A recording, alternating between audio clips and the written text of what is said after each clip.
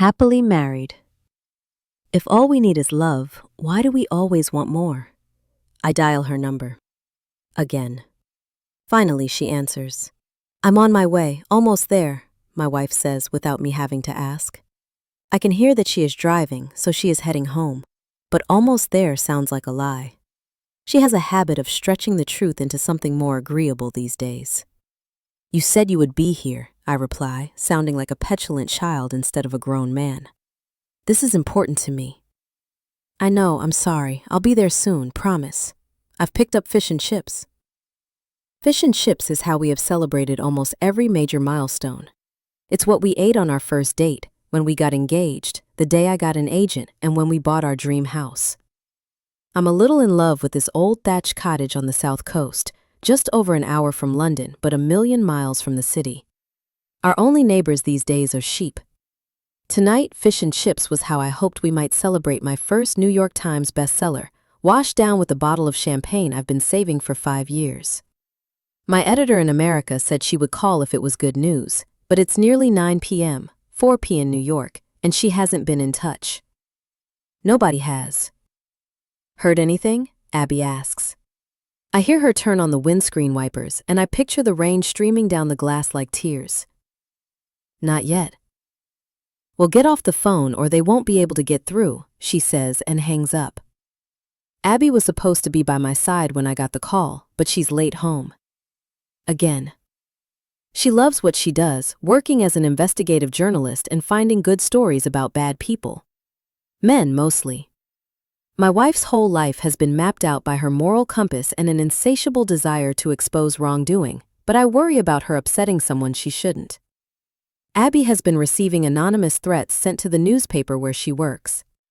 She's become so paranoid that she started recording all of her incoming calls, but she still won't quit.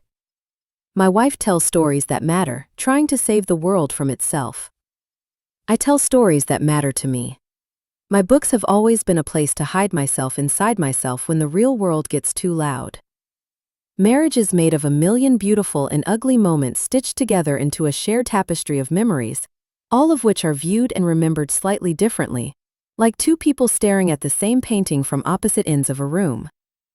I didn't believe in love when I was younger. There wasn't enough love to go around in our house when I was growing up, so I spent my childhood hiding inside books and dreaming of writing my own. Based on my parents' relationship, happily married was an oxymoron, so marriage was something else I didn't believe in. Until I met Abby.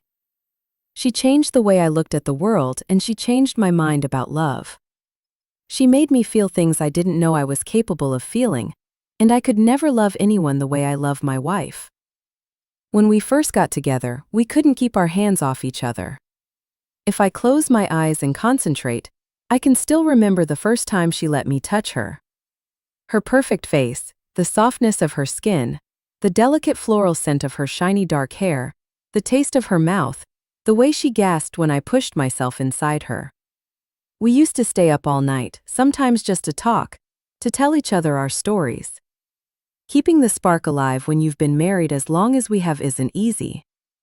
I try, but what's important changes as we grow older. At least, I think it does. It has for me. What we have now is all I ever wanted. Columbo wanders into the room, wagging his tail as though he hasn't seen me for days, even though it has been less than 5 minutes since he fell asleep in the kitchen. He sits by my side and stares at the phone in my hand as though he is waiting for it to ring too. I prefer dogs to humans. Dogs are loyal.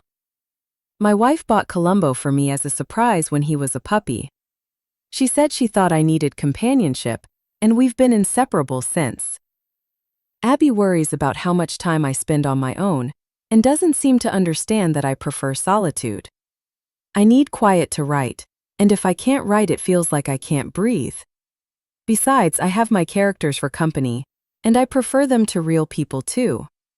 My characters don't lie, at least not to me, but before Abby, there wasn't anyone I could trust. People rarely do what they say they will or what they should. The only thing I don't like about being alone is the amount of time it forces me to spend with myself.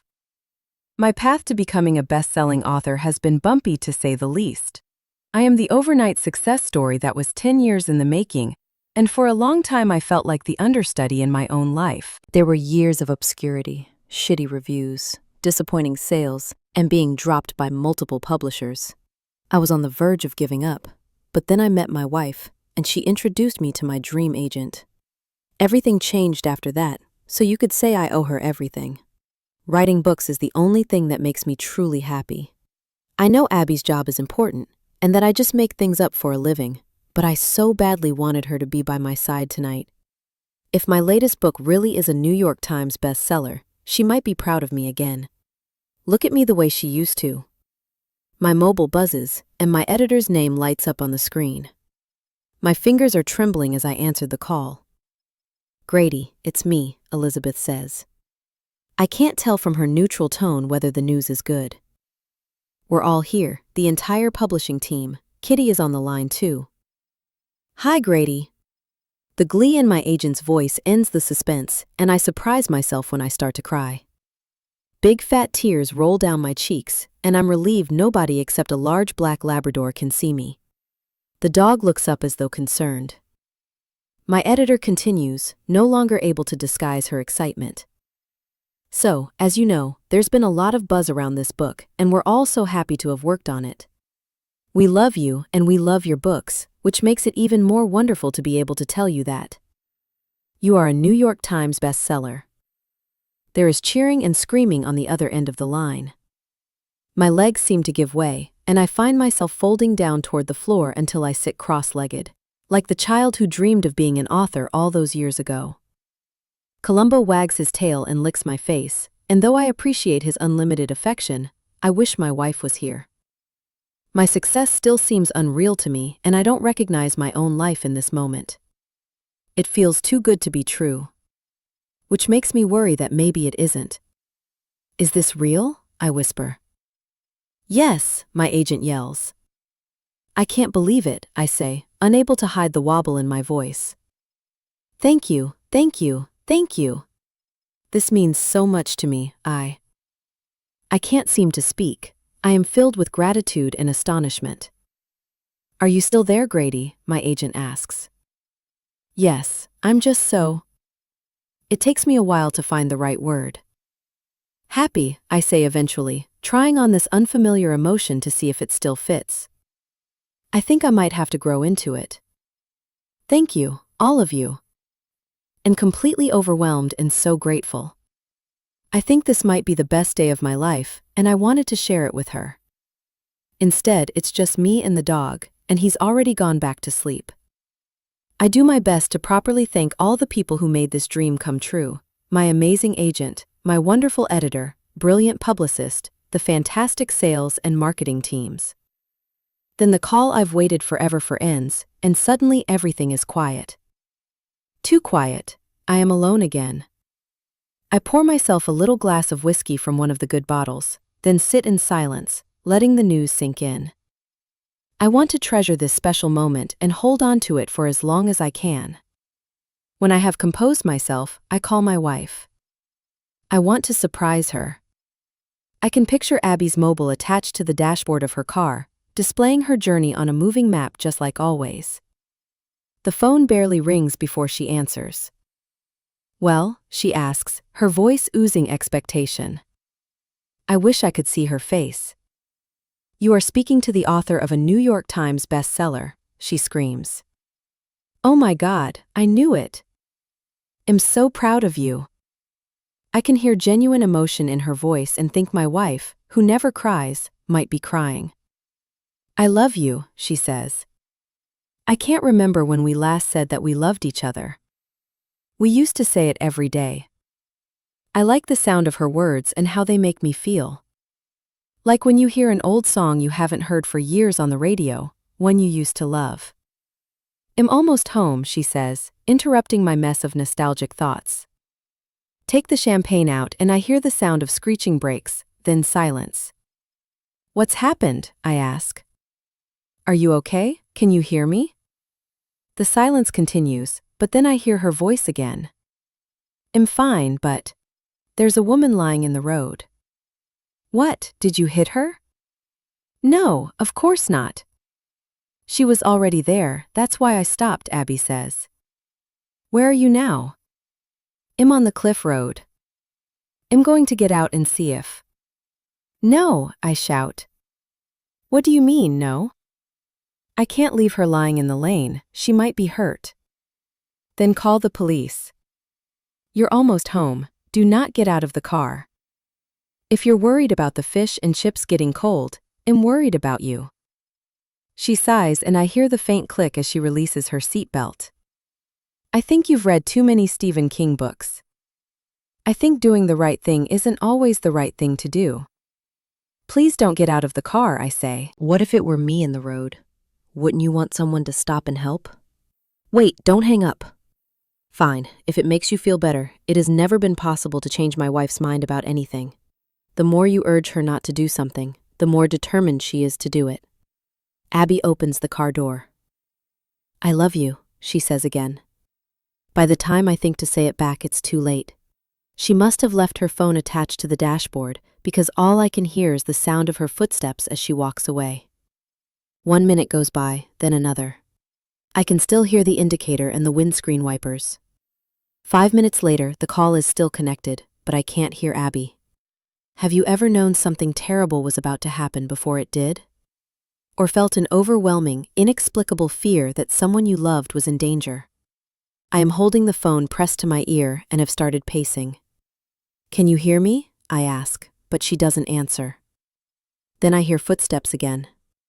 It sounds as though Abby might be getting back into the car, but she still doesn't reply. The only thing I can hear is the sound of someone breathing. It does not sound like my wife. A moment ago, I was happier than I had ever been. Now I am paralyzed with fear. This is the worst, best day of my life. I know the stretch of road she is on. It leads directly to the coast and is not far from the house. The nearest building is a mile away. There is nobody close by I can call for help. I start walking, then I run. I'm still holding the phone to my ear with one hand, breathless but calling her name. She doesn't answer. The night is too dark, too cold, too wet. There are no streetlights in the countryside, only shadows. All I can see is an anthracite sky speckled with stars, a silhouette of fields on one side of the road, and a moon-stained sea on the other. All I can hear are the waves slamming into the cliff and my own labored breaths. I see her car parked on the verge, and I slow down, taking in the scene. The headlights are still on, the indicators are flashing, and the driver's door is open. But Abby isn't here. There is no sign of a person lying in the road either. No signs of life at all. I spin around, squinting into the darkness at the empty lanes and rolling hills. I shout her name and hear my voice echo on the phone attached to the dashboard. She is still on the call to me. Except that she isn't. The fish and chips are still on the passenger seat, along with Abby's handbag. I look inside it, but nothing appears to have been stolen. The only unfamiliar thing in the car is a white gift box. I open the lid and see a creepy-looking antique doll with shiny dark hair and dressed in a red coat. Her big blue glass eyes seem to stare right at me, and her mouth has been sewn shut. I take another look around, but everything is still and silent and black. Where are you? I shout. But Abby doesn't answer. My wife has disappeared. 1 year later. Good grief. You look bloody terrible. Good grief, I barely recognize you, my agent says as I enter her office. It seems like such an odd expression. Can grief ever be good? It's nice to see you too, I tell her. I'm not insulting you, I'm describing you. Kitty Goldman never sugarcoats her words. She gives me a hug, then sits back down behind her desk, where she has always looked most at home. I see that a few more wrinkles have dared to decorate her face since the last time we met, and I like that she doesn't try to hide her age. What you see is what you get, but not everyone sees her the way I do. Not many people get this close. I've never known exactly how old Kitty is. It's one of many questions I daren't ask, but if I had to guess, I'd say early 70s. She's wearing a pink tweed skirt suit and smells of perfume. Chanel, I think. She peers over her designer glasses. "And I see you brought Columbo with you?" she says, staring down at the black Labrador making himself comfortable on her expensive-looking rug. "Yes, sorry, I hope that's okay. I don't have anyone who can keep an eye on him, and I can't leave him alone in the hotel during the day." And there it is, the head tilt of sympathy. The pity I've become so familiar with makes itself at home on her face, and I have to look away. It's been a year since my wife disappeared. Everyone who knows what happened looks at me this way now, and I can't bear it. I've grown weary of people saying, "I'm sorry for your loss." I'm sure they are sorry, for a while, until they forget all about it and continue with their lives. And why shouldn't they? They didn't lose their reason for living. That would be me. I stare down at my shoes, unpolished and badly worn at the heel. Kitty speed dials her latest assistant sitting right outside the office and asks her to get us some tea and biscuits. Since Abby disappeared, I often forget to eat. I can't write either, and I find it difficult to sleep. My nightmares are always the same, and it feels like I can't breathe when I wake up. I didn't just lose my wife. I had everything I ever wanted, and I lost it all. I still don't know what happened to Abby. I don't even know if she's alive. It's that, more than anything, the not knowing, that keeps me awake at night. I glance around the beautifully decorated office, anything to avoid Kitty's stare and the questions I know are coming. It doesn't look like an office. It's far more stylish, like a mini library or something you might find in a boutique hotel, designed by someone with expensive taste. I take in all the bespoke wooden bookcases crammed full of her clients' books, including mine. I was Kitty's biggest client for a while. She has newer, younger, hungrier, frankly better writers on her list these days. Ones who can still write. My eyes wander until they find the framed picture of Abby on Kitty's desk. I wondered if it would still be here, or if she might have hidden it in a drawer. Some people think hiding their grief will make it go away, but in my experience, it only makes it hurt more. Grief is only ever yours. It's not something you can share.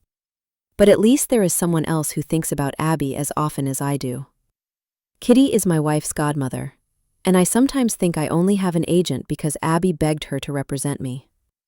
Kitty Goldman is one of the biggest literary agents in the country. She took me on 10 years ago when I was still a youngish author.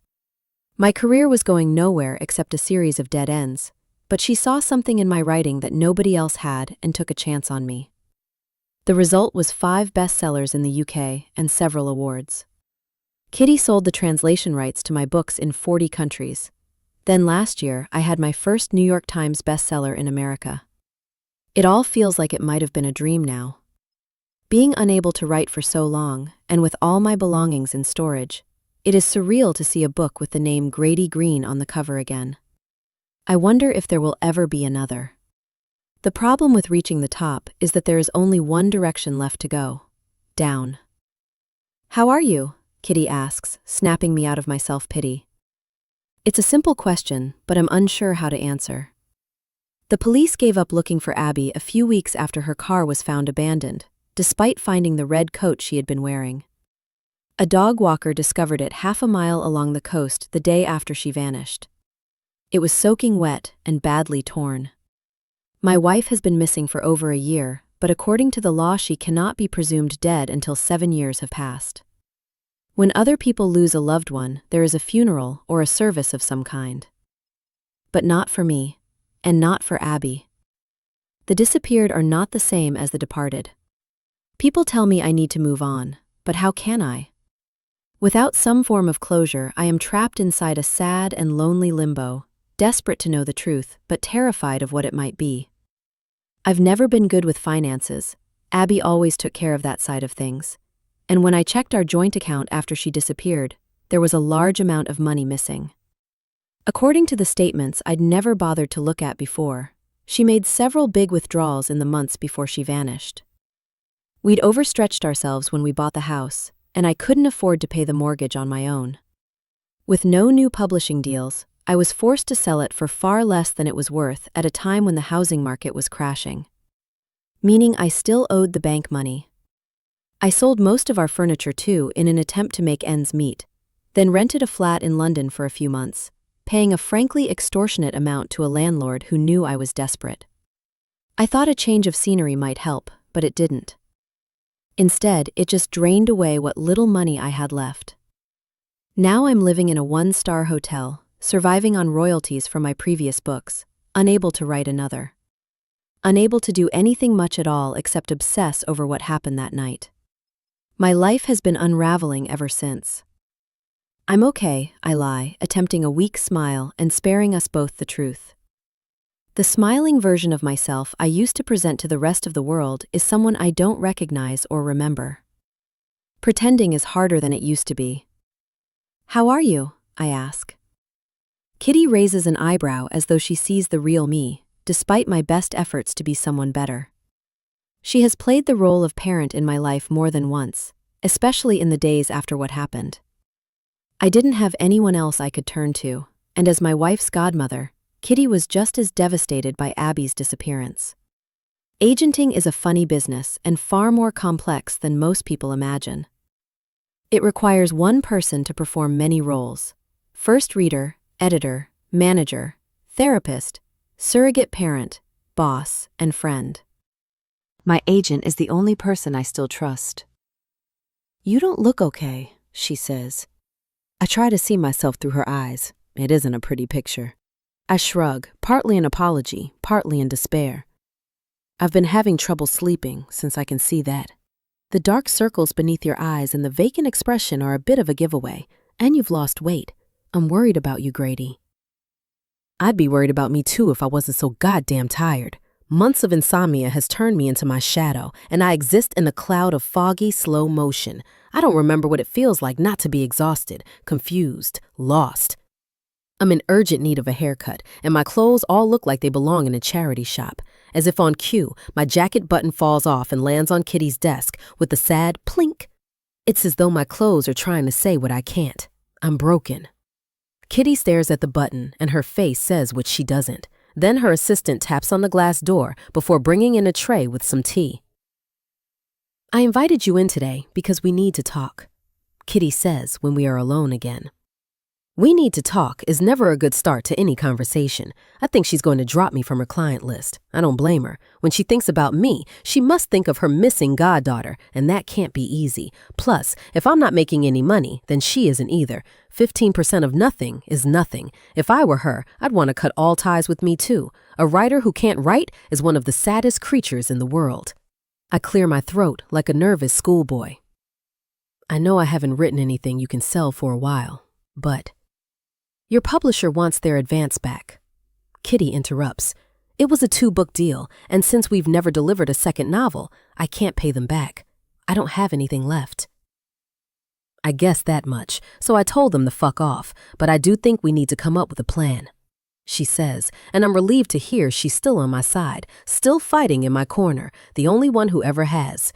It's not easy to write in the worst hotel in the city. I'm kept awake most nights by drunk people walking past my window, and during the day, all I can hear is traffic and building works. The walls are paper thin, and there are constant interruptions and noise. I say, feeling as pathetic as I sound. I have never understood authors who choose to write in cafes or anywhere with other people or distractions. I need quiet. What happened to the flat? I shrug again. I couldn't pay the rent anymore. Her forehead folds into a worried frown. Why didn't you tell me? I'm scared to ask, but how is the new book coming along?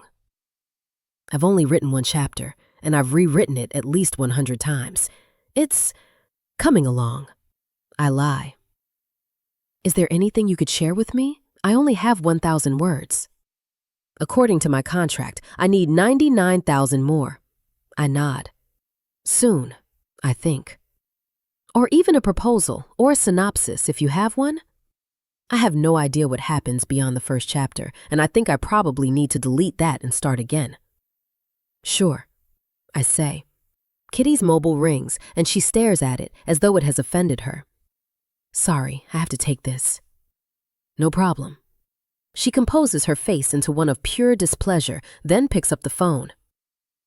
If that's your best offer, then let's not waste any more of my time. I'm seriously jealous of all the people who have never met you. 6 figures or fuck off, she says, then hangs up. Kitty likes telling people to fuck off. I've always been scared she might say it to me one day. Where were we? She asks, her voice composed and friendly again. She gently nudges the side of her glasses as though they aren't straight. They are. Oh, yes. You are pretending that the novel is coming along, while I suspect you haven't written a word since the last time we spoke. I try not to smile or cry. Someone knowing me so well is still uncomfortable for me. I think we might require something stronger than tea today, Kitty says, taking out a bottle of expensive-looking scotch and pouring 2 glasses. We've been working together for a long time, and I've always tried to do what I believe is best for you, for your books and your career. This is it. Here it comes, the goodbye speech. She's given up on me, and how can I blame her when I've given up on myself? Kitty has a reputation for being ruthless and for dumping authors as soon as they stop being successful, as though she fears failure might be contagious and infect the rest of her client list. That said, she's never been anything but kind to me. Until now.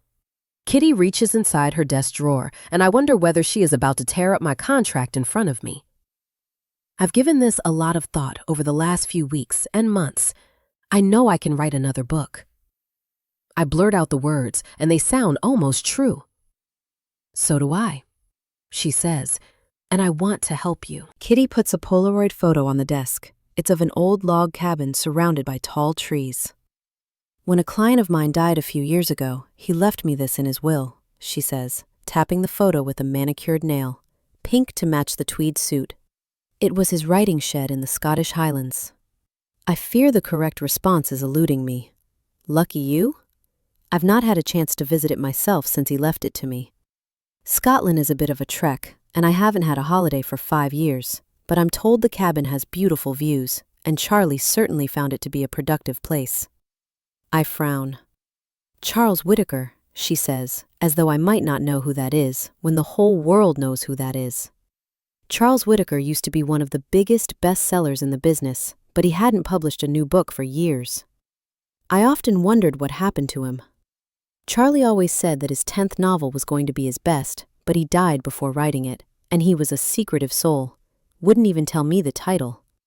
He wrote several bestsellers in that cabin when he was at the peak of his career, but now it's just sitting there, empty. You'd be doing me a favor, really. I stare at her. You want me to go to Scotland? Not if you'd rather stay in that shit show of a hotel. And I should probably point out that this little hideaway isn't on the mainland. It's on the Isle of Amberley. Never heard of it. Which is one of many reasons why Charles was so fond of the place. It's very much off the beaten trail. There'll be no noise, no interruptions, no distractions. He needed the world to be quiet in order to write, just like you. Couldn't write a word when life was too loud. I don't know what to say. Say yes. The cabin means free accommodation until you get back on your feet. I might just need to think. Of course. Maybe this isn't a good idea. She nudges her designer glasses again, peering over them at me, and I fear I might have offended her. It's very quiet and very peaceful, apparently, but by all accounts it is a bit isolated. And rural life is not for everyone. There aren't many people on the island. Sounds perfect. You know I need things to be quiet to write, and I just haven't been able to, with everything. I'm not sure. Perhaps it was wrong of me to suggest it. She puts the photo back in the desk drawer, slams it shut, and pops a cigarette between her lips. You don't mind, do you? She asks, lighting it before I can answer. I shake my head even though I do, and despite the fact smoking in offices has been illegal for several years. I don't want to interfere or make matters worse, Kitty says, exhaling a cloud of smoke. And I do worry that my other authors might feel jealous if they found out. I haven't offered the place to anyone else, and you know how some authors can get. Jealous, paranoid, crazy. I won't tell anyone about it. I think it sounds wonderful. Good, that's settled then. She taps the ash from the end of her cigarette into a small silver Agent of the Year trophy on her desk. Take 3 months. Take the dog. He'll love it up there. Rest, walk, read, sleep. And who knows, Maybe you might even be able to write. I'll tell the publishers to take a hike for now. There are plenty of other publishers out there. You write me a new book and I'll find you one. I know you can do it. I don't know if I can write without her. Kitty stares at me, then at the picture of Abby on her desk. The head tilt of sympathy returns and her voice softens. You've spent long enough grieving, Grady. As much as it breaks my heart to say this, I don't think Abby is coming back. She's gone, and you need to try to move on. So do I. Her words hurt us both. I see the tears in her eyes before she blinks them away. I do want to write another book. I just don't know if I can after what happened. Grief is a patient thief and steals far more than people who have never known it realize. My wife once said that I was only truly happy when I was writing, and I'm starting to think that might be true, because I've never felt as broken as I do now. Being an author was the best job in the world until it wasn't. Maybe this is what I need to be able to write again. I can't find the right words, so say the simplest ones. Thank you. Kitty nods, then opens her desk drawer again, this time taking out a checkbook. I didn't know those things still existed. What are you doing? I ask. What does it look like? I'm writing you a check so you can buy yourself a new coat with buttons that don't fall off. It can get pretty chilly in the Highlands at this time of year, and I want to know that you have enough money to feed yourself and Columbo. She signs the check and slides it across the desk. It's for a very generous amount of her own money. You can pay me back when we sell the next book. I'll email you all the details for Amberley and directions on how to find the cabin. Now get out of my office, she says with a wink. I'm 40 years old, but there are tears in my eyes. Thank you, truly. Success is often the result of a series of failures. Try to remember that. You never learn anything from success, but failure can teach you everything about a person, especially yourself. I believe in you, Kitty says. It makes me so happy to hear her say that. It also makes me sad because she shouldn't. Are there any benefits to losing it all? I think about that a lot. Your thoughts can change shape when you have too much time on your hands. Overthinking the things you think you need to worry about, underthinking the things you should. The only good thing about losing everything is having nothing left to lose. I check out of the world's worst hotel, then load up the car with 2 suitcases filled with clothes, supplies, and books. I pack up my laptop and anything else I might need for a 3-month stay on a remote Scottish island. Then I grab Columbo, and we set off toward a new chapter in my life. I hope it might be happier than the last. It takes 10 hours to drive from London to Scotland. Besides essential pit stops, I'm in the fast lane for most of the journey. My Mini is old and battered and has seen better days, but it still functions. Most of the time. Like me. Just past Glasgow, the view beyond my windscreen transforms into something spectacular. Trees in every shade of green, giant glistening lochs, and snow-capped mountains stretch out in every direction. My eyes, which had felt tired, are now wide open. Everything within my field of vision seems to be on a different scale. There is an infinite amount of unspoiled space, and the world seems bigger, or perhaps I am smaller.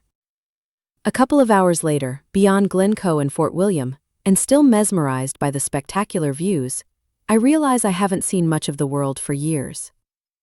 I have locked myself away from reality, too busy writing when I still could, but I wasn't really living. Merely existing inside my own head.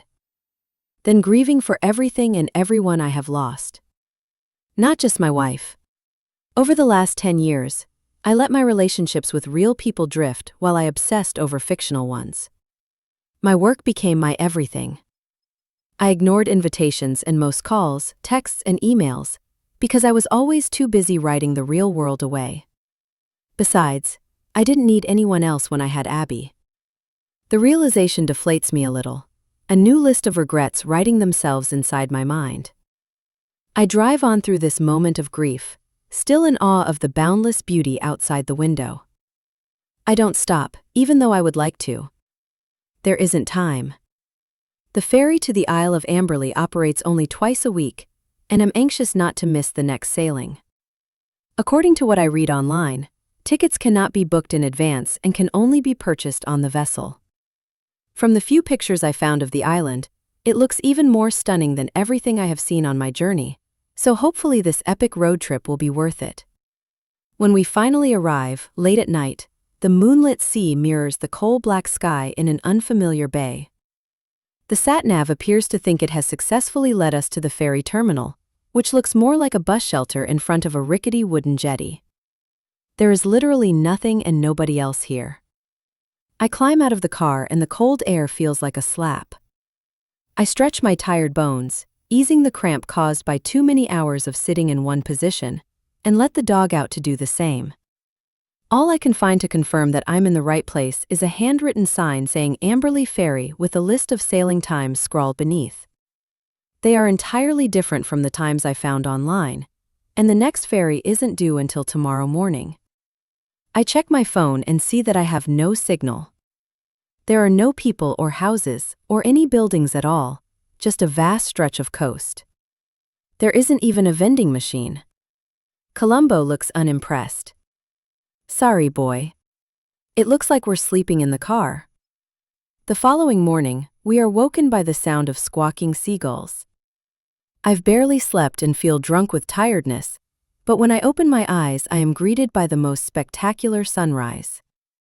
The sky is stained the color of crushed cranberries, looking like a painting composed of angry brushstrokes over a picture postcard white sandy bay. When we arrived last night, it was so dark that I was completely unaware of the stunning views, but now I can see rugged countryside dotted with purple heather on one side of the road and a seemingly endless pristine coast on the other. I spot the outline of a small island in the distance, sitting pretty on the horizon, my first glimpse of Amberley. We have been joined by 2 more cars and a black van, which has a quirky Highland cow logo on the side, and they are all parked next to the jetty. There is still no sign of a ferry, despite the handwritten timetable suggesting it is due, and I noticed there were no details for return sailings. All of the specified times are for one way only. Given that there seems to be no danger of an imminent departure, I take Colombo for a short walk along the beach. The wind gently pushes me forward and ruffles my hair, the smell of the ocean floods my senses, and a taste of sea salt lingers on my tongue. The sun is a faster riser than I am. Its golden yellow reflection dances on the surface of the sea, like a shimmering pathway from the mainland to Amberley. With the cloudless blue sky, calm turquoise water, and perfect white sand, this place looks more like the Caribbean than the Scottish Highlands. Only the cold gives our actual location away, stinging my face and creeping beneath my clothes.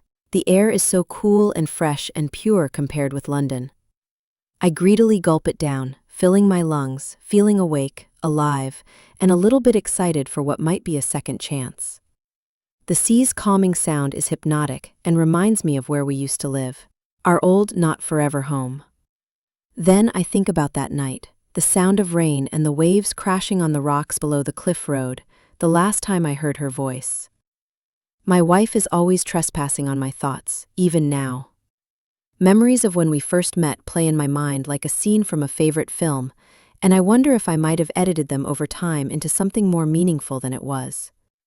I know some people thought she just decided to leave me when she disappeared, but even if she was going to leave me, I know she'd never stage something so dramatic.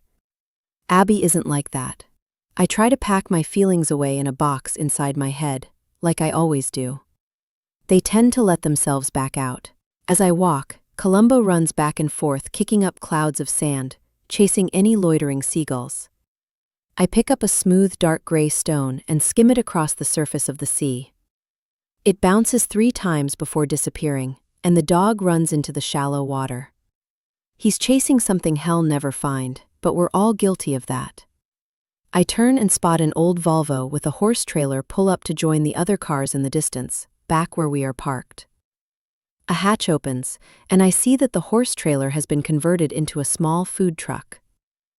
The smell of cooking soon mingles with the scent of the ocean and my stomach rumbles.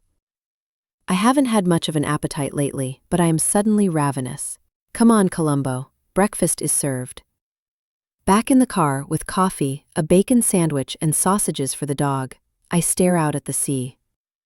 It's not as calm as before, and the once perfect blue sky is now covered in bruises. The ferry was due half an hour ago, but all I can see on the horizon is what looks like an old fishing boat. The other drivers turn on their engines as it approaches the jetty, and I feel a little nauseated as I read the name on the side of the vessel, Amberley Ferry. As ferries go, it's tiny. I'm reminded of a Fisher-Price toy ferry I owned as a child, which only had room for 2 plastic cars.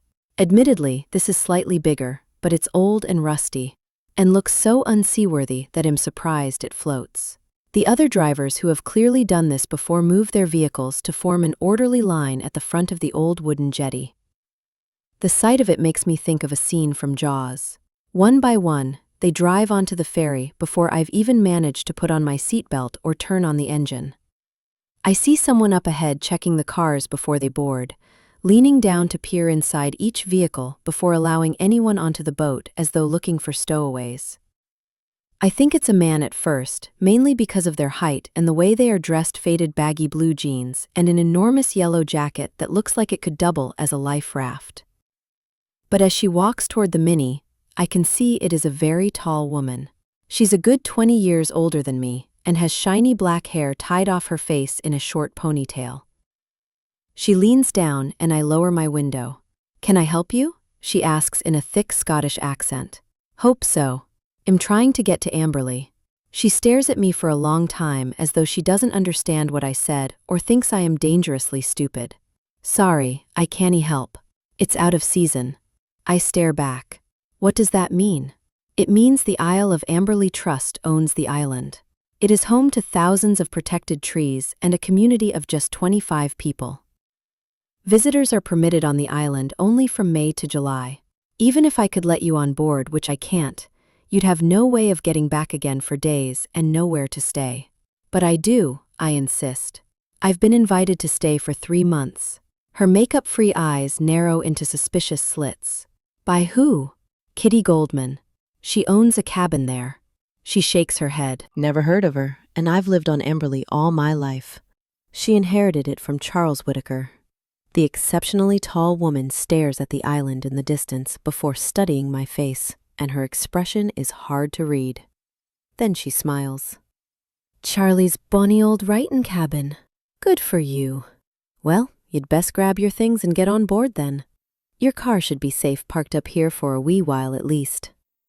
"Can I not take the car on the ferry? It looks like there's room." "Visitors are not permitted to bring vehicles to the island." "What? But I have all my stuff." The woman's weathered face folds into a weary frown. I see myself through her eyes and try again. I need this woman to help me. "I'm sorry, I've had a long journey." "Haven't we all?" she interrupts, as though I have already taken up too much of her time. "You can bring as much as you can carry, or you can stay on the mainland. Them's the rules, and that's the only option, I'm afraid." Only option? What a ridiculous expression. Only means one, and one option means none. The choice is yours. You've got as long as it takes me to get a sausage sandwich from the food truck to make up your mind, she says, then walks away. I have always been rather slow at making quick decisions, but this one seems simple enough. I grab a rucksack filled with Columbo's food and things, a suitcase filled with mine, and throw my satchel containing my laptop and notepads on my shoulder. I can't carry anything else, not even the bag of food I packed, but I grab a packet of milk chocolate digestives and shove it in my jacket pocket. That will have to do for now. I lock the car and hurry toward the boat, Columbo trotting at my side, just as the ferrywoman returns with her breakfast. She takes a large bite of her sausage sandwich and ketchup oozes out, landing on her chin. She curses, wipes it with a white paper napkin, and the resulting stain looks like blood. "Decision made?" she asks, and I nod.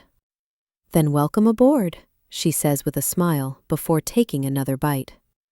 The seagulls squawk and scream, flapping their dirty white wings as if protesting and circling above the ferry as it breaks free from the jetty. Their wingspan is vast, casting swooping shadows across the deck, and when I look up, I see that the tips of their beaks are red, as though dipped in blood too. They descend and dive so that I have to duck out of the way, and the ugly noise they make almost sounds like a warning. Go back, go back, go back. I'm sure it is just the exhaustion and my imagination playing tricks on me, and I notice the birds do not stalk us for long. They retreat toward the mainland when the ferry pulls away, slowly sailing out of the bay. The sun has fully risen now, and everything is a dazzling shade of blue. It's hard to tell where the sea stops and the sky begins. The Hebridean Sea is rough, and the other passengers all stay inside their vehicles, but that isn't an option for us. Columbo and I make our way to the front of the ferry, and I sit my things and myself on a metal bench on the exposed deck. It's cold, and we get showered with an occasional mist of sea spray, but the view of the Isle of Amberley is utterly mesmerizing. A halo of white sand and a turquoise sea surrounds the tiny island, making it look like a mirage and this feel like a dream. A pod of dolphins leaps from the waves the ferry has created as though they are escorting us on our voyage, and my face stretches into an unfamiliar smile. Our adventure might have had a tricky beginning, but this is beautiful, and I experience something like hope for the first time in a long time. Perhaps Kitty was right, and this is the fresh start I so desperately need, a second chance to get my life and career back on track. My agent is almost always right.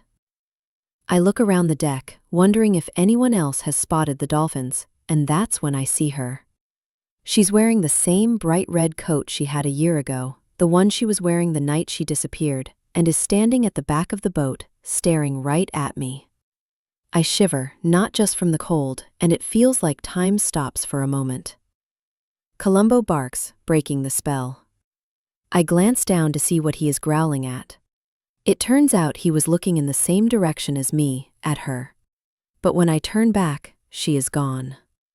It all happened so fast that it feels like I might have imagined it, but the woman I saw was the spitting image of my missing wife. Awfully good. Reading people used to be something I was good at, but lately I don't trust my own judgment. I don't even trust my own eyes. Insomnia sometimes causes the edges of my reality to bend and blur, but the woman really did look like Abby. I grab the bags and Columbo's lead and hurry toward the other end of the boat, weaving through the parked cars. The rocking motion causes me to lose my balance and stumble, and I grab hold of a grubby railing to steady myself. When I look up, whoever I saw is still gone, if she was ever there in the first place. When you lose someone you love, you see them everywhere. She looked so real. I spin around and hurry between the cars again, peering inside the windows. I study every face I see, but none of them are her.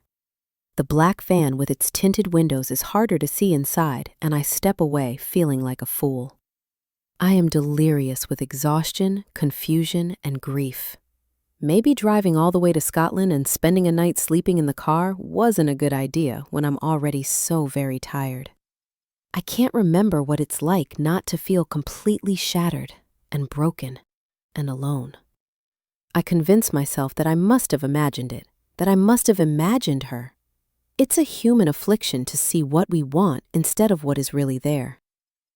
My mind wanders inside the memory of another boat we were once on together, a much nicer one than this. It must be almost a decade ago, but I still remember that day so clearly. I had booked a 3-night cruise on the Dalmatian coast as a surprise anniversary gift. We boarded in Croatia, and despite a mix-up with the booking resulting in a cabin with twin beds, it was supposed to be a romantic getaway. Abby was already behaving strangely and sent me to the bar to get us some drinks. When I returned to our tiny cabin with a couple of overpriced cocktails, I could hear music inside, the familiar sound of Nina Simone. I opened the door and discovered Abby dancing to Feeling Good, the kind of slow dancing that was funny and sexy at the same time. She had her back to me, as though she didn't know I was there, and she was miming the words and swaying her hips slowly from side to side in time with the music. All she wore was a smile, very short white shorts, and her bra, and I still remember how the white lace looked so bright against her tanned skin. I can picture her face when I close my eyes, and it's her eyes I remember most. They were the bluest I've ever seen. It was like staring into the ocean and wanting to drown. "There you are," she said when I put the drinks on the bedside table. "Here I am. I hope you die in your sleep." I looked up, thought perhaps I'd misheard. "What?" "I hope you die in your sleep. I've been thinking about it lately. Death. And it's gotta be the best way to go. If you truly loved someone, that's how you'd want them to die, and I love you more than anything, so I hope you die in your sleep." We said that to each other every night before we went to bed from then on. "I hope you die in your sleep" was our way of saying I love you, and because I love you so much, I got you a little something for this trip. She produced a white captain's hat and put it on my head before wrapping her arms around my neck and pressing herself up against me. "You're my captain of everything," she whispered, unzipping my jeans. Her hand made short work of getting me hard, and then she stopped, looking over at the twin beds. "Would you prefer to take me port or starboard, Captain?" We made use of every surface in that cabin when we made love that afternoon. I took my time and gave her what she wanted. Pleasing her always turned me on. Then it was my turn. It was the only good part of the trip. As soon as we set sail, she said she felt seasick and didn't leave the cabin for 3 days. She didn't admit it, but Abby seemed terrified when we were out at sea. I felt so guilty for booking the cruise. I had no idea that she was afraid of the ocean until then, but we always avoided boats after that holiday. I know my wife well enough to know she would never set foot on a rusty old ferry like this. I must have imagined seeing her. It wouldn't be the first time. I'm saddled with sad memories in bags and a growing sense of uneasiness, but there is no point in returning to my seat. The ferry is fast approaching another wooden pier. The Isle of Amberley, which was once just a smudge on the horizon, is now almost close enough to touch. I'm not sure what I was expecting, but it wasn't this. I researched the place online before I packed up what was left of my life and made this journey, but there isn't much about the Isle of Amberley on the internet. The first thing I noticed when looking at a map is that the island is shaped like a broken heart. A spiky ridge of steep granite peaks appears to cut off one half from the other. The island is also tiny, only 6 miles long and 5 miles wide, situated 10 miles off the Scottish west coast. I did see some pictures online of an ungroomed landscape, craggy hills, and dense forests with incredibly tall trees, but none of them did justice to the reality of the place. It's more spectacular than anything I've ever seen. This side of the island is a tapestry of lush green grass with dry stone walls forming uneven seams.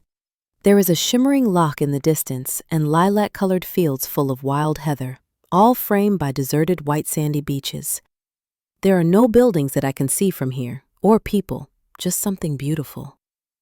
I believe life rations happiness. People who get more than their fair share get fat on joy. Those who don't get enough forget how to feel it. I fear I had forgotten, but I want to remember this moment, so I search for my phone in my pocket to take a photo. I notice that I still have no signal, not a single bar. As the handful of cars drive off the ferry, I disembark on foot with a large dog and too many bags. The black van with the Highland Cow logo is the last vehicle to drive past me, and I don't think I imagine how slowly it moves, or how long the silhouette of the driver stares at me through the tinted window before turning their attention to the road.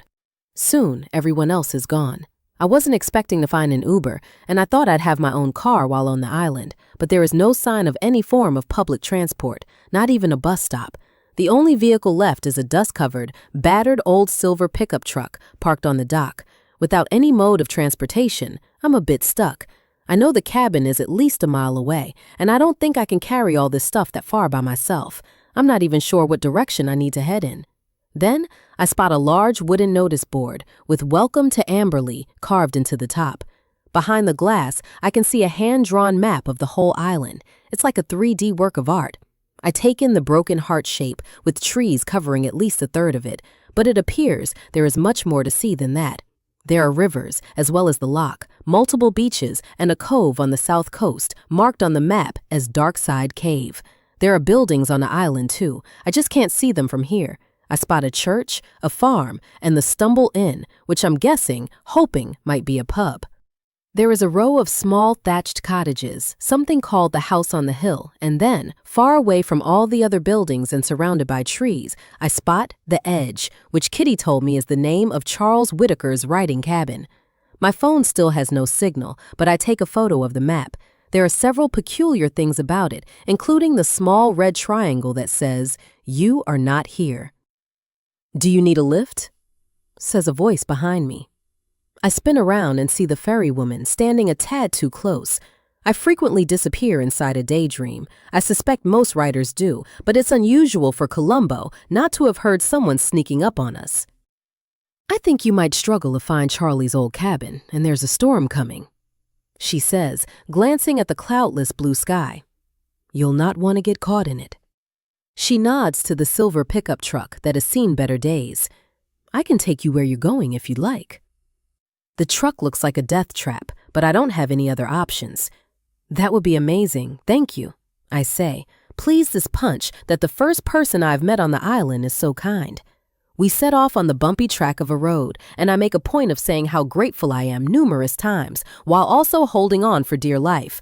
My bags are in the back of the truck, while the dog and I bounce around on the back seat.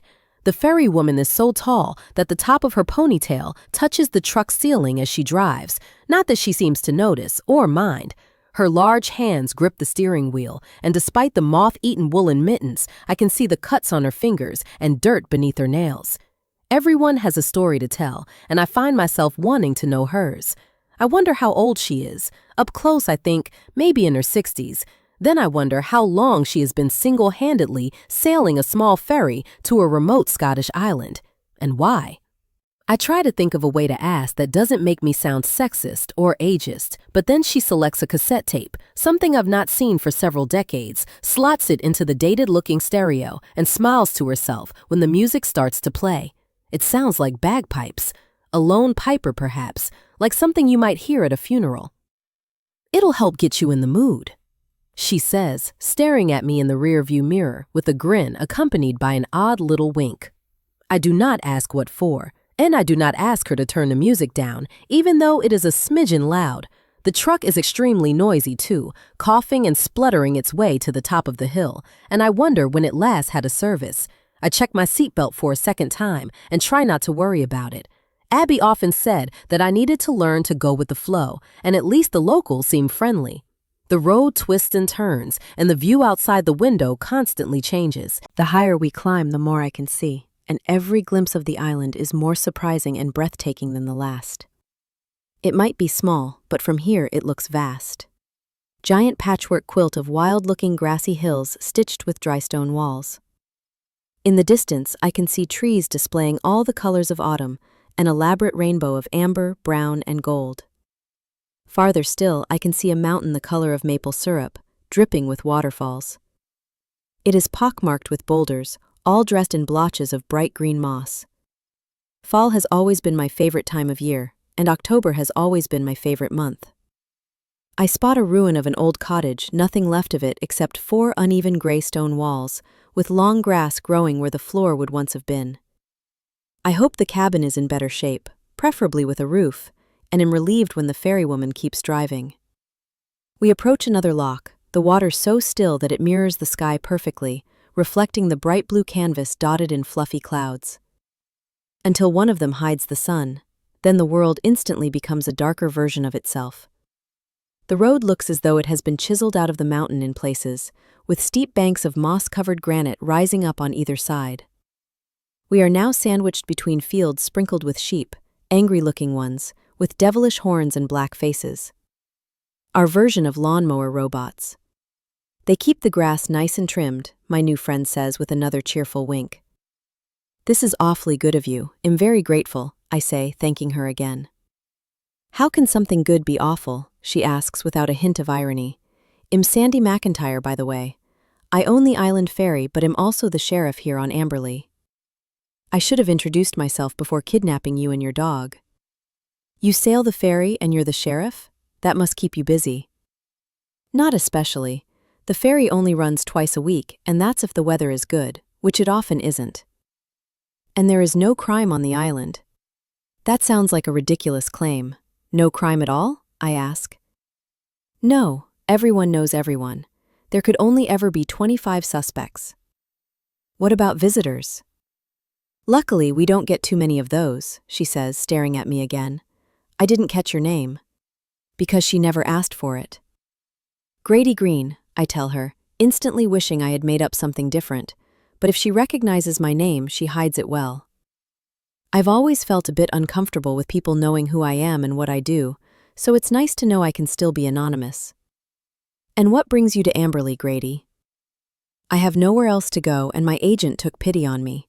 I'm a writer, I say. Are you now? Good for you. Good. For you. She nods a few times, then looks back at the winding road. We've had a fair few writers stay on the island. I've lost count of all the creative souls I've met over the years who come here for a holiday and never leave. They seem to find the place inspiring. What sort of books do you write? I don't write anything anymore. I can't remember how. Oh, wow, this is beautiful, I say as we turn a corner, revealing a spectacular view of a valley below. I've always been good at changing the subject when the subject is one I don't like. We are approaching a small village surrounded by craggy emerald hills. There is a forest in the distance, and beyond that, the sea. I notice that the sky has darkened to a threatening shade of gray, and I fear Sandy might have been right about a storm.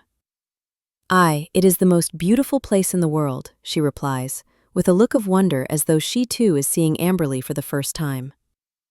There is an ancient-looking old stone church called St. Lucy's in the middle of the village, with an elaborate wooden lich gate.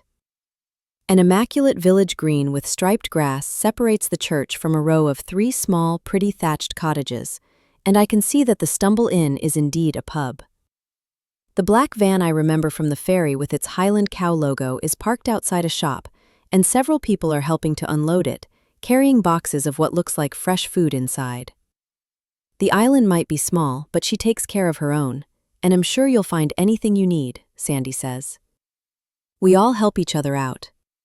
I hope you're community-minded. It's the best way to be. Everyone that can helps to unload the weekly deliveries, which is what you can see happening now. Many hands make light work, as my grandpa used to say. That's Christie's Corner Shop, the only general store on Amberley. It's also the post office should you have something you want to send in the mail. The islanders own everything on the island. You won't find any supermarkets or fast food establishments here. Only local businesses run by local people. If you have any special requests for food or drink during your stay, Cora Christie can order them for you, and they'll be on the next ferry over. About the ferry, I noticed that the timetable only showed sailings to Amberley. There didn't seem to be any details for sailings going back to the mainland. Is there a timetable for the return journey somewhere? You're not leaving so soon, are you? She asks. No, but... Well, once you've been here for a little while, you'll probably...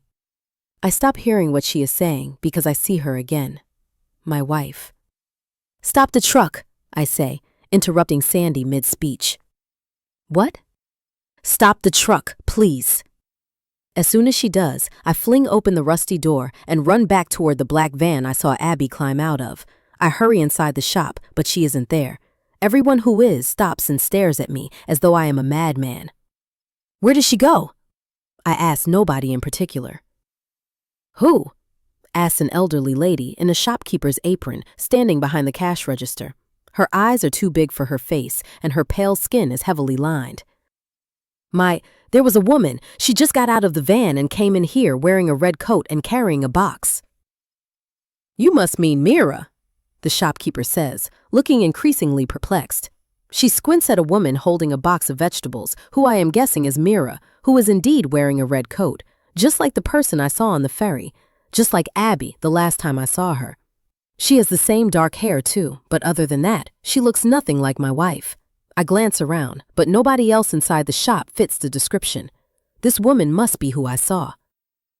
I'm sorry, I feel as though I might be losing my mind, and everyone in the shop is staring at me in a way that suggests they agree. The police found Abby's red coat not long after she disappeared. Nobody is walking around wearing it now. It's all in my head. Sorry, I say again, retreating as fast as possible. I thought you were someone else.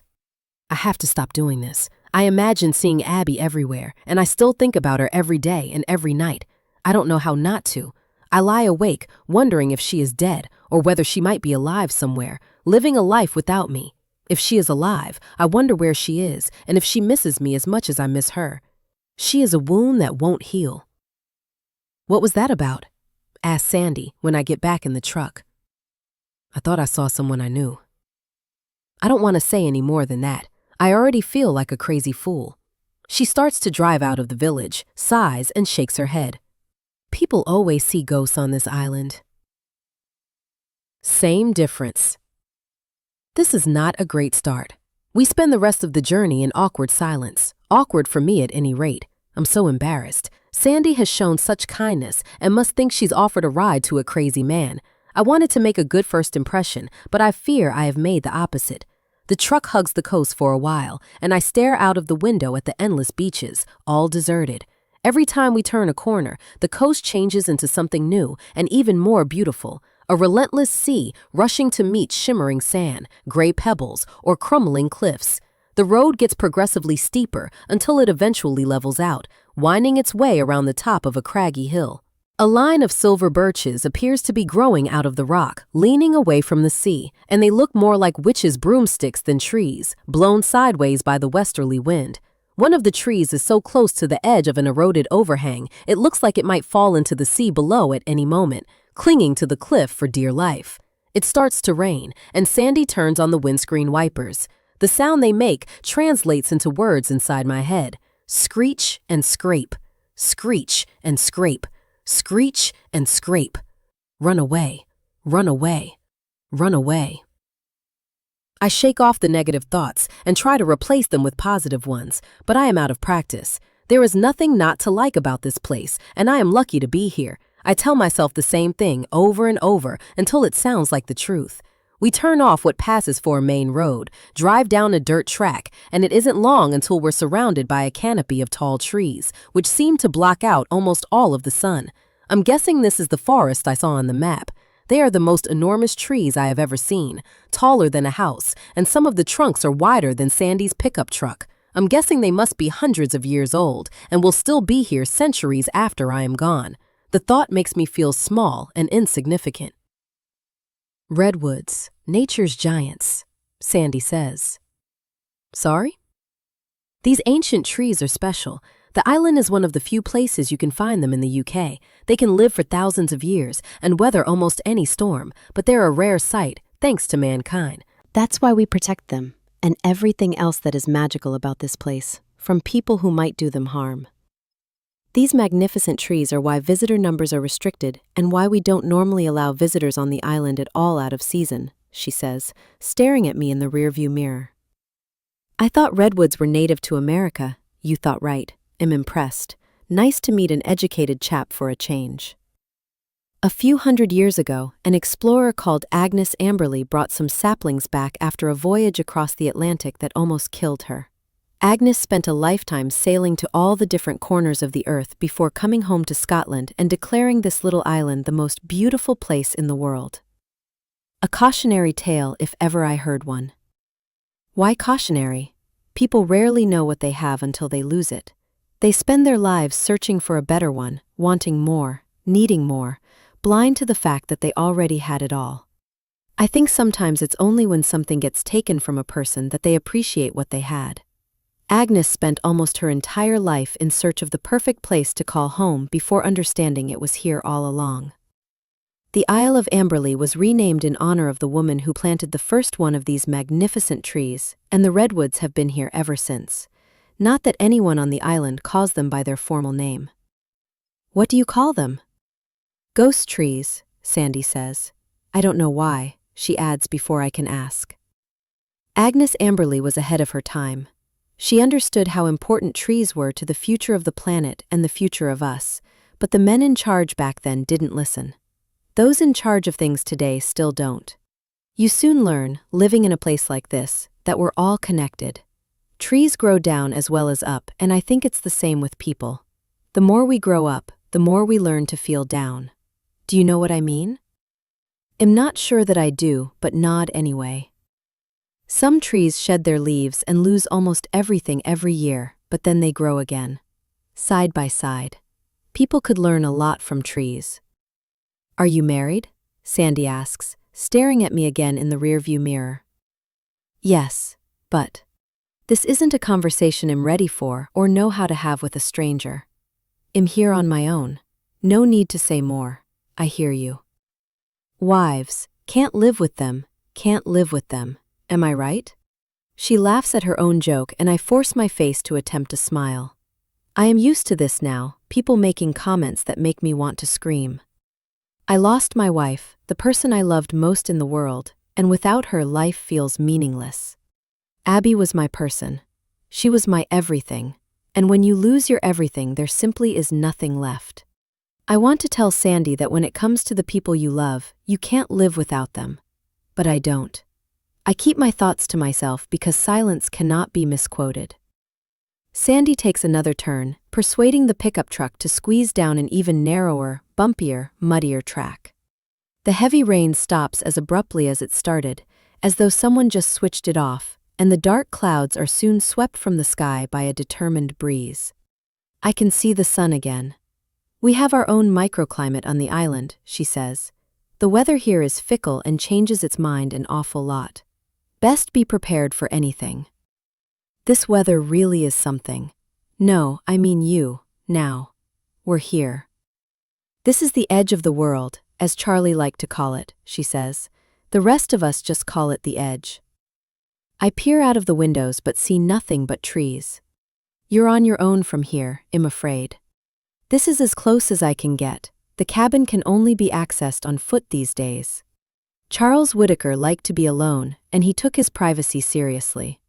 It's been a few years since he passed away in what he called his writing shed, and it was a wee while before anyone knew. Nobody has lived here since, and I imagine the place might be a tad dusty and in need of a clean, but you're a grown lad. I'm sure you're not afraid of a few cobwebs or a bit of dirt. The cabin is as rural as they come and ridiculously rustic on the outside, but don't let that fool you.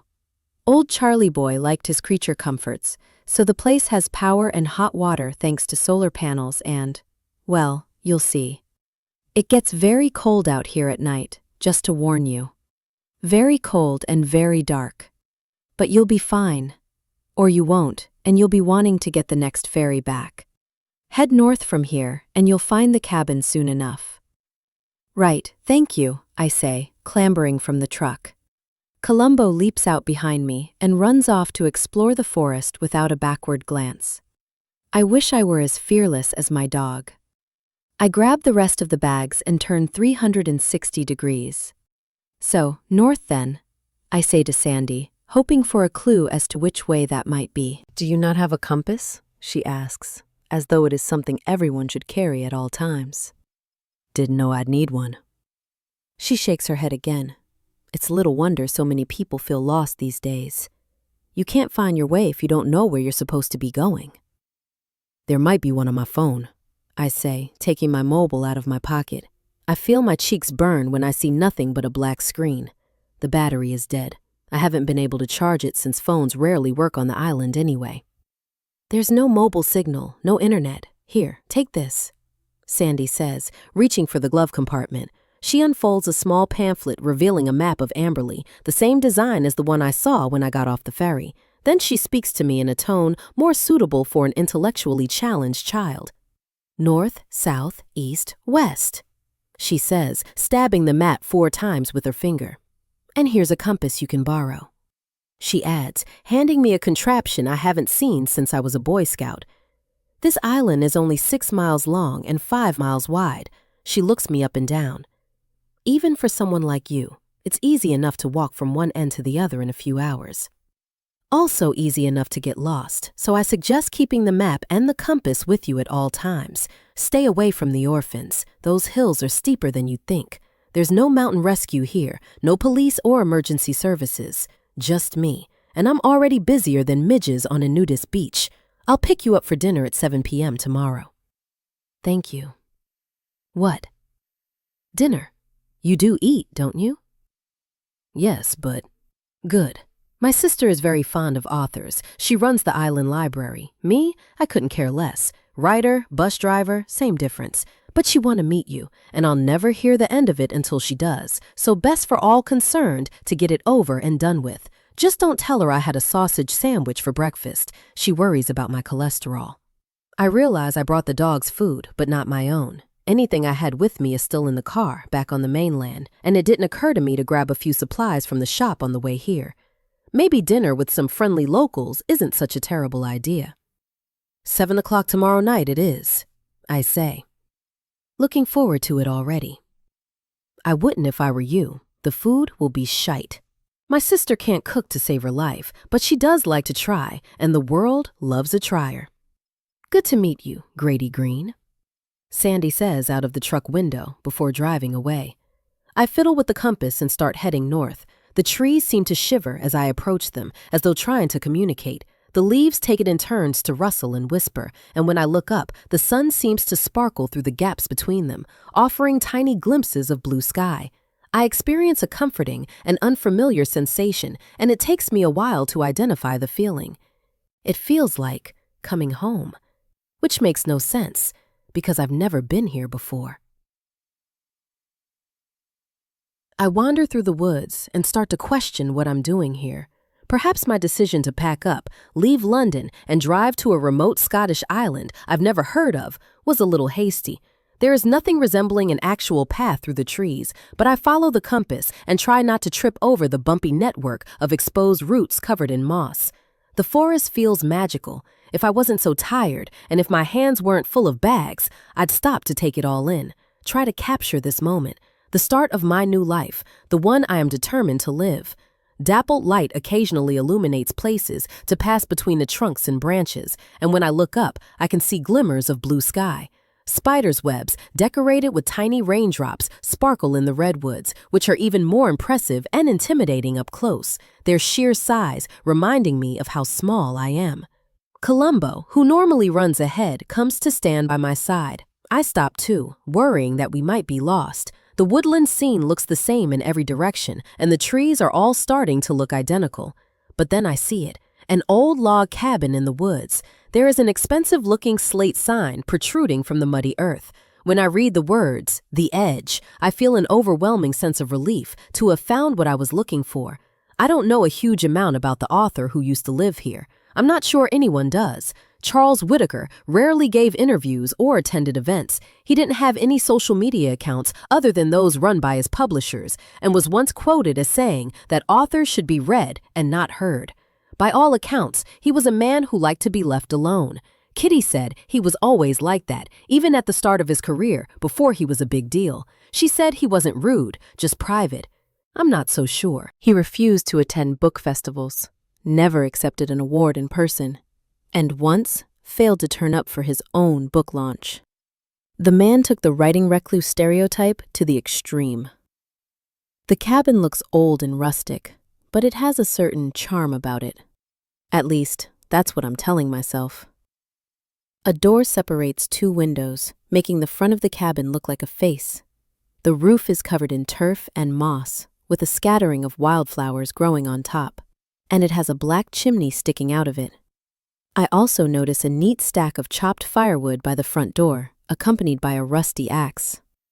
There is an old timber shed in the distance, almost as big as the cabin, and I wonder what can be inside. But first, I want to check out the Edge. It's a strange name for somewhere in the middle of a forest. The wind has completely died down, but the tall trees continue to sway and creak and groan. I hear something else, too. It sounds like the sea, but it can't be. I'm surrounded by trees in every direction, their branches stretching high above and all around me. I follow the unexpected sound of crashing waves to the rear of the cabin and see that it is perched on a cliff, almost on the edge. The name suddenly starts to make sense. There is a small decked area with a wooden bench, and the ocean view is spectacular, but I daren't get too near to the verge.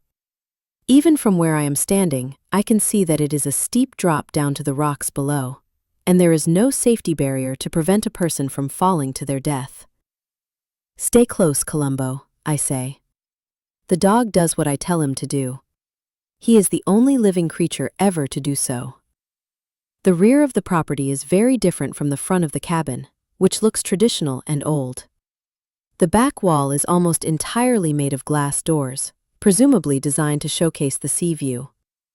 Like at the front, all of the curtains and blinds are drawn, preventing me from seeing inside. This seems like the most idyllic spot, hidden away in a secluded corner of a forest and with spectacular sea views. But from the state of the crumbling cliff, I don't think this place will be here forever. And that's okay, because neither will I. I search inside my satchel for the list of instructions Kitty sent me. Apparently the key is under the doormat, so I head back to the front of the cabin, but when I look beneath the welcome mat, there is nothing there. I try the handle and the door swings open with a spooky creak. It wasn't even locked. Perhaps there is no need in a place like this. Sandy did say there was no crime on the island. What a comforting thought if it is true. I feel a strange sense of apprehension as I peer inside. Not just because of where I am, and the fact that Sandy mentioned nobody has lived here since Charles died, but also because of what I came here to do. What if I can't write another novel? I don't know how to do anything else. My bank account is almost completely empty, and I have nowhere else to go. Writing has saved me from myself more than once, and I hear Kitty's words inside my head. It's the not giving up that separates the winners from the losers. And she's right. I mustn't give up. Can't waste this opportunity to get my life back on track. I step into the cabin slowly. It's too dark to see inside with all the curtains and blinds still drawn, and I'm unsure what I might find, given that the place has been empty for several years. The floorboards creak and groan a half-hearted welcome, and I dump the bags. Then I blink, trying to adjust to the gloom while my fingers feel for a light switch. When I find one, I am relieved that it works. Then I'm pleasantly surprised by what I see. What looks like an old log cabin on the outside has been completely renovated and transformed into something beautiful and modern inside, but still retaining the original features. It's one big open-plan space, with a small kitchen on the left-hand side, a large metal-framed bed on the right, and a comfy sofa in the middle facing the huge glass doors at the back. I open all the curtains and blinds, which reveal an incredible 180-degree view of the ocean. This place takes the notion of a room with a view to another level, and from here, it really does look as though we are on the edge of the world. When Kitty first mentioned an abandoned writing cabin, I pictured something rustic filled with dust and cobwebs. This is nothing like that. Smart-looking bookcases line any spare wall space, their shelves neatly crammed full of books paperbacks, mostly, and arranged according to color, which surprises me. The bare, sanded floorboards are hidden in places with a series of sheepskin rugs, and wooden beams run the length of the ceiling. It smells of scented candles and open fires and coffee, I think to myself, spotting an expensive-looking machine on the kitchen counter. There are fresh flowers on the dresser, and the bed has been made. Everything is neat, tidy, and spotlessly clean, not a cobweb in sight. The penny drops. Kitty must have paid someone to come in, clean the place, and prepare it for my arrival. That woman thinks of everything. I should send something to thank her. Ideally, a new novel. I find my charger and plug in my mobile. Even if I can't use it to make calls, I'd like to take some photos of the place. There is something unfamiliar looking on one of the pillows on the bed, and I take a closer look. At first, I don't recognize the round black object, but then I pick it up and see that it is a magic 8-ball. I had one when I was a child. It's not something I can imagine someone like Charles Whittaker owning, but people are full of surprises. I try to think of a question to ask it. Will I ever write another book? I turn the ball so the window faces upward and read what it says. Ask again later. At least it didn't say no. Columbo is busy exploring our new surroundings, and I do the same, heading straight for the old brass drinks trolley I spotted in the corner. I've had to downgrade my taste in alcohol since the money started running out, so I can't help feeling a bit excited to discover what must have been Charles Whittaker's whiskey collection. All the finest and most expensive bottles of scotch are here, and most are unopened. I tell myself it would be rude not to, then choose one of the crystal tumblers from the trolley and pour a small glass. When I taste it, I pour myself a large one. Then I open the sliding glass doors, sit on the sofa, take in the view, and enjoy the sound of nothing. Nothing except the sea. My wife would have hated it. Abby thought I had a drinking problem.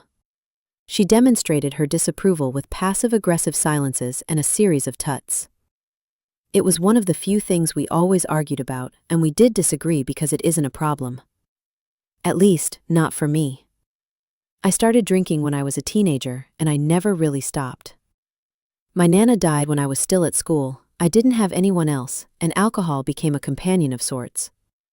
Something to help me feel like me again when I couldn't remember who that was. It didn't make the overwhelming hurt go away, but it numbed my feelings of abandonment. I've been partial to a drink ever since, and it was something Abby openly disapproved of. I confess that sometimes if she came home late, which she often did, I would be passed out on the sofa with a bottle and book beside me, but there are far worse things I could have been doing. She called me a cliché. I don't remember what I called her because I was drunk, but I always apologized when I was sober. I dished out sorries like sweets at Halloween, and she gobbled them all up, even the ones she didn't like the taste of. Everyone is addicted to something because we all need a form of escapism, and alcohol is my drug of choice. I only drink in private, a happy consequence of having no family or friends, so nobody except the dog sees the state I sometimes get into. And it's not like I sit around drinking all day, just a little something in the evenings. To take the edge off. To help me sleep. To stop me from thinking about her. There is a retro wooden record player in the corner of the room, and I wonder if it still works. I glance through the impressive vinyl collection, select an old favorite, and can't help smiling when the sound of Nina Simone fills the cabin. There's something Abby would have loved. I miss the way she danced when she thought nobody was looking. I miss so many things about her. I find myself drawn to Charles Whittaker's writing desk.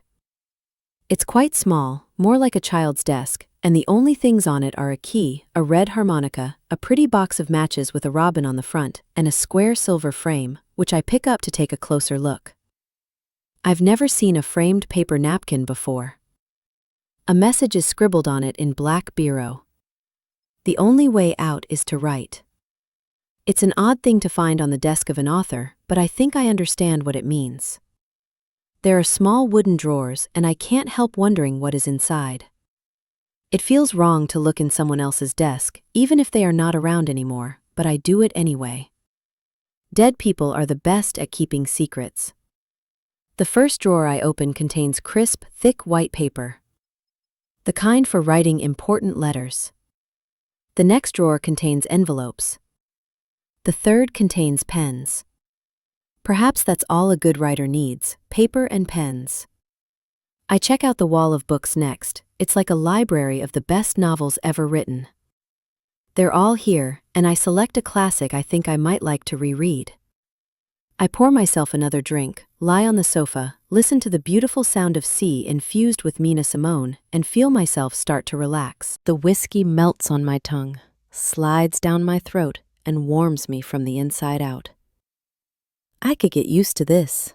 The views, the solitude, the whiskey collection. 3 months isn't long to write a novel, but if I can, perhaps I could stay longer. Maybe I could live on the island and never have to see or speak to anyone ever again, surrounded by books and writing my own. I think that might be an almost perfect life. Kitty is so clever. This place is exactly what I needed. I close my eyes, savoring the moment, until Columbo ruins it by barking. "Shh, Columbo," I say, keeping my eyes closed. He ignores me and barks twice as loud. "What is it?" I ask, standing up to see him scratching furiously at one of the sheepskin rugs. "Stop that right now." I lift the rug to prevent him from damaging it, but he just starts scratching at the wooden floorboards it was covering instead. "Stop," I say again, and this time he lies down with his head between his front paws, staring at the same spot on the cabin floor. I look closer and see that the board he was pawing at is loose. There are no nails holding it in place, and it comes up without much effort. There is something there, under the floorboards. It's too dark to see clearly, so I use the light on my phone. Then I take a step back. It's a collection of small bones resting on a red velvet cushion, and the bones are in the shape of a hand. Am I really looking at human bones? I don't know for sure, and I don't know what to do about it if I am. They've been arranged on a cushion as though the skeletal hand is pointing at something, but I can't see what. There are a finite number of things I turn to when life is too stressful, and my life is always too stressful, so I pour myself another drink. I imagine Abby's disapproval as I fill my glass. I can still see her face when I close my eyes, still feel her hand in mine, still hear her voice inside my head. Sometimes I think she is lying next to me in bed at night, and when I wake and remember that she isn't, it feels like losing her all over again. People say time is a great healer, but it only seems to hurt more the longer she is gone. The whiskey helps calm my nerves, it always does, and I take another look at what I have found, telling myself that there is no need to panic or let this unexpected plot twist spoil things. In my experience, there is no such thing as a random order of events. Everything happens when it happens for a reason, even if the reason is hard to see at the time. I'm sure there is a perfectly logical explanation for all of this, and that the bones are nothing to worry about. They're probably not even real. Constantly lying to yourself requires a special variety of stamina. I grab one of the metal tools from beside the wood-burning stove and use it to lever up the next floorboard. Then I stand and stare at what is hidden underneath. I haven't discovered any more bones, which is a relief, but there is something else. At first, it just looks like a pile of A4 paper covered in dust and dirt. But when I blow the cobwebs away, it's clear that I'm looking at a manuscript. I take my reading glasses from my jacket pocket and crouch down until I am close enough to read the title page. Book 10, by Charles Whitaker. I remember what Kitty said about Charles never finishing his 10th book, the one he thought was his best, but here it is. She also said that he never told anyone anything about it, including her, not even the title. I pour myself another drink. It helps me think and consider the options. Charles Whitaker was once a best-selling author, a giant in the mystery and thriller genre in his day, but he hadn't published a book for years. If he had written what he thought was his best novel, why would he hide it beneath the floorboards in his writing cabin? As always, I wonder what my wife would do and wish that I could ask her. I pick up my mobile even though I know there is no signal. I paid to keep Abby's phone working all this time in case someone called with information about what happened to her, but also so I could hear her again when the calls went to voicemail. Abby's number has always been saved in my contacts as the wife. It was something we used to laugh about. I dial it now, just as I often do when feeling lost, but it doesn't go through. I feel so alone as I stare down at the manuscript again. There is no harm in reading it. That's what I tell myself as I carefully lift the book as though it were buried treasure. I can't think straight with the bones in my eye line, so I cover them back up with the loose floorboards, then cover the floor with the sheepskin rug. What I need now is coffee. I don't have any milk, so it'll have to be black. Most of the cupboards are empty, but I find some pods that are still in date, and with a little jiggery-pokery figure out how to use the machine. Then I settle down on the couch and start reading. It is 3 a.m. when I read the final page. I have barely moved from the sofa except to feed the dog his dinner and feed myself the entire packet of milk chocolate digestives I shoved in my jacket pocket earlier. I stopped reading only to lock the door with the key I found on the desk and to light the wood-burning stove. Sandy was right. This place does get chilly once the sun goes down. I'm grateful to whoever left the pretty box of matches with a robin on the front for me to find. The crackling fire, Columbo's gentle snores, and the sound of the sea outside combined to make a soothing soundtrack for my tired, befuddled brain. I lean back and close my eyes, just for a moment, my mind too restless to entertain the possibility of sleep. I'm still trying to process what I just read, but it's undoubtedly one of the best books I've ever had the pleasure of reading, and nobody else even knows it exists. The only question now is what to do with it. Definitely, maybe. 1 week before she disappeared. Abby. Trapped. That's what I am. The woman I've come to speak to calls me by my maiden name, and the sound of it surprises me, as though it's something I've forgotten. At work, I'm a different version of myself, someone confident and well-respected, but at home, I'm just the wife. It's like I'm playing a role I didn't audition for, but nobody tells you that the script of your life sometimes changes when you say I do. I feel like I lost part of myself when I got married. As though once he had me, he didn't want me anymore. It's as if I'm invisible. I've always been a private person. I know a lot of people believe in counseling and that talking to therapists helps, but I've never been one to share my problems. Until now.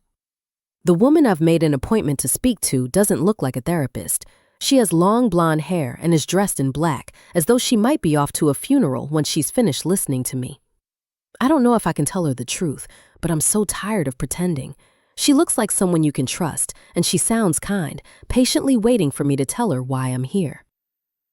Take your time, says the woman in black. Then she checks her watch. It's okay. I'm just as good at pretending not to be offended as I am at pretending to be fine. I take in my surroundings.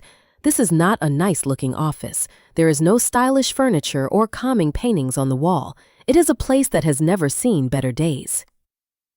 I'm sorry, I'm not sure where to start. I tell her. It's okay. She smiles and leans forward, tilting her head so that her long blonde hair falls over her shoulder.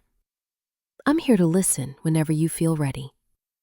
The smile doesn't quite reach her eyes, and I wonder if listening to other people's problems makes her feel better about her own. Maybe start at the beginning, she suggests, which seems wrong because this feels like the end. We are not the same people we were when we met. I think you're in my seat. Those were the first words my husband ever said to me. I wonder what will be the last.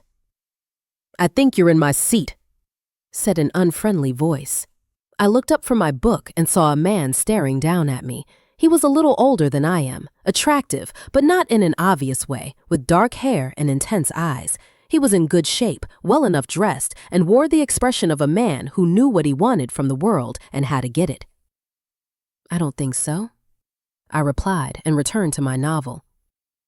I've been traveling on planes since I was a child. My mother first sent me away on one alone because she said she could no longer stand to look at me when I was 10 years old.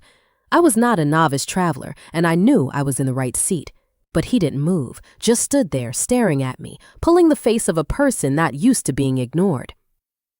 Sorry, you're obviously reading something good.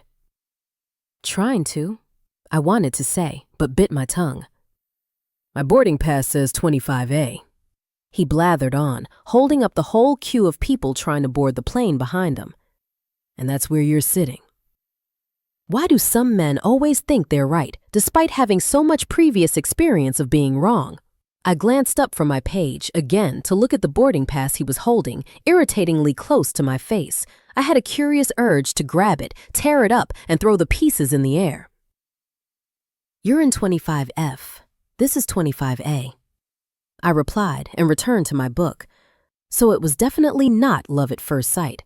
There was no apology as he took his seat on the other side of the aisle. Other passengers continued to file past, looking for their seats, hopefully the correct ones, but nobody sat down between us, and I could feel him still looking at me.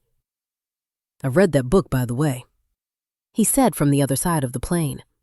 I ignored him and pretended to carry on reading. It has a very disappointing ending. Thanks for letting me know, I replied, still not looking up. I could tell you if you like, save you some time. I deployed the look I reserve for people who irritate me more than is tolerable, a look I only use when I want someone to know that I hate them. No, thank you, I said, hoping he would get the message and that would be the end of it. Finally, someone sat in the seat next to mine, coming between us and blocking seat 25F's view of me and my reading choices. Excuse me, I heard him say to my new neighbor. We're actually traveling together. To my surprise and horror, he meant me. Would you mind swapping so I can sit beside my friend? I was not his friend. I was not his anything. Of course, said the man who had just sat down next to me, already unfastening his seatbelt. Oh no, I protested.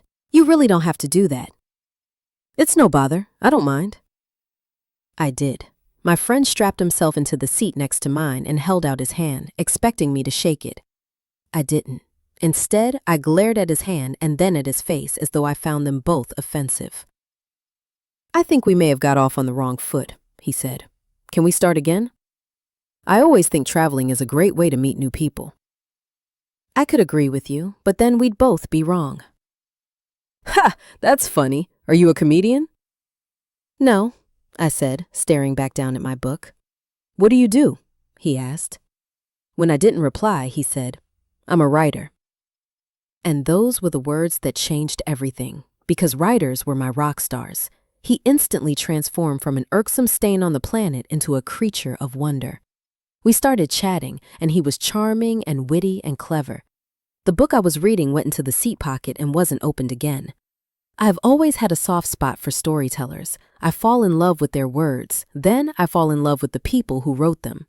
I sometimes wish I could crawl inside their heads, hear their innermost thoughts, and see the world through their eyes. It isn't as though I'd never met an author before. The woman who raised me when my mother gave up trying to worked in publishing. I spent my teenage years living in a home that was often filled with writers. She would host these amazing dinner parties in her London flat, and they would all sit around for hours, talking, eating, drinking. I would sit on the top step of the staircase, secretly listening, wishing I was allowed to be down there having fun with them. Those dinner parties often went on until the sun came up and I had to get myself ready for school. I'd go to class exhausted but happy. It didn't matter to me whether they were million-copy bestsellers or award-winning novelists, though many of them were. They were all magicians of words, and that was my favorite kind of magic. We talked so much when we first met on the plane that I barely noticed when it took off. When the flight attendant arrived with the trolley full of drinks, he ordered 3, a cup of tea, a whiskey, and some water. I don't usually drink on flights, but I had some wine. I watched him pour a dash of cold water into his steaming cup of tea. I've never been a patient person, he said, by way of explanation, even though I hadn't asked. It was a night flight to New York, and before long the cabin was in darkness. Most of the other passengers seemed to be asleep already, travel cushions tucked under their heads, eye masks on, but we continued to whisper, like children excited to still be up long after bedtime. We spoke for hours, and I felt like I could talk to him forever about books, travel, life, anything. I wanted to know everything about him, what he thought and felt, to know if his view of the world was the same as mine. Have you ever met someone and just clicked? As though you had known them for years, even though you had just met. That's how it felt. So I confess, I was a little disappointed when he yawned, tilted his seat back as far as it would go, and said he might try to get some sleep. I worried that maybe I'd imagined the chemistry between us. Nobody was sitting in the aisle seat next to him. It was just the two of us on the row of 3, and he offered me the spare blanket he had swiped from the empty one earlier. I took it, even though I didn't really want it, and tried not to sulk when he switched off the reading lights above our heads, plunging us into semi-darkness like the rest of the plane. I attempted to get comfortable in the uncomfortable seat, turning my head to face him and closing my eyes. I kept feeling like he was watching me, but whenever I opened my eyes, his were closed. When I thought I saw his eyes start to open, I squeezed mine shut. His face was so close to mine, I could feel his breath. I opened my eyes a fraction and studied his features, his hair, his thick eyebrows and dark eyelashes, the shape of his nose, the shadow of stubble around his mouth, his lips. He seemed to be sleeping already, unlike me, so I turned away. It's strange how we sleep next to people we do not know on a plane, how we can allow ourselves to be that vulnerable when surrounded by strangers. I thought I was imagining it at first. A hand slowly slid beneath the thin blanket that was covering me. It came to rest just above my knee, and I didn't know what to do or how to react. I kept my face turned toward the window.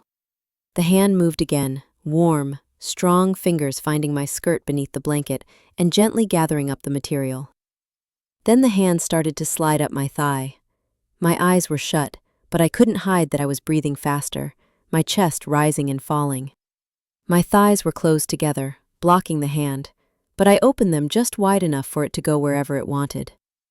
I only opened my eyes once, to check that the blanket was hiding what was happening beneath it, and that nobody else could see. I opened my legs a little wider, and the fingers found their way inside my underwear. I didn't tell him to stop. I didn't want him to stop. The only time he did was when I gasped as his fingers slipped inside me. Only when I was silent did he carry on. His fingers moved tantalizingly slowly at first, stroking, exploring, plunging deeper until he reached the perfect rhythm. Ripples of pure pleasure made me want to cry out, but he stopped if I moved or made even the smallest sound. So I kept quiet, and I kept my eyes closed, even though I was sure his were open and looking at me, because I didn't want what he was doing to end.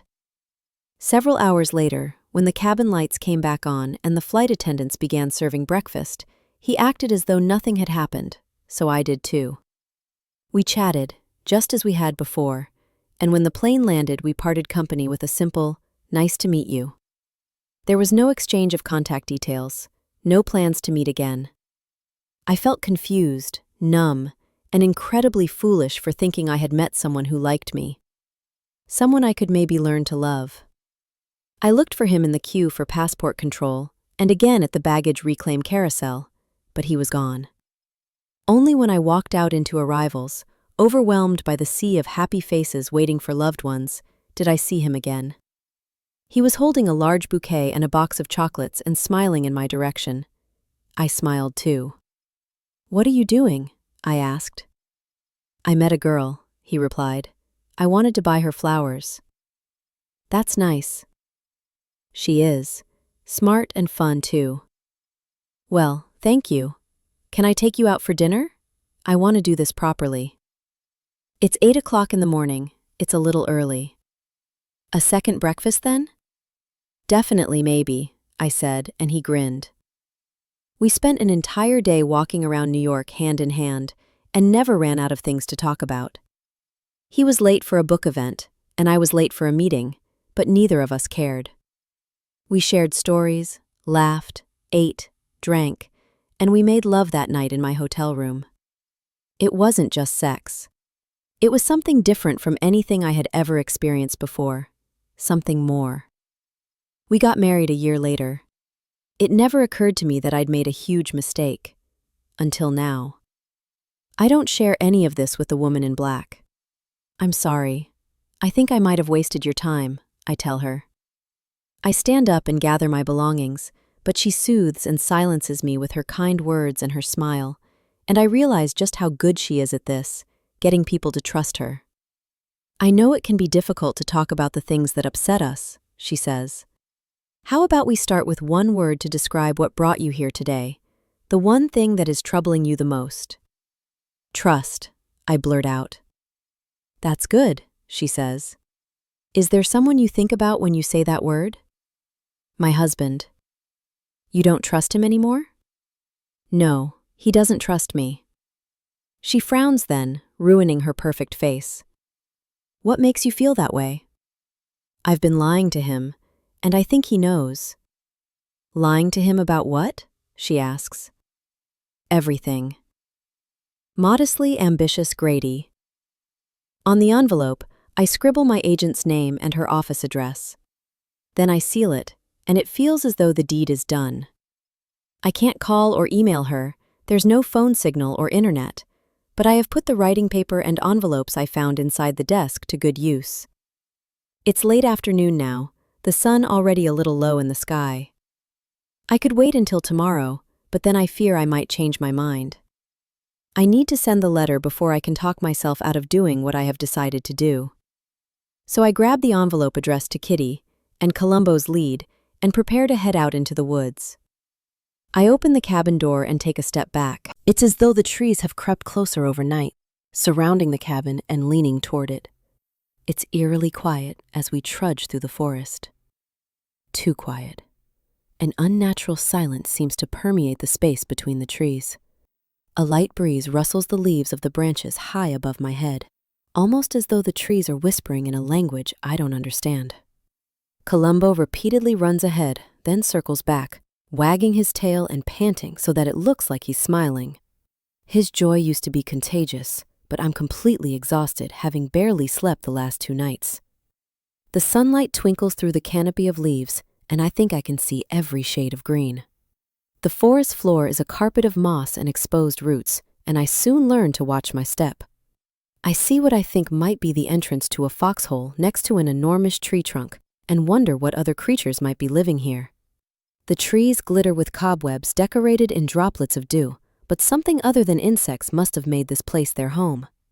It's truly beautiful, but something feels not quite right. Almost as though the forest is holding its breath.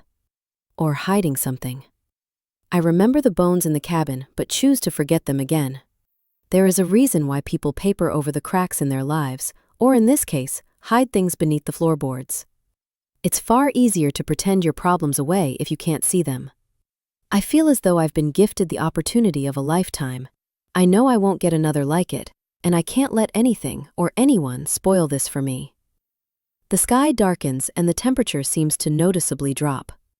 The wind picks up and a sprinkling of tiny leaves fall from the sky like confetti. I watch one of them twist and turn and float on the breeze, an unwitting hostage to its surroundings. My own journey comes to a brief standstill while I check the compass and map Sandy gave me.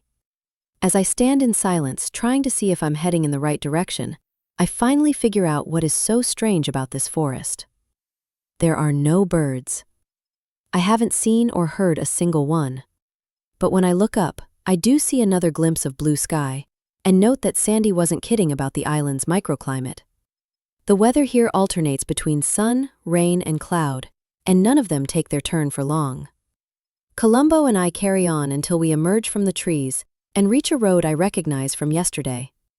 It's the main road, though little more than a single-lane track hugging the coast, connecting one end of Amberley to the other. There are views of the island that I couldn't see from the truck yesterday. Tetris-like layers of pale gray rock guard this corner of the coast, like tall, uneven stepping stones, bleached by the sun and battered by the sea.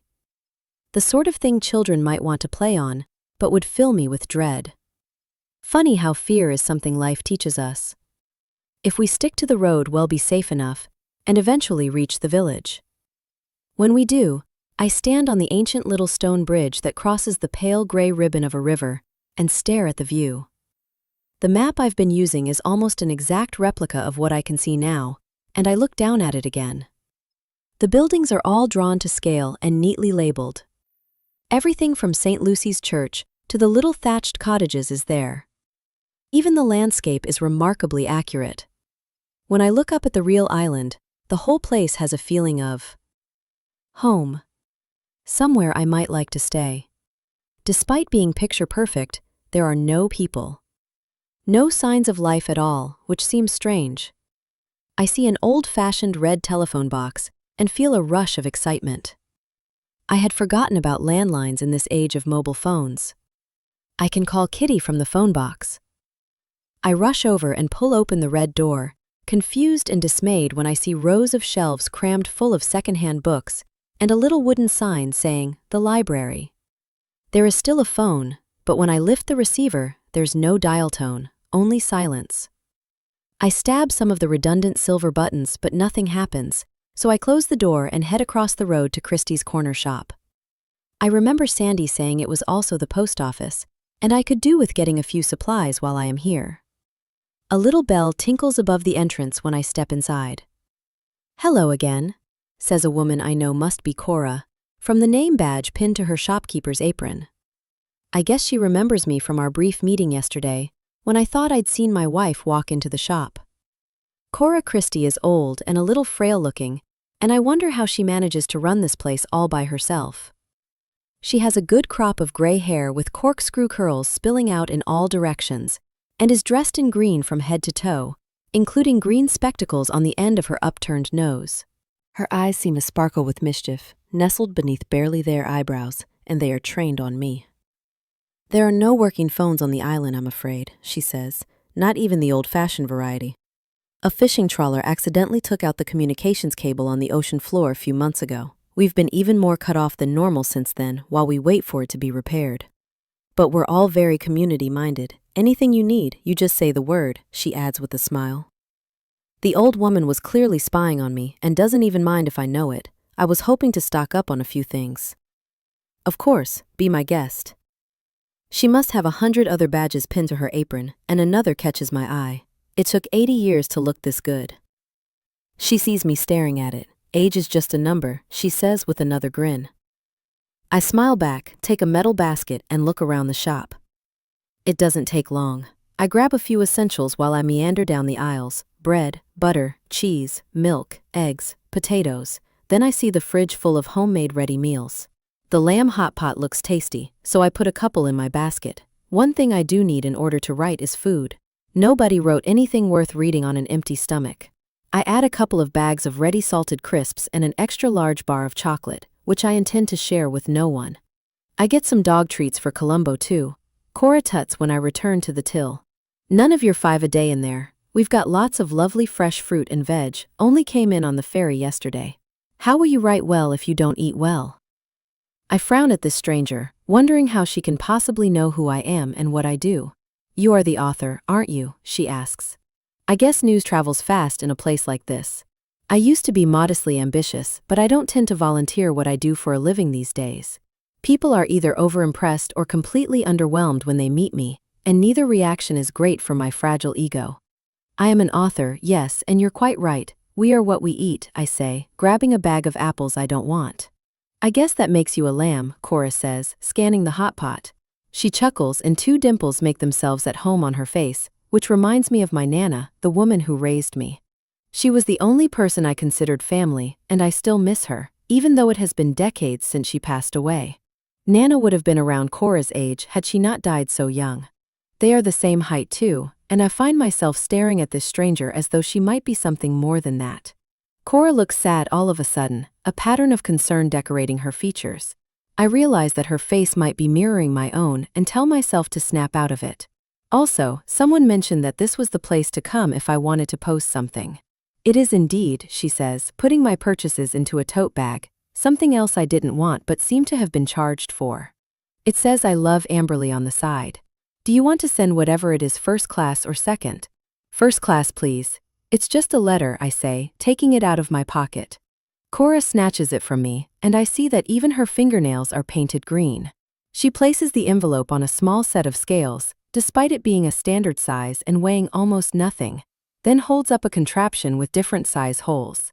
She slides the envelope through each one, starting with the large parcel opening first, even though it is obvious that the envelope will fit through the slimmest slot.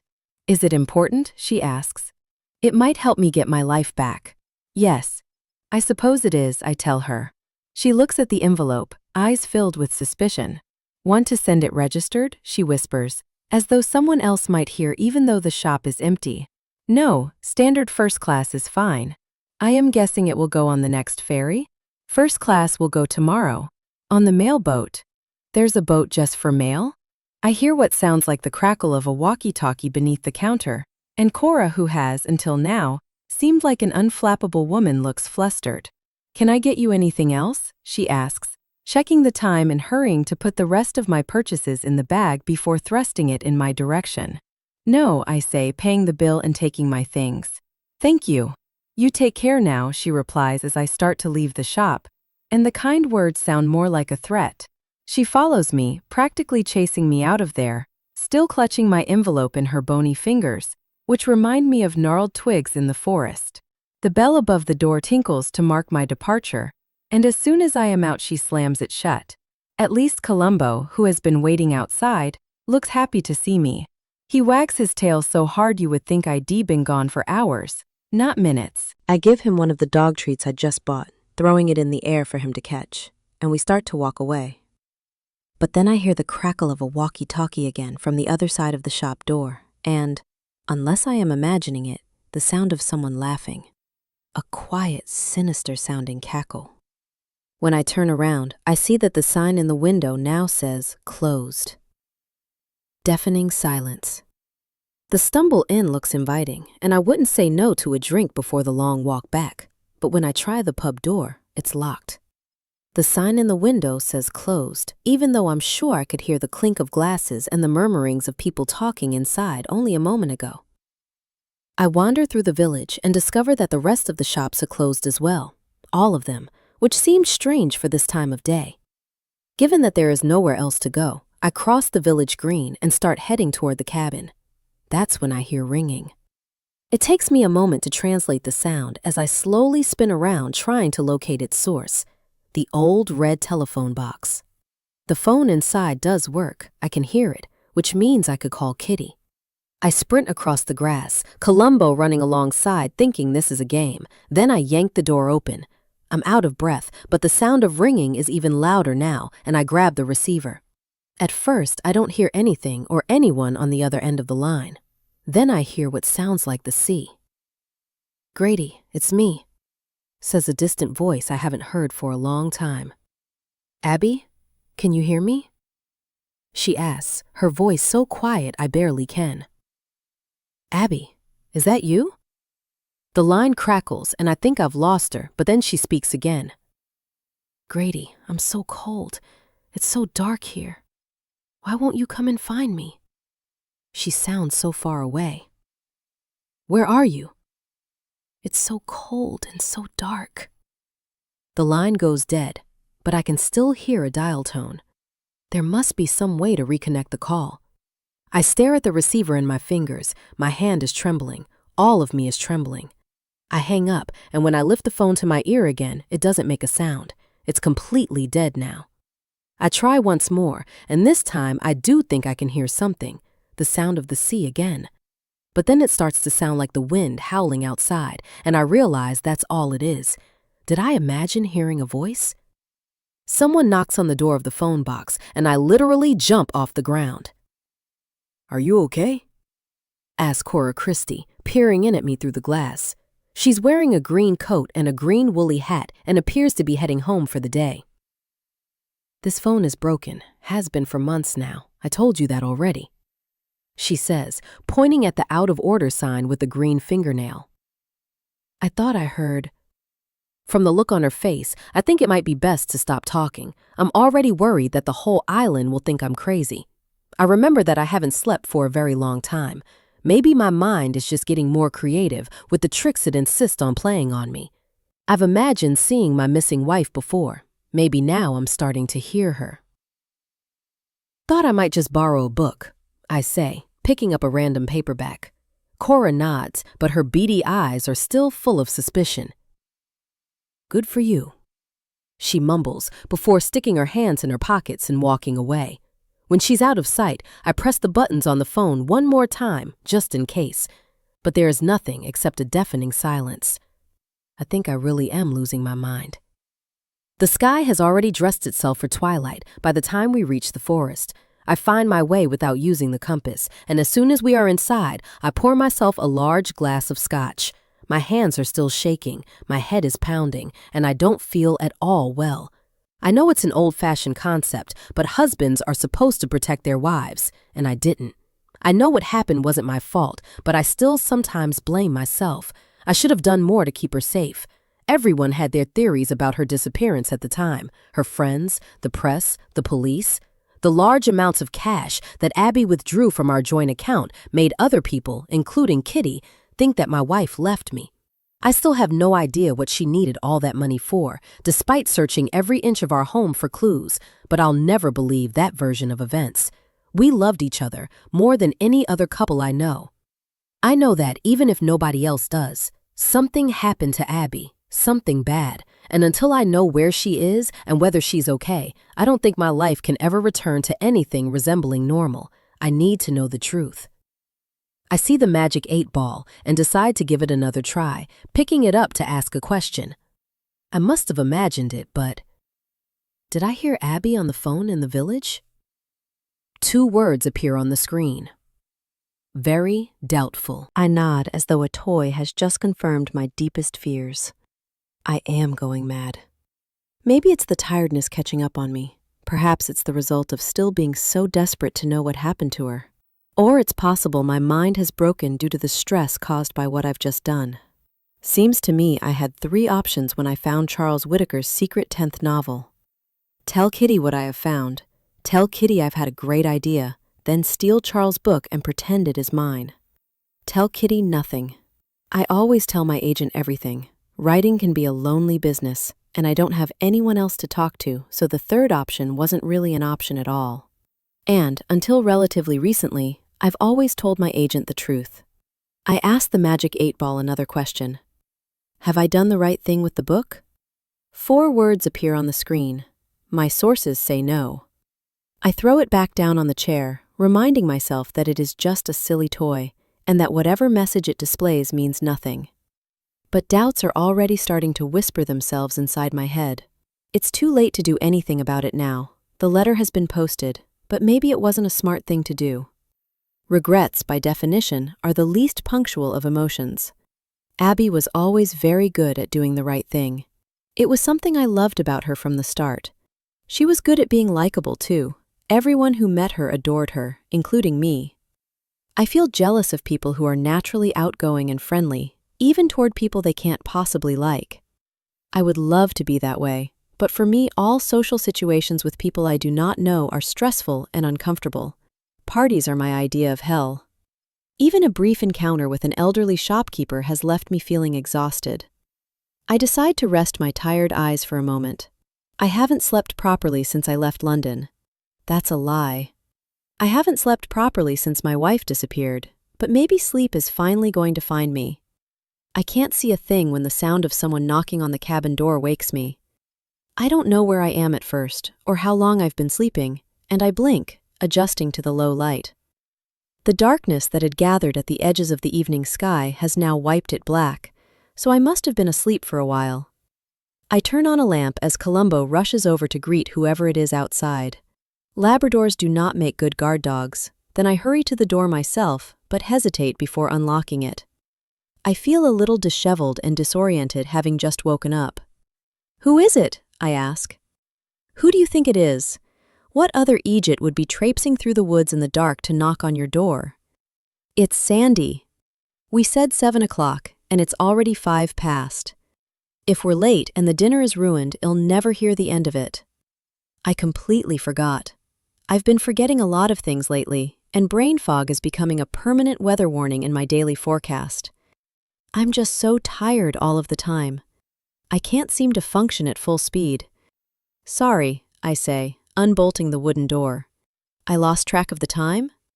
"Yes, this island will do that to you," she replies, looking over my shoulder and peering into the cabin. "I haven't clapped eyes on the inside of this place for a wee while. Nice to see it restored to its former glory. You've done a grand job cleaning it up." "I didn't. Did you not hear me? We're late. Are you ready?" I grab my jacket. "As I'll ever be." "Sorry, I should have checked. Is it okay to bring my dog?" I feel strange leaving him in an unfamiliar place so soon. "Of course, the more the merrier. We love dogs. Anything you can't stomach, you can feed him under the table. You'll understand once you've tasted my sister's cooking." We step out of the cabin and everything is black. The tall trees, the night sky, the forest floor. It all looks the same to me in every direction, but Sandy has a torch and clearly knows the way. We walk in silence, and I try to think of something to say. It's so quiet. Too quiet. I never hear birds in the forest. "You won't hear birds anywhere on the island. There aren't any," she replies. "What? Is that true?" It would be an uncanny thing for me to lie about. But why? How is that even possible? I'm no bird expert, and it all happened long before my time, but birds were banned to protect the trees. How can you ban birds? Surely they just fly back. In 1888, there was a terrible famine on the island. Almost all of the crops failed, not unlike the potato famine in Ireland a few years earlier. Nobody could understand what caused it, but then the islanders noticed that the redwoods were dying too. The bark on these giant trees was peeling away, and huge branches snapped off like broken twigs. Trees talk to each other, did you know that? Through their roots, they can send messages or warnings, and the islanders thought that something terrible happening to the trees had somehow caused the crops to fail. They noticed something in the redwoods they hadn't seen before. Woodpeckers native to the Scottish Hebrides. Hundreds of them had made their nests in the branches and holes in the trunks. Those holes left the trees vulnerable to disease, and some redwoods started dying. The islanders were hungry and frightened, so the men on the island did what men always do when they are afraid, and started killing the things that scared them. Not everyone knows the difference between a woodpecker and other birds, and I doubt everyone had 20/20 vision back in the 1880s. Soon all birds were getting shot, regardless of what they were, but, when they were all dead, the trees recovered and the crops started to grow again. Problem solved. The next season new birds came to the island and they were killed too. Mother Nature has a way of warning her children, and somehow the birds learned not to come back. There hasn't been a famine since. Or any birds? She shakes her head. I've lived on Amberley all my life, for over 60 years, and I've never seen so much as a sparrow. Seagulls sometimes follow the ferry when it leaves the mainland, but they always turn back before it gets to Amberley. I don't know how they know, but they know. So we don't have any birds, but we do have thousands of these precious, beautiful, life-giving trees. I can't get my head around it. An island with no birds. The trees take care of us and we take care of them, Sandy says. But nothing. It is what it is. Besides, I think birds might be smarter than people. They're certainly more loyal. Did you know that 90% of bird species have the same partner for life? Not like humans. And unlike people, birds know when they're not welcome and when to stay away. Sland life is stranger than I imagined. So are the people I've met so far. But maybe this level of isolation does that to a person. There are no phones, no internet, no social media, no news apps, no cinemas, no museums, no art galleries. Being this cut off from society and culture must have an impact. Either way, at least they seem friendly enough. Sort of. I can't think of many people who would invite a stranger to dinner in this day and age. It was a kind thing for Sandy to do. Maybe I can learn to live without birds. Sandy tells me to hop in the back of the truck just like earlier, so I do, with Columbo sitting by my side. I stare out of the window as we head off, but it's too dark to see anything except the ghostly silhouettes of trees whizzing past. There are no streetlights or signs, only the same narrow, winding road dimly illuminated by the truck's headlamps. Sandy grips the steering wheel, and I notice that she is wearing a very distinctive ring on her right hand. The intricate design incorporates a silver thistle, and I've never seen anything like it before. I look back at the road and start to feel a little carsick when we take another bend at breakneck speed, so it's a relief when Sandy hits the brakes. Here we are, the house on the hill, she says, sounding cheerful again. I was born in this house, and my family were the sort of folk filled with kindness, but lacking in imagination. The house is on a hill, so that's what they called it. I climb out of the truck and am surprised by what I see. The house with its gray stone walls covered in ivy is enormous, by far the biggest I've seen on the island. It should have been called the Big House on the Hill. And it's more than just a house. There are stone turrets on either side of the double-fronted facade, making it look like a mini castle. With neat, formal flower beds lining a path to the entrance, it's a little intimidating. Not what you were expecting? Sandy asks with a smile. Well, no, if I'm honest. Only you know if you're honest, pointless asking me. Sandy does not look, sound, or behave like someone who is wealthy, and I wonder whether I have misjudged her. We walk side by side, and I'm reminded how tall she is.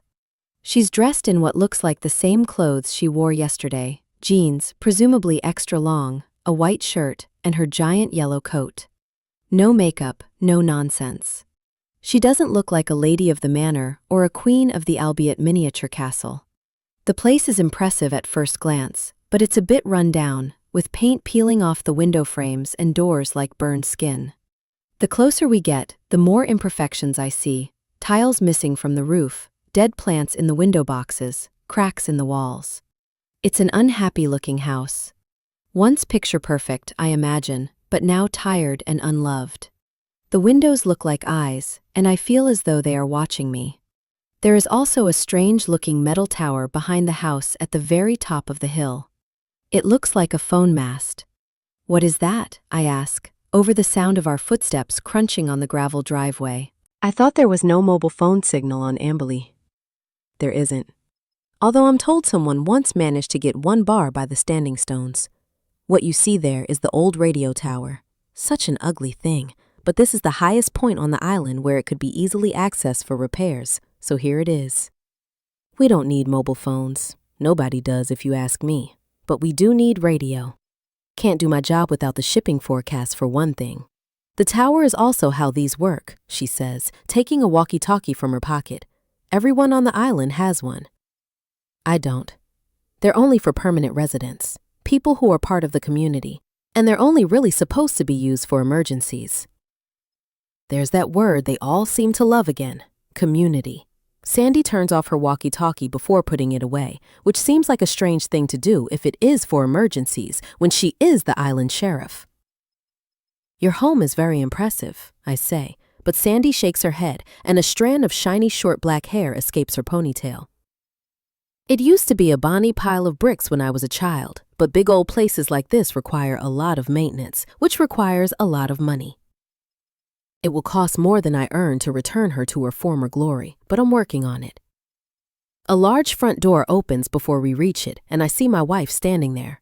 I stop and stare, blink a few times, and when I open my eyes again, I realize it's not her.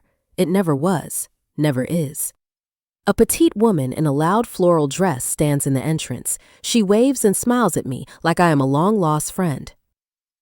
This is my sister, Midge McIntyre, Sandy says. Midge is as short as Sandy is tall and has an immaculate blonde bob of hair that doesn't move when she does. They look a similar age, but they do not look like sisters. Come on in out of the cold. You'll catch your death, she says, ushering me inside, which is far more welcoming than the exterior. The place smells of scented candles, home cooking, and an open fire that I can hear crackling and spitting somewhere in the distance, and everything, and I do mean everything, is covered in tweed fabric. The chair in the hallway, the lampshade, the cushions, the curtains, the walls, the draft excluder, everything. Overly tactile people tend to make me uncomfortable, but I don't mind too much when Midge hugs me, perhaps because I have forgotten what it is like to be embraced. My only source of affection these days is the dog. When my new floral friend has finished patting me, she starts stroking Columbo, who is instantly taken with her. I couldn't believe it when Sandy said another author had come to stay on our little island. We're a small crowd, just 25 permanent residents, but a lot of them love books, including me. The news really has made my day, she says in a thick Scottish accent. It's a beautiful sound. Close up, I can see she's a smidgen younger than Sandy beneath all the makeup. Are you here to write a book? She asks. Most writers who visit the island seem to find it great for inspiring their creativity. Well, yes, actually. I am here to write. Do you get many authors coming to Amberley? A few, and we all miss Charlie, of course. Perhaps you could be our new resident writer. Wouldn't that be lovely? She links her skinny little arm through mine. Now come on into the kitchen so we can have a wee glass of the good stuff, and you can tell me all about yourself, and your books, of course. The kitchen is also decorated in tweed, a mostly pink pattern in here, and the good stuff, it turns out, is some homemade alcohol that Midge calls poutine, served in miniature glasses. It burns my throat and tastes thoroughly unpleasant. It's good, I tell her. A little taste of yesterday's rain to help prepare you for tomorrow, she says.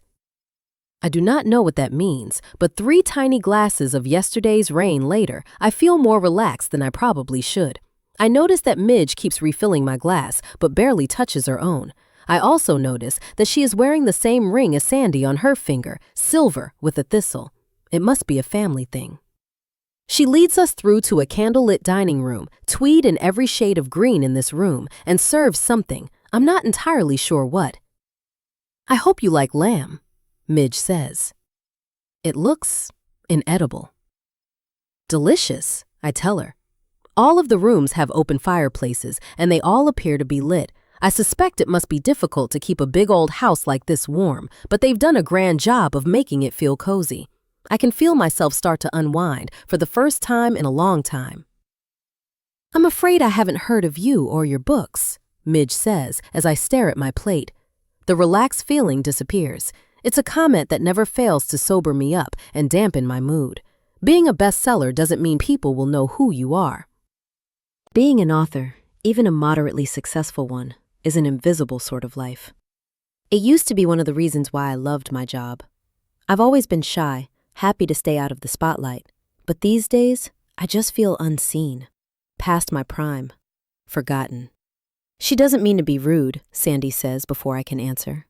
I'm not being rude, just honest. I run the island library, so...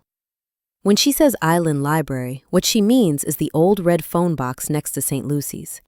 It's not been used for making calls for months. It got struck by lightning, hasn't worked since, and we're still waiting for someone to come from the mainland to repair it. These days, the old phone box is filled with secondhand books. I thought Cora said a fishing trawler took out the cable on the ocean floor. Are you okay, Grady? Midge asks, a look of concern on her face. Yes, sorry, I have a bad habit of daydreaming. One of the drawbacks of my job. I stumbled across the phone box earlier today. Thought I heard it ringing, actually. They both stare at me as though I might be crazy.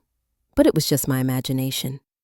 I imagine that must be another downside of being an author, Sandy says, pushing some more food around her plate. Constantly living inside an imaginary world must make it difficult to tell truth and fiction apart sometimes. Sometimes. I take a large gulp of wine from my glass, which is on a tweed coaster. Have you written many books? Midge asks, and I retreat inside myself a little bit more. A few, I say, desperately trying to think of some way to change the subject. A deep reservoir of sadness supplies my moods these days, and it never runs empty. Sandy seems to pick up on my discomfort, and I am grateful when she moves the conversation along. Something about the church roof leaking and costing too much to repair. I tune out for a while and wallow in the depths of my own self-pity. It can be hard to drag myself up when I feel this down. Is a writer still a writer if they can no longer write? I have tried since Abby disappeared. I just can't. Something got broken, and until I know what happened to her, I don't know if I'll ever be able to write again. That's why stealing someone else's book and pretending it's my own is such a good idea. It's also the only one I've got. Almost exactly. Please help yourself to more if you'd like some, Midge offers. Thank you, it was delicious, but I'm full, I say as I put down my knife and fork. She smiles, then stares at the ring on my finger.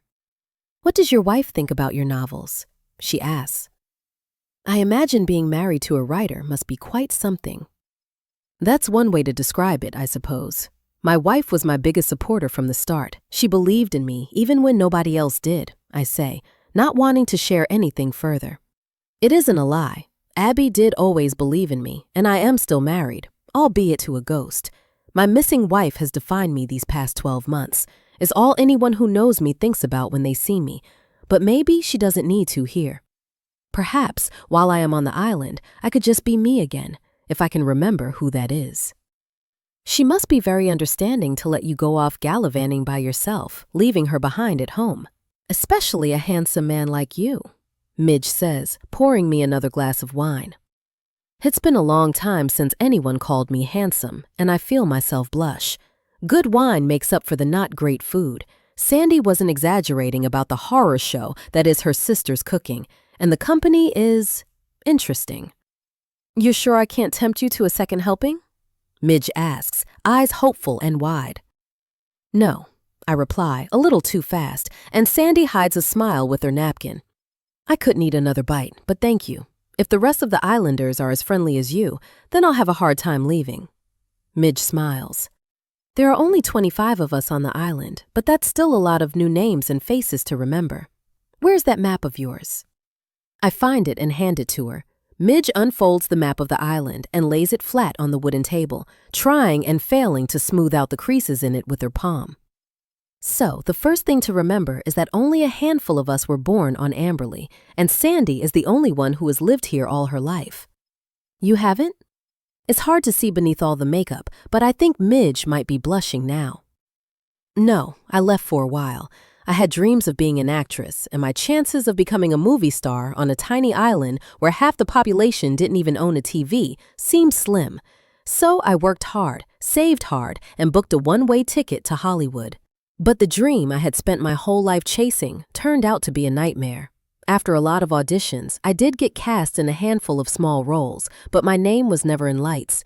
The world didn't see me the way I saw myself, and the reality of that of not being good enough crushed me. Soon, producers were only offering me parts in exchange for things that I didn't want to do. All of them were men back then, and it was rarely my talent they were interested in. I became very sad and very lonely very quickly. Sandy paid for me to come home, and I realized that everything I needed to make me happy was right here, on the island. The rest of the islanders feel the same. Almost everyone living on the island now came here in search of a new beginning and a different end. The eternal human quest for happiness. I wonder why you're really here. She stares at me. They both do. Then Midge laughs. I'm only teasing. We all know why you're here, she says. They both stare at me again, and I feel so uncomfortable I think I'm starting to sweat. To write a new book, silly. We all laugh then, but I can't wait to leave.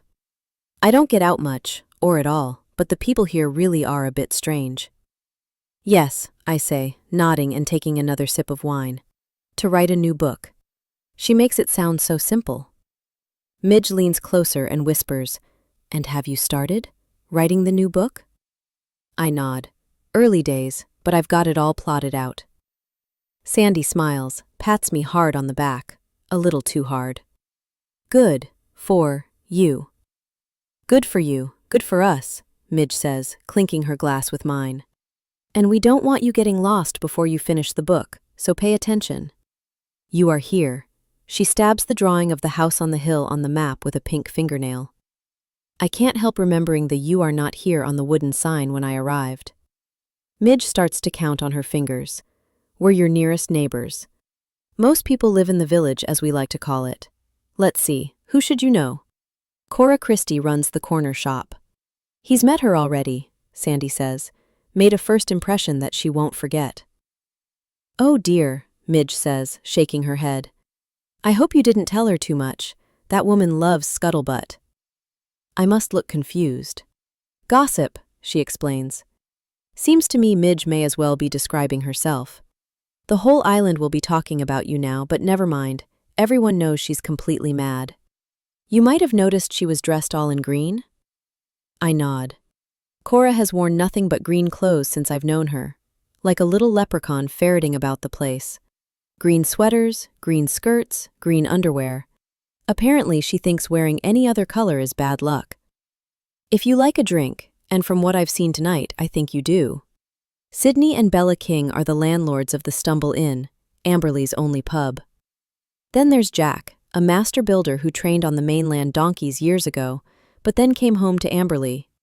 It's been a long time since any new houses were built here, but we get a lot of storms, and there's always something Jack needs to fix after. Good with plumbing, wiring, woodwork, thatching. There's nothing Jack can't do. Who else? Travers and family live at the Croft, right on the other side of the island, away from everyone else. Travers is fondly known as our tree doctor and takes care of all the ancient redwoods. Sandy nods. Nice family. They have a little girl called Holly and a big dog called Ivy. My mind wanders to Abby, as it so often does, and I wonder if I'll ever see her again. Midge continues, oblivious. There's the hairdresser, Mrs. Sharp. Her smile is as rare as a unicorn, but she's good with scissors. I've lost count again. Who am I forgetting? Surely there's a doctor, I ask. Of course, Dr. Highsmith, but she doesn't live on Amberley. She visits every Tuesday from the nearest other island. Unless the sea is too rough for the ferry to sail. So I suggest you only get ill on a Tuesday, and only if the weather is good. Did Sandy tell you she was the island sheriff and the ferrywoman? Midge asks. She might be a handy resource for your next crime novel. Sandy said there wasn't any crime on Amberley. Well, technically no, and not recently, Midge says. Not even a case of petty theft in over 20 years since Sandy took over. Where else in the world can you say that? But there was something strange that happened almost exactly a year ago. It's late. We should let Grady go home, Sandy interrupts. What happened here last year? I ask. Midge leans across the table. Well? Come on, I'll give you a lift, Sandy says, but Midge continues. There was a visitor who came and never left.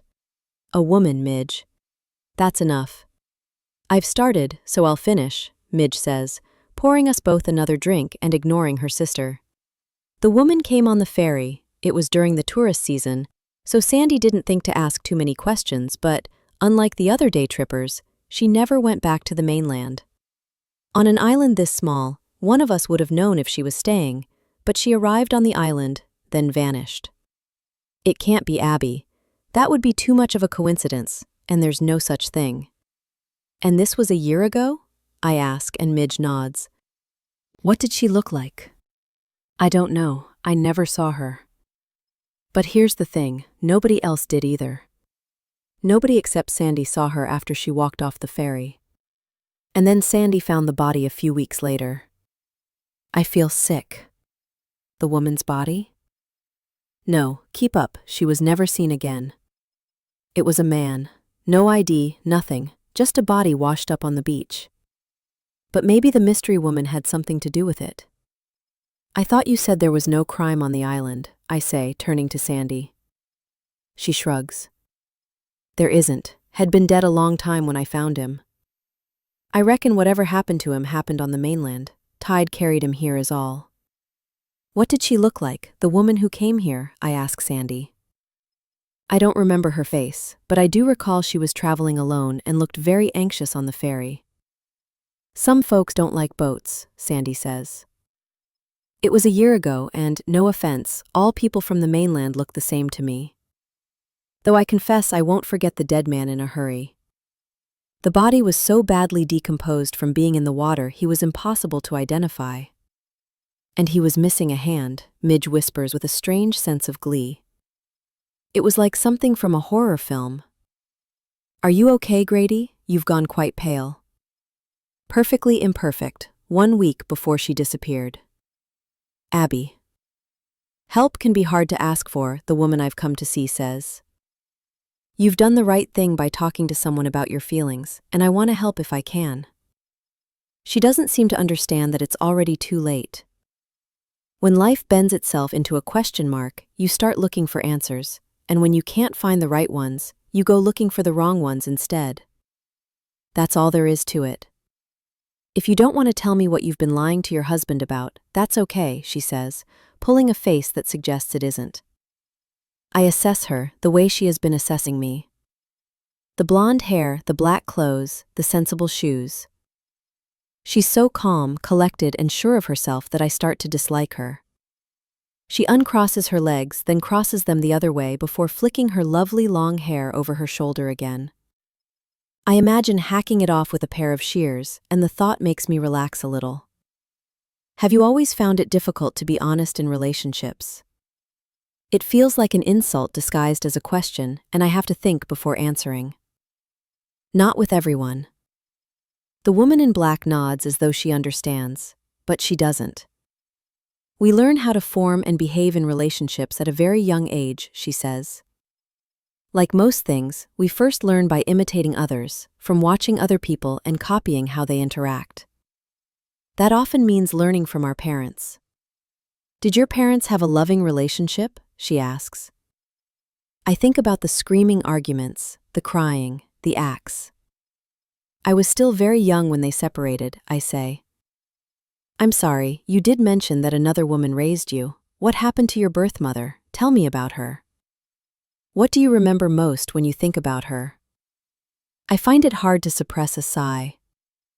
Not everything in life is the result of mommy issues, and this is not going to help, but I indulge her anyway. My mother wanted me to learn how to play the piano, I say. Figuring out which other parts of the story to share is a little more difficult. My mother inherited the piano when her aunt died. It was very distinctive, with birds painted on its side. My mother would have preferred to have been left money. We didn't have any, but her great-aunt Veronica, who she said wasn't great, or even a real aunt, and who I had never met, left her a piano and a blue vase instead. I don't know where my mother found him, the teacher we called the music man, but I remember the first time he came to the house. I was 9, and I thought he looked old, but everyone over 30 looked old when I was young. He was probably no older than that. The piano was in the dining room. We always ate in the kitchen, so it was a room we never used, and my mother left me in there with him. I'd been taught not to talk to strangers, but apparently if a stranger called themselves a teacher, it was okay. The music man closed the door so as not to disturb her, and the first lesson did not go well. I love music. I could listen to Nina Simone, Billie Holiday, or Ella Fitzgerald all day long, but I have never been gifted in that way. I can't even play a triangle. The piano stool was too low to reach the keys, so the music man placed a red velvet cushion on the seat for me to sit on. It made me taller but didn't help me play any better, and when he left that afternoon, my mother was bitterly disappointed. She had been listening and didn't like what she heard. The next lesson was the same as the first, a disaster. The music man always brought two things with him, a metronome and a flask of coffee. He would slowly twist the lid off the flask at the beginning of each class, then take noisy sips from his plastic cup before placing it on a lace doily on the top of the piano. I have never liked coffee, and I'm sure it is because of him. Just the smell of it makes me feel sick. He started the metronome as soon as I began to play the basic scales he was trying and failing to teach me. He said it was to help with my rhythm. Click, click, click, click. When by the third lesson it was obvious I wasn't getting better, my mother expressed her disappointment in me and him. So he came up with a plan, and things were a little different for lesson number 4. The music man closed the door as usual. He opened his coffee flask just like always. Then he sat down on the piano stool instead of me and started to play the scales himself. "You want to make your mother happy, don't you?" He asked quietly. 9-year-old me nodded. "Good girl," he said, looking pleased with me for the first time. Then he switched on the metronome. Click, click, click, click. My mother was delighted after the lesson. She thought I had finally got the hang of it. I hadn't. I never did. But there were other things the music man wanted to teach me. The following week, we did the same thing. I sat next to him, and he played the piano, pretending to be me. The metronome was already ticking away, producing a nice steady beat when he unzipped his pants with his left hand, then played a C major scale with his right. "Your mother would be so upset if I told her you lied, and that you don't really know how to play," he whispered. "I won't tell, but I need you to do something for me." I did what he told me to do. Afterward, I used to hear the sound of that damn metronome in my sleep. Months went by, and my mother thought I'd progressed from scales to Mozart. She was so happy I couldn't tell her the truth, and the music man said everything he made me do in that room had to be a secret, because if my mother ever found out, she would be very upset. He was right about that. One afternoon, she walked into the room without knocking, carrying a plate of freshly baked cookies. The music man's hands were on the piano keys. His trousers were around his ankles. I was on my knees. I didn't hear her come in. He didn't either. Neither of us knew she was there until she hit him over the head with Aunt Veronica's blue vase. He fell to the floor, unconscious, and the room was completely silent, except for one sound. Click, click, click, click. I didn't know what happened after that because she sent me to my room and locked me inside until the following morning. I know I never saw the music man again, and that the axe we used for chopping wood was missing. My mother locked the piano shut and said that I was never to talk about what happened with anyone. And I haven't, because why would I? I don't want to be judged or defined by that. The thing that upset me the most was the way my mother treated me afterward.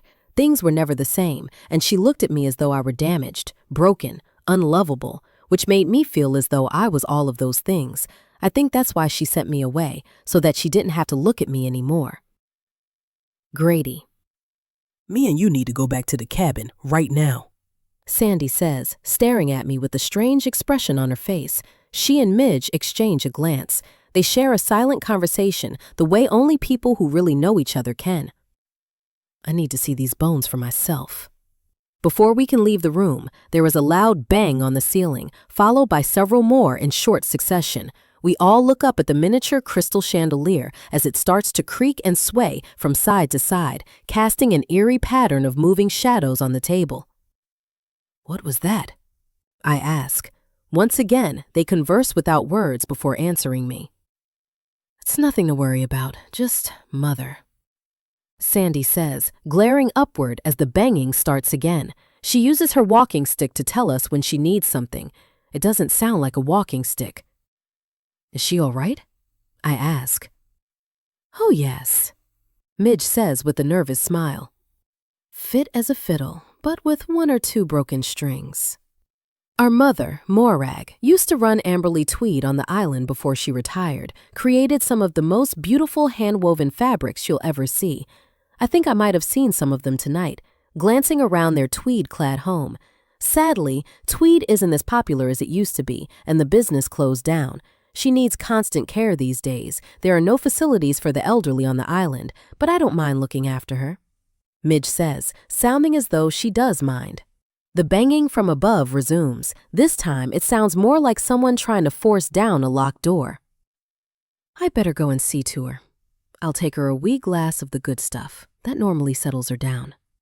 Sandy drives faster than seems sensible on the dark and twisty roads, given the amount she has had to drink tonight. I'm not convinced she should be driving at all. I wish I'd never mentioned the bones beneath the floorboards. All I can think about is Charles Whittaker's manuscript, which I left on the desk. Whatever happens, Sandy cannot see that. Nobody can. The letter I sent to Kitty was a proposal for a similar story. A very similar story. I'm obviously not going to copy it word for word. Charles had an extremely distinctive voice, so I need to edit the book, make it my own. But for my plan to work, nobody can know about the original version. We reach the forest clearing, and it is a relief to get out of the truck. The night is still, silent, and cold. It's too dark to see anything except the silhouettes of trees. Sandy turns on a torch and starts marching toward the cabin, so fast that Columbo and I practically have to run to keep up with her. The branches of the tall trees sway and lean and groan, and the leaves on the forest floor swirl around us, almost as though the place is coming to life as we walk through it. I hear what sounds like screaming in the distance, but Sandy doesn't stop striding ahead. "What was that?" I ask. "Just nature. Haven't you ever heard a fox before? They're quite harmless." I've heard plenty of foxes, even when living in London, but they never sounded like that. Something flies too close to my face at high speed, and I wave my arms in the air before stumbling into Sandy. "I thought you said there were no birds here," I say. "That was a bat." "A bat? I suppose they're harmless too." "There are two species on the island. One is, one isn't." She doesn't elaborate, and I don't ask.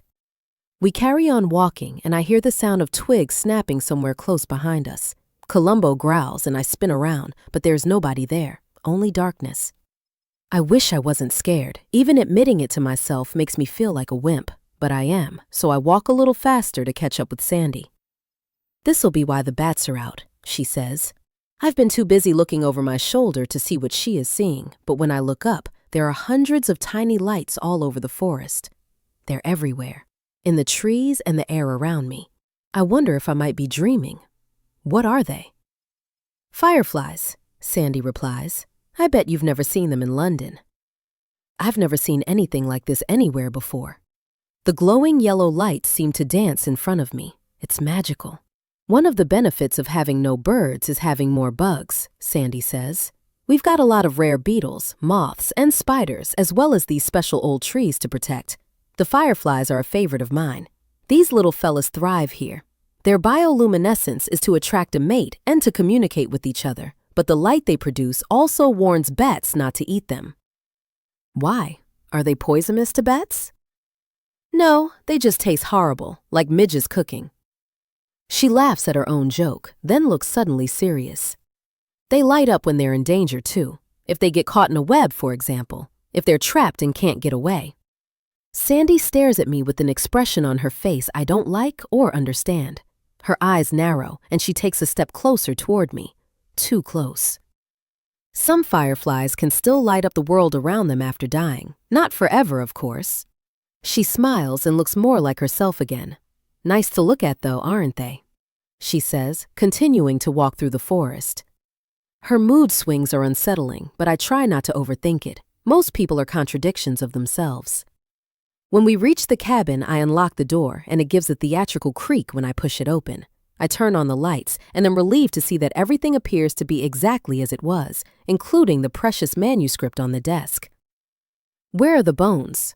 Sandy asks as soon as we step inside.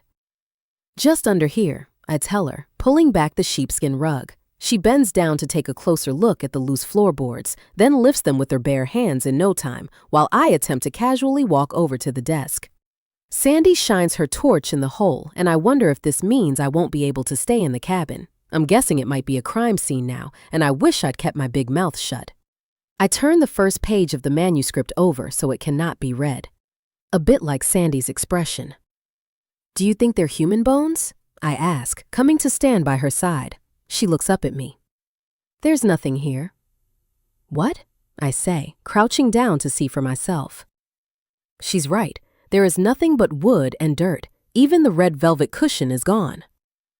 I don't understand. The bones were right there. Sandy looks past me at the old brass drinks trolley in the corner of the room. Then she sighs, dusts off her hands on her jeans, starts to stand. "You said your books had a hint of horror about them." I can see you've been working on something, she says, nodding toward the manuscript I was so desperate to hide. Perhaps the tiredness from the journey, a little whiskey, being alone out here when you're more used to city life. Maybe your imagination got the better of you. I didn't imagine it, but I can't explain it. Or understand how something I'm sure was there last night has vanished. Well, honestly, I'm relieved, Sandy says. The island is very proud to be crime-free, and apart from one dead body on the beach a year ago, which Midge should never have mentioned, a safe place for everyone who lives here. Don't give it another thought. There's nothing there, so let's pretend it never happened. I nod, but it did. I meant to ask you earlier, but I forgot, I say. When is the next ferry back to the mainland? Sandy frowns. Not leaving so soon, are you? I thought you said you liked it here. Oh, I do, very much so. It's just, there are some things I left in my car that I need. Well, give me the keys and I can get them for you next time I'm on the mainland. No sense in you losing precious writing time. That's very kind, but I would like to know when the next sailing is, just in case I need to get back anytime soon. She stares at me. Hard to say with the weather, but I'll be sure to let you know. I might have had too much to drink, but her behavior seems a little strange to me. After Sandy leaves, I pour myself another glass of whiskey. Then I stare at the empty space beneath the floorboards, in case the bones might have reappeared. They haven't. But there is something in the cabin that wasn't here before. Something I quickly picked up before Sandy saw it. An envelope with the words "Read Me" written on it was slipped under the door while I was out this evening. I open it and am shocked by what I see. 23rd March 2017, The Times, page 5. Woman freed after 30 years in prison. A wrongful conviction and a broken justice system. Abby Goldman. 30 years ago, on a cold October afternoon, Coraline Thatcher's daughter did not come home from school. Late that night, after reporting her missing and making several calls, she suspected that her 15-year-old child was at a party at a friend's house. The friend's parents were not home. On arrival, it was clear that the party had got out of hand. The house was filled with young people, loud music, and the smell of drugs. Coraline eventually found her teenage daughter in a bedroom, unconscious, and being raped by a 21-year-old man. Coraline reached for a bottle of Jack Daniels that was on the bedside table and smashed it over the man's head. She was still holding the broken bottleneck when he climbed off her daughter, grabbed Coraline by the throat, and pushed her up against a wall. He was 6 feet tall and weighed 14 stone. Witnesses concur he spat in her face and threatened to end her. Coraline's lawyer claimed that sticking that broken bottle into the man's throat and severing an artery in his neck was self-defense. But a jury, which astoundingly included a cousin of the rapist, found her guilty of murder and she was sent to prison. For life. The courts have now ruled, 30 years later, that Coraline Thatcher should never have been convicted. The man she killed had been arrested numerous times before he raped her daughter for violent sexual assault and stalking. He was known to the police, but he was never charged. A woman is killed by a man every 3 minutes in the UK, and yet when a woman tries to defend herself, she is the one who loses her freedom. Our justice system is broken. Coraline did what she did to protect herself from a man the police failed to protect her from, and she lost everything as a result. Her daughter was put into care, and Coraline was not allowed to see her. She lost her home and her business. Her mother died while she was in prison. Her daughter, now 45, the same age Coraline was when convicted, refuses to speak to her, and she has grandchildren she has never met. Coraline now lives in a halfway house in London and is dependent on charity to get by. I met with her in the hope of an exclusive interview, but she met with me only to tell me why she wouldn't give one. "There's nothing anyone can do to give me my life back," she said. "All I wanted was to run a little shop and take care of my daughter." Coraline was dressed in green and looked older than her years. The dead man's family also had no comment and threatened me and this newspaper with legal action. "Justice is only for those who can afford it," Coraline told me. "Freedom, it seems, also comes with a price." Innocent criminal.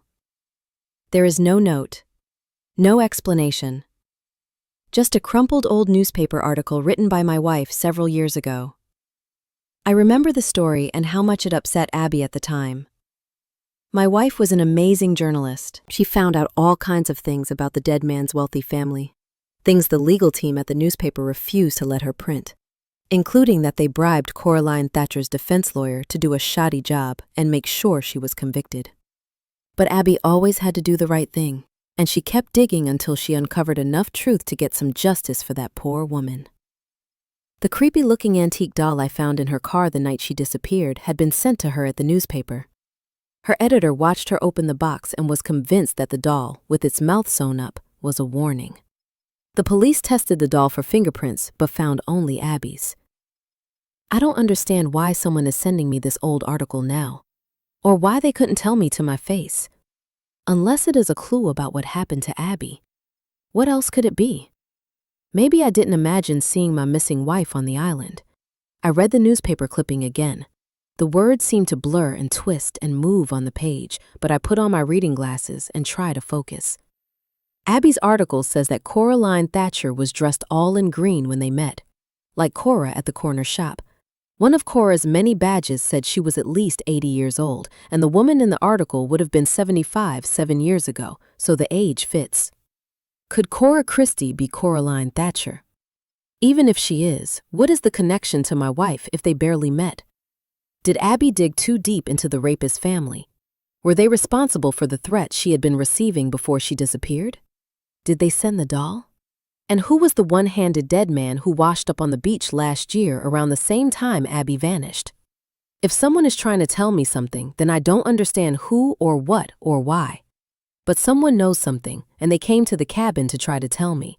And it was someone on the island, which means there can be only 25 suspects. It's late. It's been a long time since I got any real rest, and I'm so tired I feel as though I could fall asleep standing up. Columbo is already snoring at the foot of the bed, and I think he has the right idea.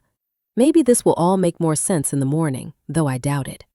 I replace the floorboards and the rug and pour myself another small glass of whiskey, just a little something to help me sleep. It doesn't work. It rarely does. I lie awake thinking about Abby, as always. What if she was scared that someone was going to hurt her, so she decided to disappear and find somewhere to hide? Somewhere remote like the Isle of Amberley, where she would be safe, where nobody would think to look. Hope can be just as devastating as despair. I worry that not sleeping properly for months has done permanent damage to my mind. Nothing has been the same since that night. Even when I do sleep, it is rarely for long. The first few doctors I saw about my insomnia were sympathetic but useless, saying things like, "Pills are a last resort," and suggesting I make a list of my worries before bedtime. Another told me to try meditation. Surprisingly to me, that worked for a while until it didn't. They all told me to cut down on screen time and avoid alcohol, both of which are things I can't do, and besides, alcohol is the only thing that does sometimes quiet my mind when life is too loud. I think there are just too many questions rattling around inside my broken brain. What happened to my wife that night? Where is she? Is she alive? Questions that nobody has answers for. I remember showing our joint bank statements to Kitty, pointing out the large sums of money Abby had withdrawn in the months before she disappeared. Kitty was as baffled as I was about her goddaughter's behavior, and too polite to say out loud what so many others I'm sure were thinking, that Abby had staged her own disappearance. I didn't blame them because that's what I would have thought too. But they didn't know her like I did. She would never do something like that. And now, just like all those other nights, she is all I can think of, wondering how well I really knew my wife and whether I'll ever know the truth. The last doctor I saw took pity on my sorry story and reluctantly prescribed sleeping pills, but they don't really help. Not unless I double the recommended dose. Even if I manage to get a few hours rest, I'm so deeply tired after all these months that my head feels fuzzy. Like there is permanent white noise all around me. My memory is noticeably affected too, and some days I barely have enough energy to function. Sometimes I can't form proper sentences anymore. I literally can't find the words, which is a bit of a problem for a writer. I've read that long-term insomnia can cause hallucinations and paranoia, and I'm starting to wonder if that's what is happening to me now. But I find the newspaper article, and it's real. I didn't imagine that. Someone is trying to tell me something. Writing a book can mean long periods of isolation filled with intense self-doubt and sustained self-loathing. If the books are not well behaved, it feels like doing daily battle with myself for months, and I fight dirty when cornered. Not all varieties of self-harm are possible to see. The people who tried to support me when Abby first disappeared soon stopped calling. I didn't have the energy to see or even talk to people, and they didn't seem to understand. How could they? My whole world imploded the day she disappeared. I couldn't eat. I couldn't sleep. I couldn't write, and sometimes it felt like I couldn't breathe. I was too tired to see anyone, too tired to do anything much at all. I told everyone I was busy, that the best cure for heartbreak was hard work, but really all I was doing was staring at a blank page on a screen and drinking myself to oblivion. Lost inside myself. Reliving the night she disappeared over and over again, thinking she'd still be there if I had done something differently. It felt like the end of my world, but I soon learned that the rest of the world goes on spinning with or without you. Abby made me happy. And writing used to make me happy too. It was something I truly loved. I lived to write and I wrote to live. But all of that has changed for me now. Writing is like being beaten to death by your own dream. It began with not being able to write, but these past few months I've been so tired I can't even read. When I try, the words seem to move sideways across the page, like the view out of a fast-moving train. I know I need to rest, but I can't, not until I know what happened to the woman I loved. I see her everywhere, but I thought it was just my tired mind playing tricks on me. After what Midge and Sandy told me tonight about a mystery woman coming to Amberley last year, and the newspaper article slipped beneath the door, I'm not so sure. What if my wife really was here on this island? What if she still is? Unable to switch off the thoughts and fears that are always too loud, I lie awake in the darkness. I long for sleep, but it doesn't find me. I open my eyes and am grateful for the beautiful view at least. The glass doors at the back of the cabin really do bring the outside inside, and I am living on the edge in more ways than one. From my bed, I can see the almost full moon reflected in the ocean beneath a star-stained sky. The sound of the sea in the distance, a sound Abby hated, calms me like a watery lullaby. Until I see a face in the window. Silent scream. A number of characters in my books have emitted a silent scream when something terrifying happens to them. In real life, I do not scream silently. In real life, the sound that comes out of my mouth when I see a face outside the window in the middle of the night is surprisingly high-pitched and very loud.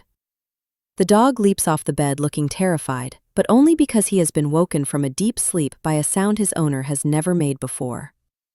I jump up too, but when I look back at the window, there is nobody there. Fear is a shapeshifter. Mine soon turns into anger. Someone came in here and took those bones from beneath the floorboards. Someone left an old article written by my wife for me to find, and someone was outside just now, in the middle of the night, watching me. I instinctively reach for my phone, forgetting that it doesn't work, but who would I call if it did? There are no police, only Sandy. There might not be any crime on this island, but someone is up to no good. I'm not imagining it. I look around the cabin for something I can use as a weapon to defend myself should I need to, and settle on the iron poker next to the wood-burning stove. Then I unlock the huge glass doors, sliding them open, adrenaline pumping through me. I know you're out there. Show yourself, I say, trying not to sound afraid. I close the doors behind me to prevent Columbo from following and step out onto the decked area, the roar of the sea suddenly loud in my ears. The temperature has dropped dramatically, and the cool night air stops me in my tracks. Coming out here in just my pajamas wasn't terribly smart. I spin around like some wild, untamed creature, careful not to get too close to the edge or the steep drop it hides in the dark, but I can't see anything. Or anyone. All I can see at first are clouds of my own breath. My eyes adjust to the light as I look up at the darkest of skies and then down at the unforgiving black ocean. The night sky here is so clear and the stars are so much brighter than I have ever seen them anywhere else. It's strange to think that this spectacular night sky is always above us, wherever we are. We're all just too busy looking down to remember to look up. The tide is in now, and the sea, like my mind, is not calm tonight. I can hear the waves smashing into the cliff below, and a sentinel of trees swaying, creaking, and groaning in the distance behind me, as though I have disturbed them, woken them from their slumber. I glimpse something move out of the corner of my eye. A shadow darts through the trees to the side of the cabin. I turn just in time to see that it is a large stag with huge antlers. It stops, then twists its head to look back at me from the safety of the forest, two enormous brown eyes staring in my direction. Maybe that is what I saw in the window. Then I hear something else, something unfamiliar at first. Somewhere deep inside the forest, I hear what sounds like someone playing a harmonica. I stand perfectly still, and I listen, and I'm sure I can hear someone playing Feeling Good by Nina Simone. It's faint, and when the wind rustles the leaves on the trees, I can't hear it at all. Am I imagining it? Am I hearing things? I remember the red harmonica that was on the writing desk when I first arrived, and hurry back inside the cabin. I search everywhere, but the harmonica is gone. Busy doing nothing. I stand outside again, straining to hear the harmonica, but I don't hear anything except the wind in the trees and the sound of the ocean. Eventually, when I am so cold I can hear my teeth chattering, I go back inside. I don't know whether I imagined everything that just happened, but I lock the doors behind me and drag a chair over to lodge beneath the main handle so nobody can get in. Then I pull all the curtains and blinds so nobody can see in either. I lie down and close my eyes, and somehow I sleep, and when I do, I dream of drowning. When I next wake, it is still the middle of the night, and I am still exhausted. But I am too scared and confused and about everything to even try to close my eyes again. There's something very strange about this place. If I had anywhere else to go, I would leave. Maybe I should leave anyway. But what if someone here does know something I don't about my wife? I'll never find out if I go now. I see the framed paper napkin on the desk again, the now familiar words scribbled on it in black biro. The only way out is to write. Whoever wrote it wasn't wrong. I make myself a cup of black coffee and start working on the book. I plan to transcribe the whole thing onto my laptop and then edit it. Make it my own. The basic plot and the characters are great. It's about a writer trapped on a remote island, and it makes me wonder how happy Charles Whittaker really was living here if he came up with the idea. It's a story about finally having everything you thought you wanted in life, only to discover that it makes you exhausted, lonely, and sad. I can relate to that. I don't know how long it will take me to turn the idea into a Grady Green thriller, but I'm sure I can do it in 3 months. Possibly less time if I work really hard. And then, who knows? Maybe Kitty will find me a new publisher. Perhaps there will be an auction and I'll get a big advance, pay my debts, find a new home, start again. I am always filled with hope when I start a new project. I think all authors must be, otherwise they wouldn't spend days, weeks, months, sometimes years of their lives hiding away from the world, desperately trying to write the perfect book. I've been doing this long enough to know that there is no such thing, but I'll keep trying, even if it kills me. You can only rearrange the furniture of your life a number of times before things look the same as they did. I have to concentrate on the book, focus on the writing, do the work. Nothing else matters, and I can't afford to get distracted. This might be my last chance. I've managed to copy almost 50 pages by the time dawn arrives. My body feels stiff the way it always does when I sit at a desk for too long. I stretch and notice the wedding ring still on my left hand. It's never felt right to take it off, even after all this time, but I know that at some point I do need to move on. Or at least try to. I stand up, roll my aching shoulders, walk over to the sliding doors, and remove the chair that was wedged under the door handle. When I pull back the curtains, a truly breathtaking view of the sunrise over the ocean greets me, and I feel grateful and lucky to be here despite all the strange things that have happened since I arrived. I open the doors and step out onto the splintered, faded decking to enjoy the moment fully, staring up at a pink-stained sky. Nobody else will ever see this exact view from this precise place at this time. This incredible sight is unique for me, and it makes life feel worth living again. I find it increasingly difficult to concentrate when I return to my desk, even without the distractions of the internet and social medias, so I go to make myself another coffee.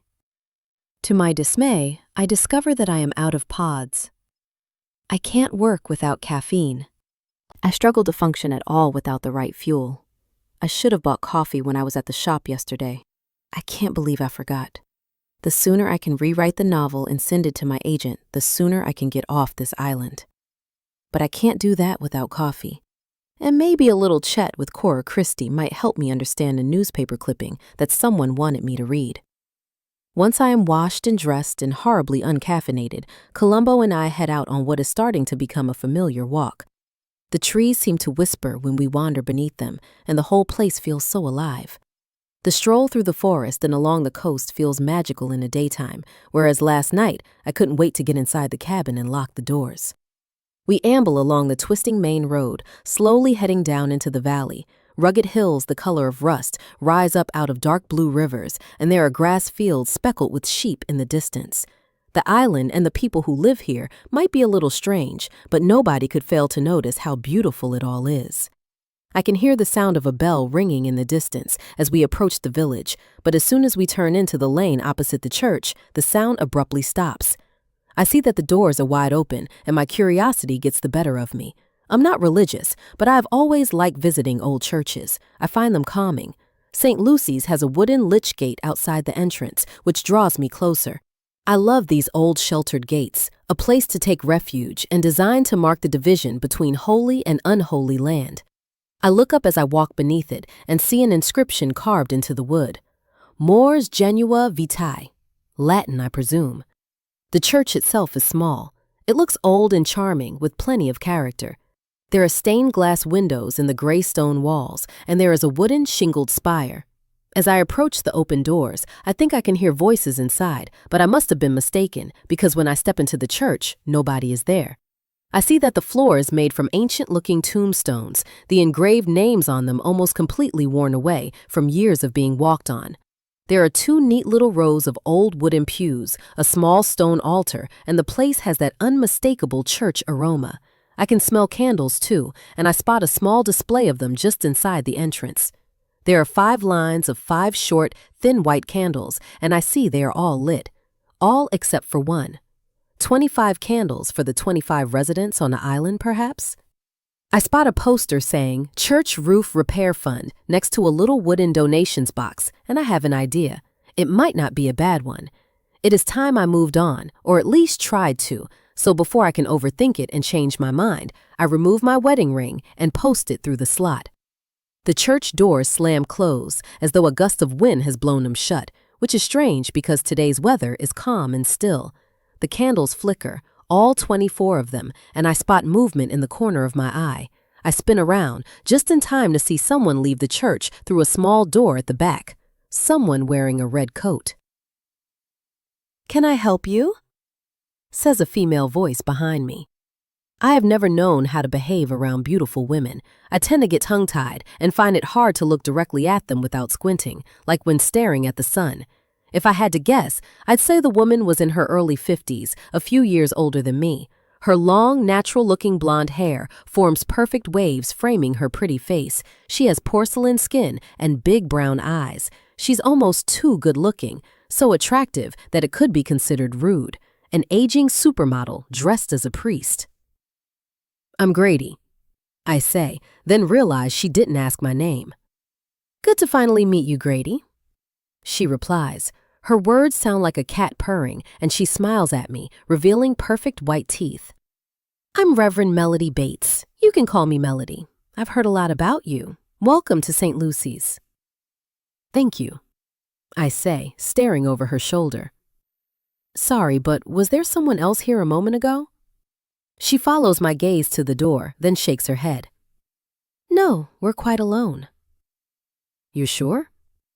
The Reverend raises a perfect eyebrow.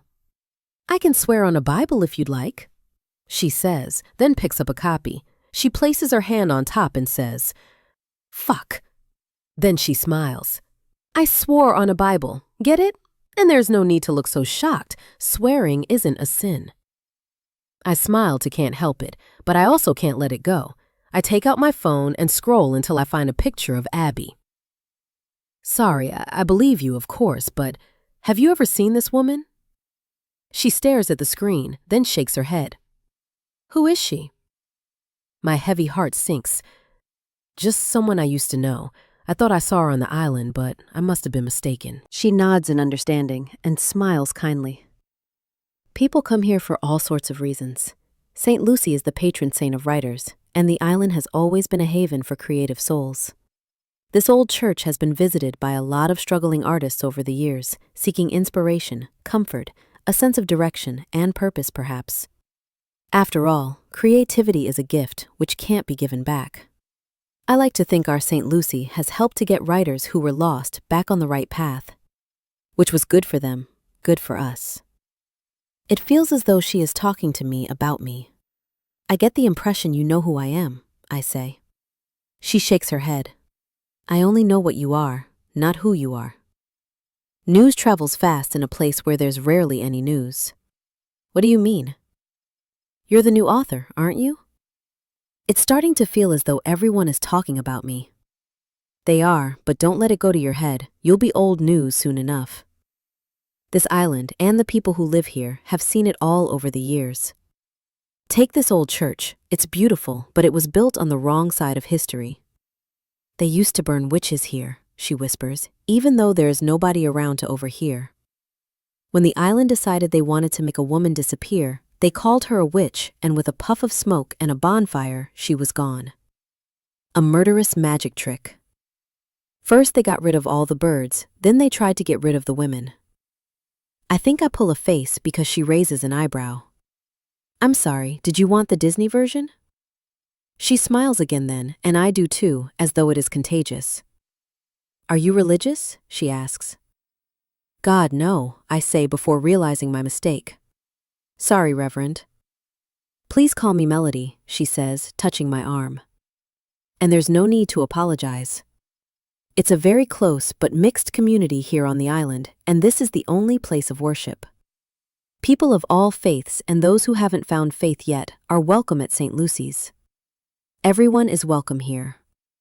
Even four-legged visitors," she says, looking down at Columbo. As soon as she gives him attention, he wags his tail and looks up at her adoringly. I realize that I am doing the same. I can't remember whether female priests are allowed to have relationships, and I feel guilty just for wondering. I glance over at the donations box, and my finger suddenly feels naked without my wedding ring.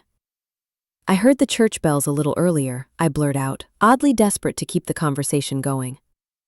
It was a strange sound. A single bell ringing very slowly but repeatedly and echoing all around the valley. Melody's smile vanishes and her body language changes. The tolling of the death bell. It rings once for every year a person lived. Did someone die? She shrugs. We're all dying from the day we are born. It was just a rehearsal, nothing for you to worry about. But if you want to be helpful, the best thing you could do is leave.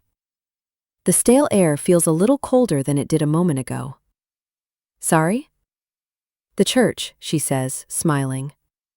So that I can lock up, she adds, producing a giant set of keys. Right, of course, I reply, already heading out of the door. What does the inscription mean? The one above the gate? I ask, seeing it again. Mors genua vitae. It's Latin for death is the gate of life. If you like that sort of thing, you might want to visit the cemetery too before you go. It's always very popular with visitors. Good to meet you, Grady. You take care now. The beautiful priest remembered my name.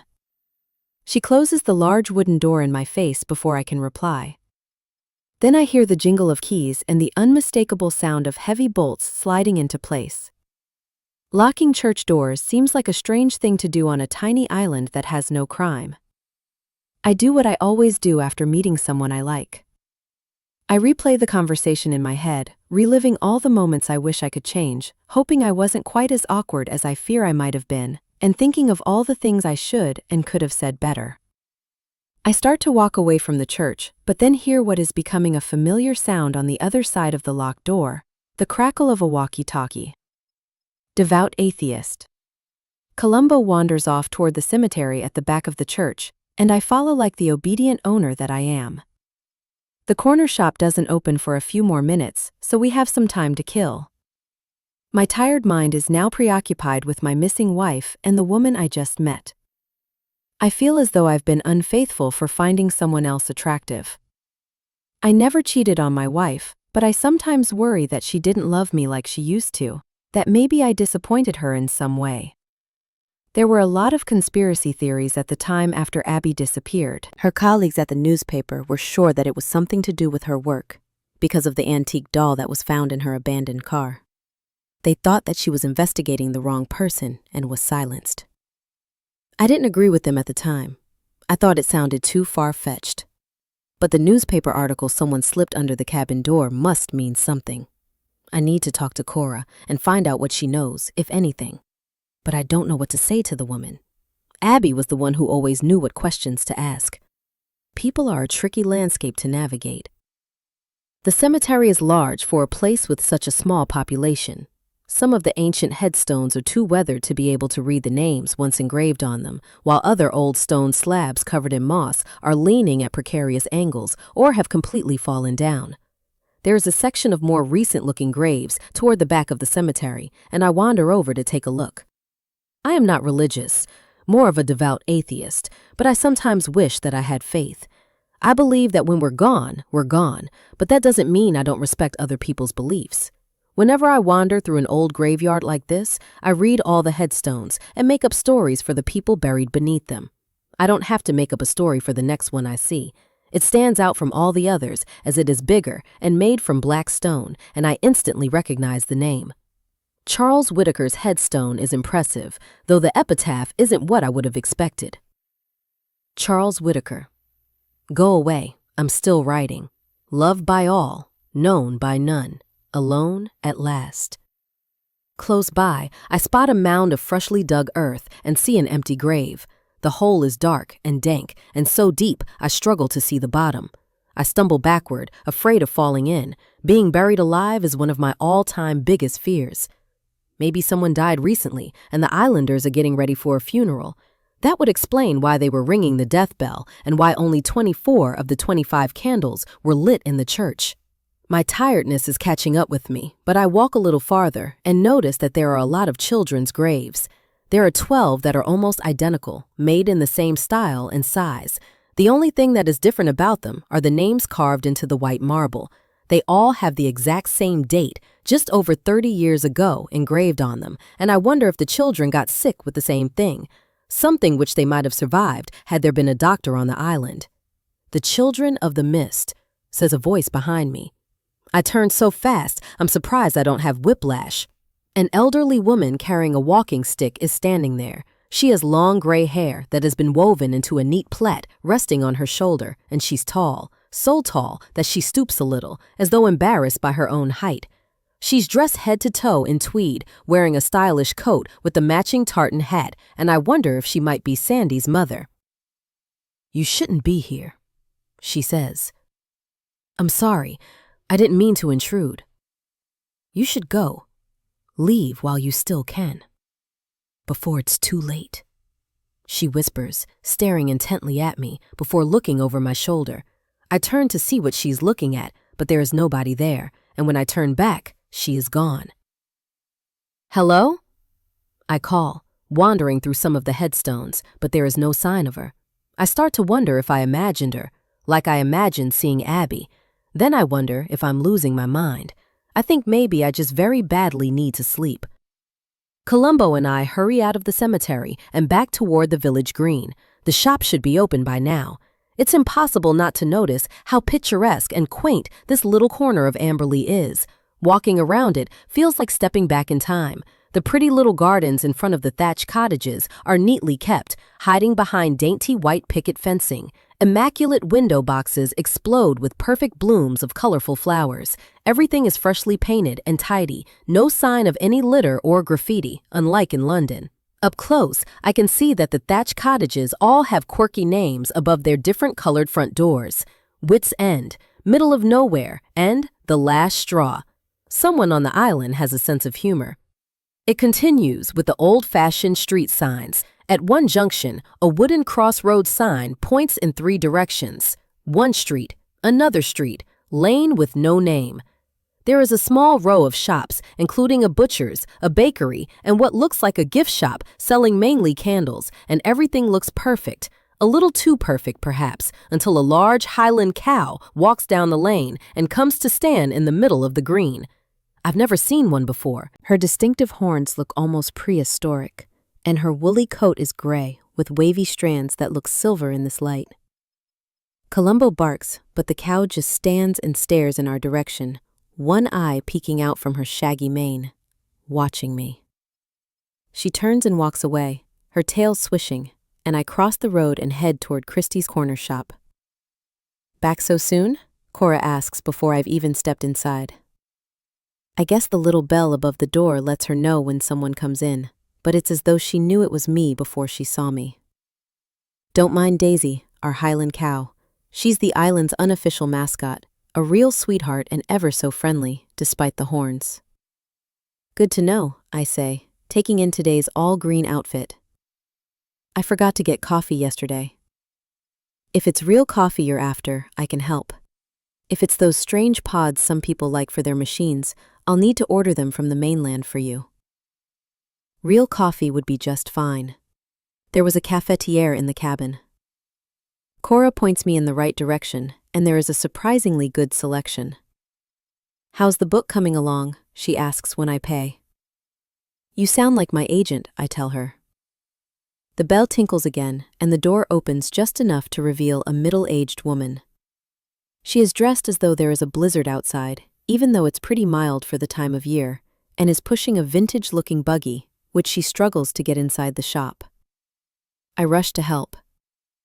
"No thank you," she says curtly, with a determined shake of her head. She heaves the buggy backward up the step, then pushes it past me. I suppose some mothers are very protective of their children. But when I look inside the stroller, there's no baby, just a pug dog wearing baby clothes. It stares back at me and growls.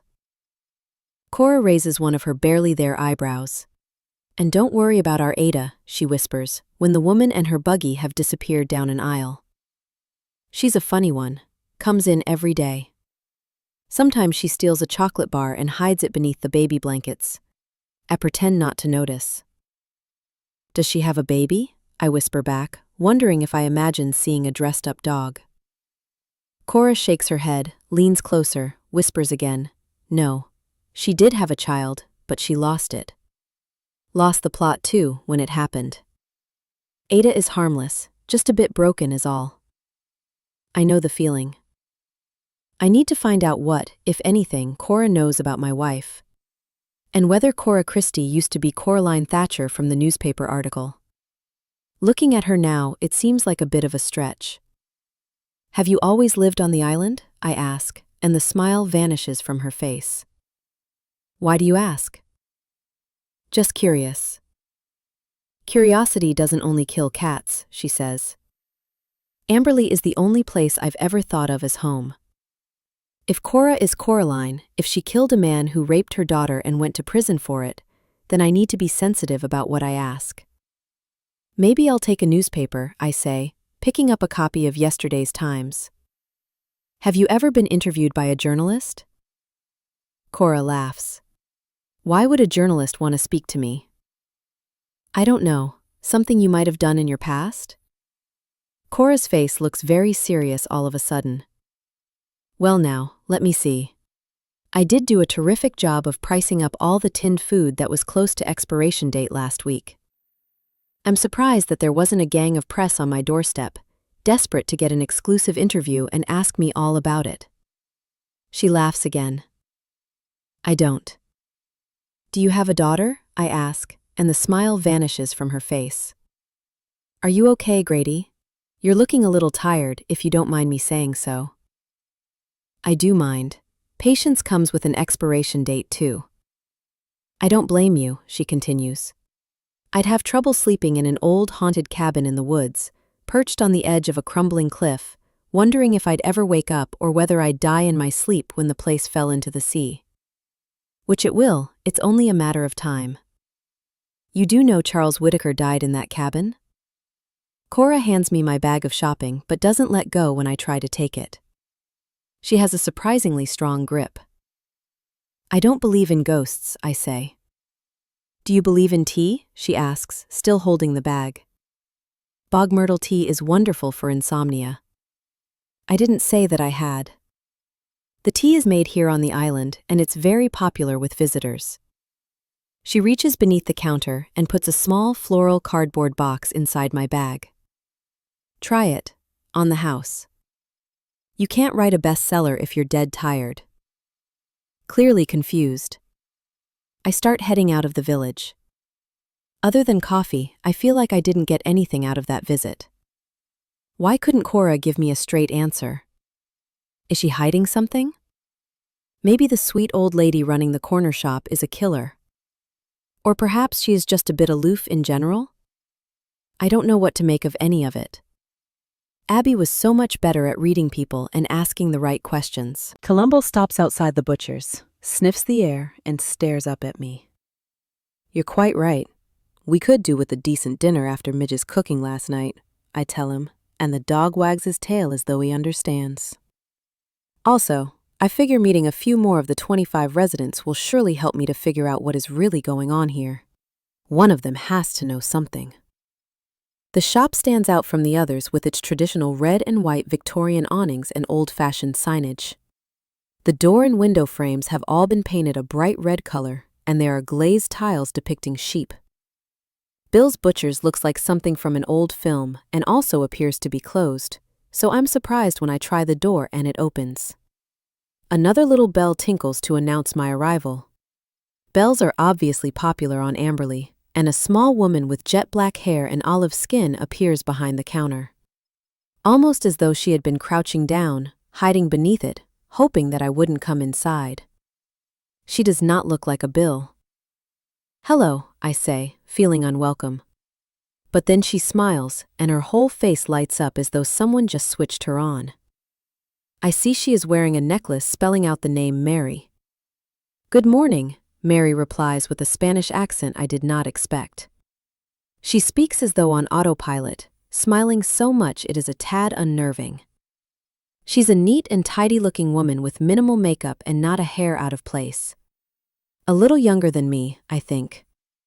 She's wearing a bright white, slightly bloody apron. I take in the steel rails on the walls and huge wooden chopping blocks, the oversized scales, and rows of large, shiny, extremely sharp-looking knives. Is there anything I can help you with? She asks, still smiling. The way she stares at me with her big eyes and bright white teeth makes me feel so uncomfortable I have to look away. I cast an eye over all the meat on display instead. There's a lot of it for a tiny island. There's so much to choose from, I say. She nods enthusiastically. We do our best. At the moment, we've got leg of lamb, lamb chops, lamb shoulder, lamb rack, lamb burgers, lamb cutlets, minced lamb shanks, lamb loin, and some lovely lamb cheeks. That's a lot of lamb. She nods again, beaming. It is. You don't sell any other types of meat? The smile vanishes from her face. No, we sell lamb. My eyes are drawn to the very sharp-looking knives again. Well, in that case, I'll take some lamb chops, please, I say. The smile returns, and she starts adding the meat to the scales. Life on a small island like this isn't always easy, she says.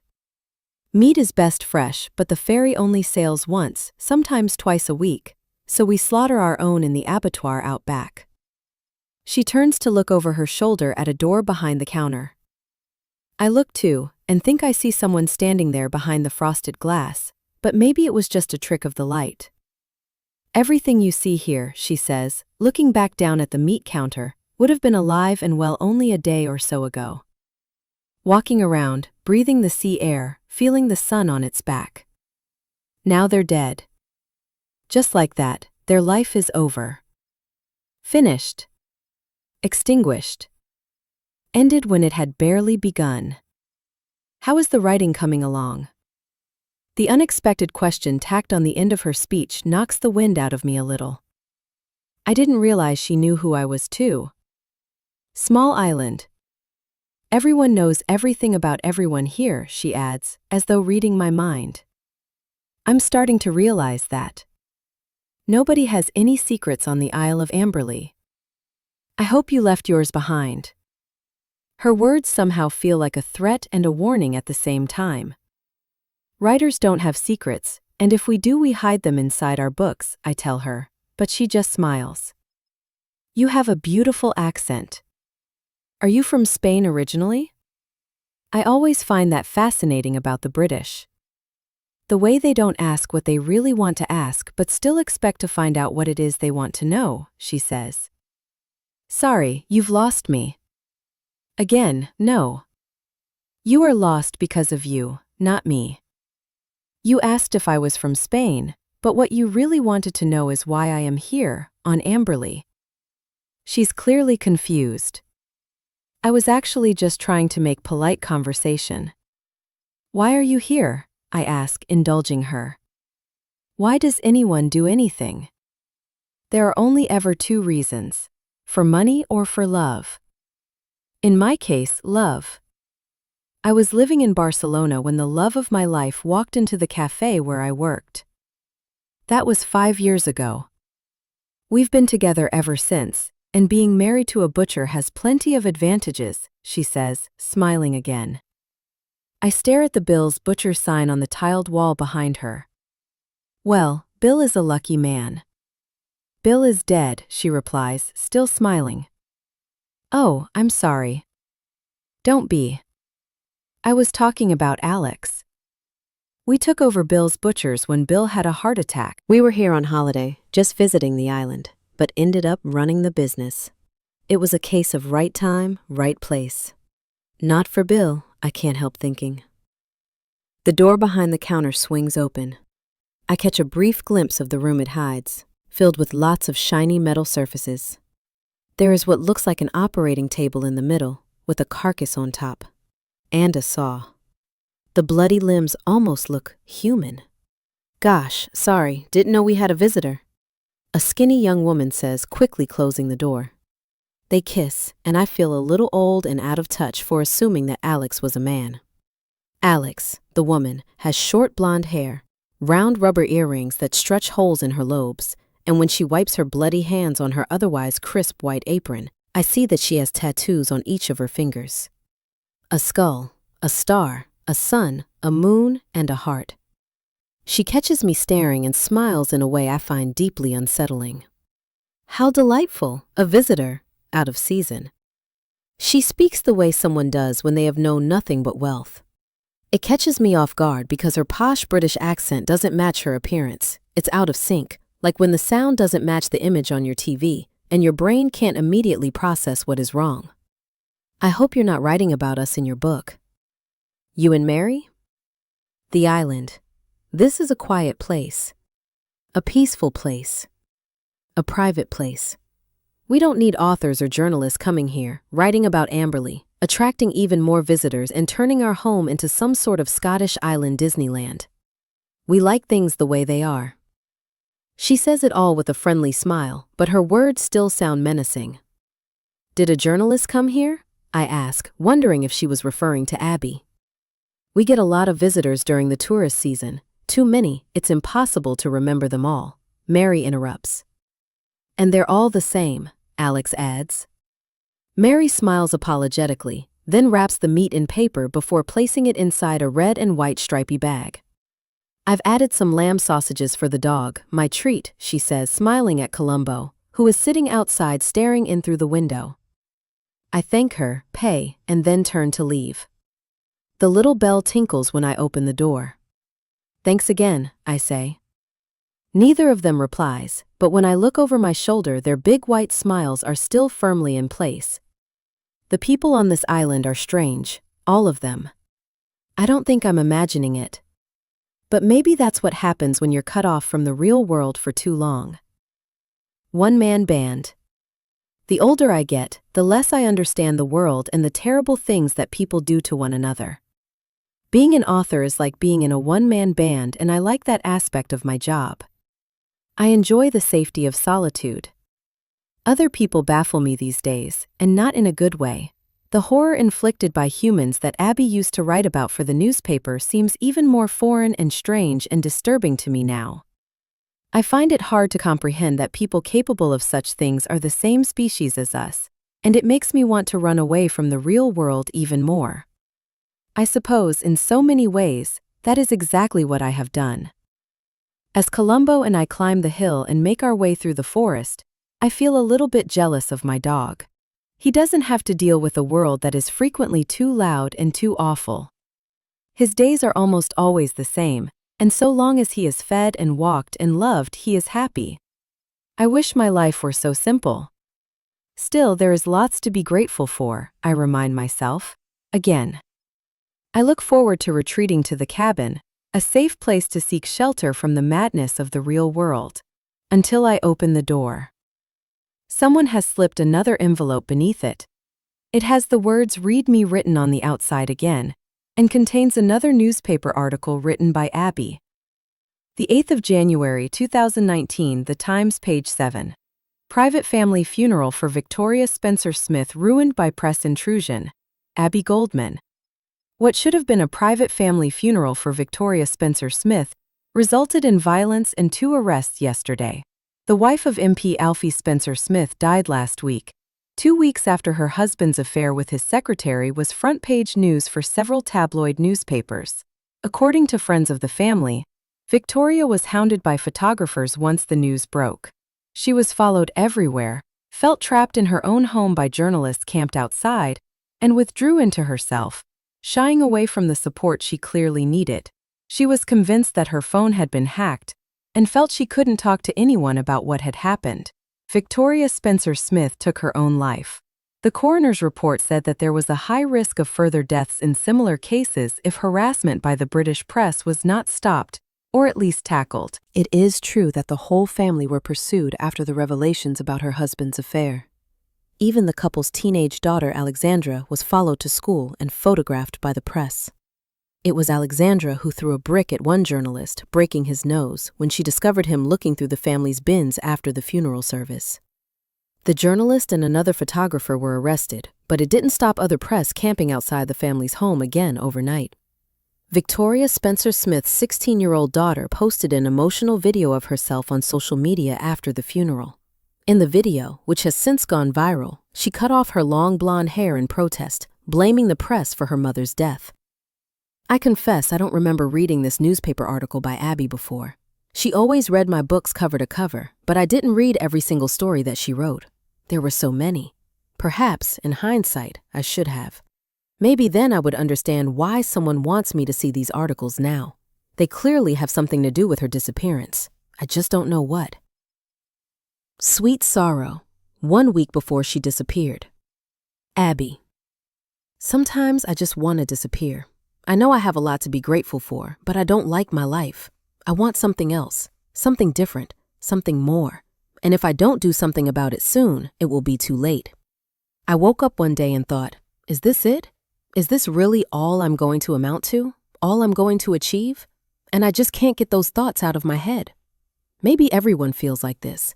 Maybe everyone reaches an age when they can't help thinking that they should have done more, lived more, been more than who they are. I'm not who I wanted to be. The woman in black doesn't say anything, just listens. Our time is almost up. And part of the problem is that I don't even know who me is anymore. I used to be so independent. I had ambitions and a life of my own, but it feels as though I've been fading since I met my husband, and falling, and I can no longer remember whether I jumped or was pushed. I feel as though I haven't been in charge of myself or my thoughts or my feelings for years. His thoughts about the world are now my thoughts, as though they were contagious. I'm being more honest than I've ever been with anyone, and I worry that I'm making a mistake. The woman's face is expressionless. It's impossible to tell what she is thinking. If you're going to tell me that I have a lot to be grateful for, a lot to be happy about, there is no need. I know that already, I say, hearing the defensive tone in my voice. And while I am grateful for all the good things in my life, I'm not happy. And I have to do something to change that, even if it means leaving my husband. Our lives are so tangled up in each other, and that isn't an easy thing to unpick. I don't want to hurt him, but I need to fix me. The only way I can have a new life is to leave the old one behind. Do you still love him? The woman in black asks, finally speaking. Yes. Do you think he still loves you? I think about that question before answering. He loves who I used to be. I don't think he's noticed that I'm not that person anymore. We were at a friend's birthday party when the cracks in our relationship became a little too wide to ignore. One of my friends, not his. My husband has never liked parties. He prefers spending time with his characters and the dog. He complained the entire car journey, all the way to London, but when we arrived, he turned on the charm. He drank and he danced, and he became the person they all thought he was, the man I had fallen for when we first met, the author, the public persona he presented to the rest of the world, and the person I knew had very little in common by then. Seeing him like that, confident, fun, the life and soul of the party, made me feel strange. I worried that perhaps it was me making him miserable at home. He was often moody when it was just the two of us, especially if one of his precious books wasn't going well. I felt jealous of the women he was talking to and smiling at. I didn't like the way they looked at him or how they laughed at his jokes, even the ones that weren't funny. One of them even asked him to sign their copy of his latest novel, and he was like a pig in mud. Your other half is on good form, isn't he? Said the friend who was hosting the party. It was a statement, not a question. We'd been friends since school and had always been closest. He even named her daughter after me, but our lives had taken us in different directions. She had a child, I had a career. I was very fond of her daughter, having known her since she was born, and my friend thought my job was far more exciting and glamorous than it was. She owned this amazing townhouse in Notting Hill and was always hosting extravagant parties. There would be caterers with trays full of expensive-looking canapes and endless champagne. She even hired a string quartet once. It was as though she needed the world to think she was happy, even though she wasn't. Looking back, maybe we were both a little jealous of what we thought the other had. I found myself irritated by the way she and all her mom friends stared at my husband that night, as though he were a genuine celebrity, like a film star, not an author. My opinion of writers changed a little after I married one. I wanted to leave. I followed him to the upstairs bathroom and waited for him to come out. I think we should go, I said as soon as he opened the door. He looked genuinely concerned. Why? What's wrong? Nothing. Well, then I am in trouble. Whenever you say nothing is wrong, it means that everything is. Did I do something to upset you? Yes. No, it's fine. Clearly it isn't. I give up. I didn't even want to come to this party, but you insisted, so here I am and you're still not happy. Would you be happy if you had to watch me flirt with other people all night? He laughed. I haven't been flirting. I don't think I even remember how. I've been talking to people because that's what people do at parties. Would you rather I stood in the corner, stared at the wall, and didn't speak to anyone? I'd rather you spoke to me. The words rushed out of my mouth before I could stop them, and I hated how jealous I sounded. We talk all the time, he said, looking confused. No, we don't. We don't talk anymore. We don't laugh anymore. I can't remember the last time we had sex. Is that what this is about? Keep your voice down. Someone will hear us.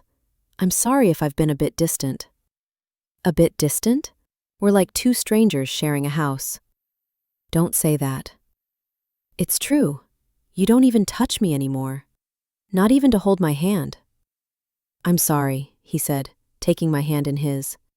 It felt warm and strong and nice. You know I had a deadline and the book. I shrugged his hand away. I don't care about your books. I'm sick to death of listening to you talk about your books as though that's all that matters. I care about us. I get that you love the way women look at you while you blather on about yourself and your stories, but... So now I'm in trouble for the way other people look at me. Don't think I haven't noticed how you're looking at them too. What does that mean? Should I walk around with my eyes closed? I only have eyes for you, you know that. You're always the most interesting woman in the room. Interesting is an interesting choice of word. It's true, you have an amazing career, a life. All the women downstairs talk about are endless stories about their children. There's nothing wrong with being a mother. What if I wanted that too one day? He looked at me as though I had told a joke. Then, when there wasn't a punchline, he looked at me as though I had lost my mind. But you don't want children, you never have. I think you've been working too hard, you're stressed, and you're taking it out on me, as usual. Me working so hard benefited both of us, financially and in other ways. I was tired of his complaints about the long hours and late nights. I'm sure it's all very flattering and a nice little ego boost when they flutter their eyelids at you, I said. But none of it is real. They think you're something you're not. And what am I? I bit my tongue. Until he met me, his writing career had hit a dead end. My connections were the reason he was a success. We both knew it, I didn't need to say it. But I didn't want to hurt him. I still don't. You used to look at me the way they do, he said then. As though you believed in me. As though you were proud. You used to look at me as though you still found me attractive. He frowned. I do still find you attractive. Then he kissed me in a way that he hadn't for so long. Stop that. Someone could come up here any moment, I said, pushing him away. I can't kiss my wife now? It's been so long, I'm surprised you remember how. He pushed me up against the wall and kissed me again. I remember how, he whispered, and this time I kissed him back. We stumbled down the hallway like drunk teenagers, tugging at each other's clothes, until we found an empty bedroom. In the darkness, he pulled the hem of my skirt up, my underwear down, and maneuvered me to a vintage armchair in the corner of the room. He fucked me on that chair. There is no other word for it. One of his hands bent me over from behind and held me in place, the other covered my mouth. Despite what he'd said, I felt like I could have been anyone, and that something had changed between us. Sex didn't feel like making love after that night. We took what we needed from each other when we needed it, and intimacy became even more of a rare currency in our marriage. Then it stopped altogether. I could see in the mirror that I didn't look how I used to, but he looked better than ever. Some men get more handsome with age. Our jobs became our lives, and the women he worked with, publishers, publicists, all seemed to be getting younger and prettier. It's hard for a woman my age to compete with a 20-something with stars in her eyes. We started to unravel, and I didn't know how to fix us, or if I even wanted to. I was always working, he was always writing, and we muddled on. There is nothing sweet about sorrow. Sadness can consume a person if it is allowed to linger too long. It takes root and buries itself inside a person's soul, until every thought is too heavy, too painful to think. It felt like we had lost the version of us that knew how to be happy. We're still together, but I have never felt so alone. He thinks he still loves me, I tell the woman in black, realizing that I have allowed myself to wander and get lost inside memories I would rather forget. She waits for me to say more, but I don't. I have forgotten how it feels not to feel lonely. Sometimes at night, while he is sleeping right next to me but seems so far away, I remember how things used to be. Retired feelings of desire return, and I can't sleep unless I do something to satisfy them. When I am sure he is sound asleep, my fingers creep beneath the sheets, silently slide down my tummy, and find their way between my legs. I've learned to be silent as I touch myself the way he used to touch me. Sometimes I pretend that it is his hand, his fingers, him, even though he is unconscious and uninterested. Other times I pretend that other hands are touching me. People I know, people I don't. I've never cheated on my husband in real life, only in my fantasies. I thought I could fix us. Find a way to make things work. Wives think their husbands will change, but they don't. Husbands think their wives won't change, but they do. Big Baby Grady. My past has been leaning hard on me lately. My mind keeps revisiting parts of it I would rather forget. Nobody wants to be constantly reminded of their mistakes or shortcomings, but I guess there are some we can't ever run from. My wife and I rarely argued. It sounds far-fetched compared with most married couples I know, but it is nevertheless true. She had a rather unfortunate habit of storing up all the things that I had done to annoy her, and then letting me have it with both barrels in a fit of rage that was otherwise quite out of character. There was seldom any warning for these outbursts, but I had learned over the years that there were some topics of conversation best avoided. If we did disagree toward the end, it was often about the same subject, children. She occasionally thought she wanted them. I always knew that I didn't. It was a topic that came up rarely because it always resulted in the sort of conflict neither of us wanted. I remember the last time we talked about it as though it were yesterday. You keep saying I should quit my job at the newspaper, but then what would I do? Abby said as we strolled along Brighton Pier hand in hand. We had a night away in a posh hotel to celebrate our anniversary, and were walking off fish and chips. Seagulls danced in the blue sky above us, the sun was shining, Columbo was trotting along the boardwalk by our side, and I was holding hands with the love of my life. Life was good until it wasn't.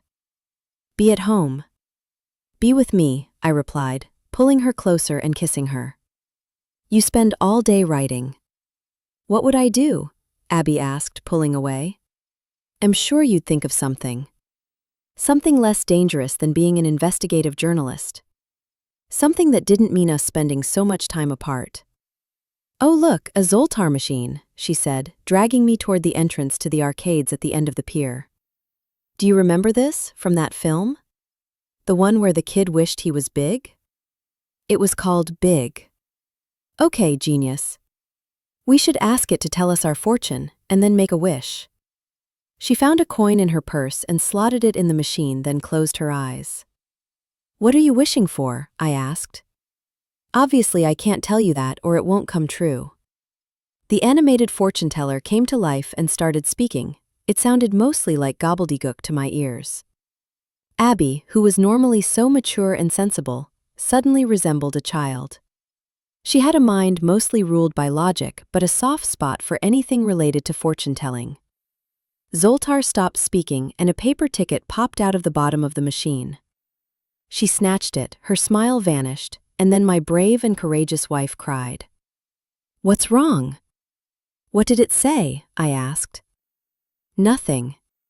One person's nothing is sometimes a whole lot of something for someone else. I didn't believe her, and I was right not to. We argued all the way home.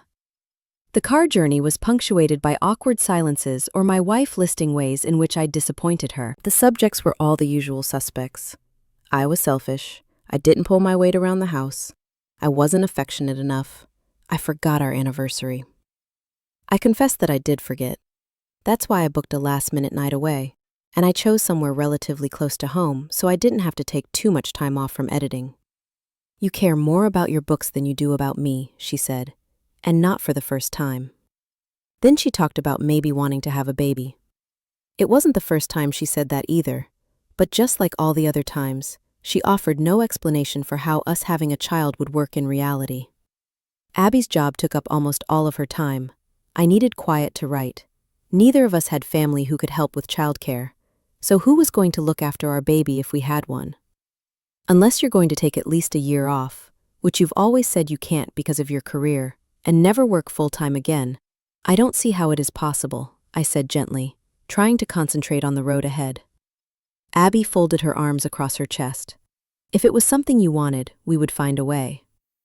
but I don't want a child. I've been honest about that since we met, long before we got married. Think about the world we live in. Humanity is broken. You write about that fact every day. Why would you want to bring a child into this world? Children are expensive and high maintenance, and they don't come with an off switch. None of our friends with kids are happy, and they all look permanently exhausted. The real reason you don't want a child is that you still are one.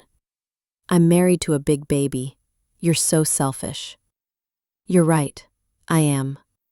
I don't want to sign up for looking after some brat for 20 years who might not even love me. Who might not even love you. Who we might not love. Having a baby doesn't always mean unconditional love and happy families. She didn't answer straight away. She was quiet, which was always the most dangerous part of any argument we had, because it meant she was planning her next attack. The Abby I knew could be cruel if she didn't get her way. The rest of the world only saw an award-winning journalist, but I had a front-row seat with the best view of the real Abby Goldman. The real Abby wasn't as tough as I think her colleagues believed. She spent Sundays in her PJs watching black and white films, wore fluffy bed socks, and slept with a water bottle because she always had cold feet. She couldn't walk past a homeless person without offering them a hot drink and some food, even if it meant giving them her own lunch. She secretly donated 10% of everything she ever earned to charity. Secretly because she believed people who shout about their good deeds are often only doing them for themselves. Even her job seemed like a variety of atonement. What I never understood was why she felt so bad in the first place. My wife wasn't perfect, but she was perfect for me. Even if she did sometimes say cruel things when she was upset. So because your parents didn't love you, I don't get to be a mother, she said, and I had to grip the steering wheel. They did love me, I just disappointed them. You didn't have a happy childhood either, I countered. Look what your mother did to you. Was that love? So now you're saying you think I'll be a bad mother like my mother. You're saying that I'm like her? Every question was a trick question when we argued. Everything she said was a trap. She made it seem impossible for me to say the right thing, but I still tried. No, I'm saying, if Kitty hadn't taken you in, who knows what would have happened to you? We are not good parent material. We were never taught how to be. I don't want to hurt a child the way my parents hurt me, or the way your parents hurt you. You think a child will make you happy, but it won't. What will make you happy, Grady? A New York Times bestseller. Somewhere quiet to write without interruptions. A wife who doesn't frequently make me feel like I'm letting her down. I am happy, I told her. I thought it was a lie, but now I think it might have been true. Abby stared out of the window, and we didn't talk for the rest of the journey. I found the Zoltar card torn in two inside her coat pocket that night. Zoltar speaks your fortune. The questions you ask and the answers you seek will do nothing to help make you feel less bleak. No man is an island, and love is rarely true. We're born alone, we die alone. Do what feels right for you. I never talked to Abby about what that card said or why it upset her so much. Back in the present, I sit in silence in the cabin. It's as though the residual guilt is dripping down the wooden walls. There are so many things I wish I could change, words I wish I could take back. But then I give myself a good talking to. I have to stop reliving the past and focus on my future. I waste so much time replaying old conversations, wondering if things might be different now, if I had said something different then. But it's all a waste of time. Wishing you could change the script of your life when the scene is over is pointless. This is my chance, maybe my only chance, to write a new book and get my life back. Newspaper clippings under the door don't change that. I might not have always been the perfect husband, but I loved my wife. I hope she knew that. As much as it hurts, and I think it always will, Abby is gone. Wherever she is now, I need to learn to move on. Stupidly brilliant. For 6 weeks, all I do is write, eat, occasionally sleep, repeat. I take Columbo for walks in the forest or along the coast, and I go to the village when we need supplies, but I don't stray too far from the cabin or my laptop, and I rarely see another human being. There have been no more strange incidents or islanders, possibly because I've locked myself away so I haven't seen any, and I've settled into a routine. I'm finally writing again, and it feels good. But I still can't sleep for more than a few hours, despite drinking gallons of Cora's Bog Myrtle tea, which is surprisingly delicious, and there are permanent dark shadows beneath my eyes. I write all day and almost all night, every night, and it feels stupidly brilliant. Sometimes I feel so exhausted I think I might fall over, so I sit back down at my desk and write some more. Admittedly, the book started out as Charles Whitaker's story about an author on an island, but I have taken his idea and turned it into something of my own. Perhaps something even better, something that my readers will enjoy. I genuinely believe this might be the book that gets my career and my life back on track. I received a typed letter from Kitty a couple of weeks ago, and she's excited too. There is no postman on the island. Cora gave it to me when I was last in the shop, and it's the only piece of correspondence I've had from the outside world since I arrived here. I confess life is much quieter without access to emails, WhatsApps, news websites, and social media. The cabin doesn't even have a TV. There is nobody and nothing to disturb me or distract me from the book, and I truly believe that this little Scottish island might be just what I needed. It makes me sad to think how few messages there might be if my phone did work. Kitty is the only person who knows I am here, the only person who still cares. I keep her letter in a little drawer in the desk, and I take it out again now. Dear Grady, the new book sounds wonderful, and I can't wait to read. I knew you could do it. I know you'll send it when you're ready, but the sooner the better. Hoping I'll have it in time for the London Book Fair, Kitty XX. I don't think I could do my job without someone else believing in me. That person is Kitty, and I am determined to repay her kindness. I don't feel guilty about Charles. The man is dead. I'm sure he could have published the book if he had wanted to, but instead he hid the manuscript beneath the floorboards, and to be honest, it has taken a lot of hard work, rewriting and editing to turn it into the story it is now. My story. At this stage in the process, I would normally print the book out before starting a second draft, but I don't have a printer, just my laptop. I stand and feel dizzy.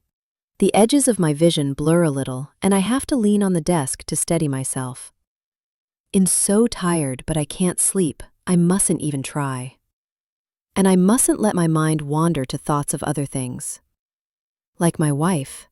She isn't here. How could she be? Why would she be? I need to focus on my work and move on. I can't slow down until the book is ready. I must keep writing. Abby was always my first reader, mustn't get distracted. This will be the first book of mine she hasn't read. Need to focus on the work, only the work. Columbo is staring at me, and I think I might have been talking out loud. It doesn't mean I'm crazy, just tired. I think I always lose a few marbles when I spend this many hours at my desk. I haven't had a haircut for a couple of months, and I haven't shaved for weeks either. Being cut off from the real world for this long is liberating, but I'm not even sure what day it is anymore. In the hope that it is a weekday and the shops might be open, I head into the village. "Hello, Grady," says Cora as I hurry into Christie's corner shop. She's one of the few people I have seen and spoken to lately, and I've seen her only because I need food, and this is the only place to get it. I seem to bump into Sandy almost every time I leave the cabin too, but that has been a happy coincidence. I like Sandy. In another life, I think we could have been friends. "How is the book?" Cora asks, interrupting my daydream. My mind has been drifting more than normal. That's why I'm here, actually. You said that if I ever needed anything that wasn't in the shop, you could get it for me. Of course. Well, I need a printer. A printer? Yes, so that I can... I might be old, but I'm not daft. I do know what a printer is. Her face lights up like a Christmas tree. Does this mean the book is finished? Yes and no, it's just a first draft. Her smile fades. How many drafts do you need to do before it is done? 3, usually, if the book behaves itself. She looks completely crestfallen. How long do drafts 2 and 3 take?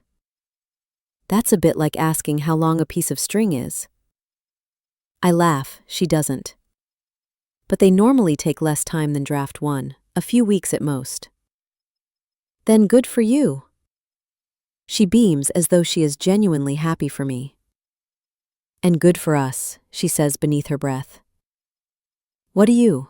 Did you have a printer in mind? I do, and I've already written it down for her. It's the same model I had back in London. It's basic, but it will do the job, and it's all I can afford. I grab some more food while I'm here, a few more lamb-ready meals, some milk, and 2 boxes of bog myrtle tea. When I count out my cash, I realize I don't have much left, but hopefully there's enough to feed myself and Columbo until the book is ready. Cora takes a Kit Kat from the chocolate stand by the checkout and adds it to my bag of groceries. That's on me, she says. I know they're your favorite. I don't know why she is being nice to me, but I like it. It almost makes me sad to be leaving the place, but that's exactly what I plan to do as soon as the book is ready to send to Kitty. I'll miss this little shop when I leave the island, I say. Cora frowns. Why would you leave the island? Well, as fun as it's been, my work here is nearly done.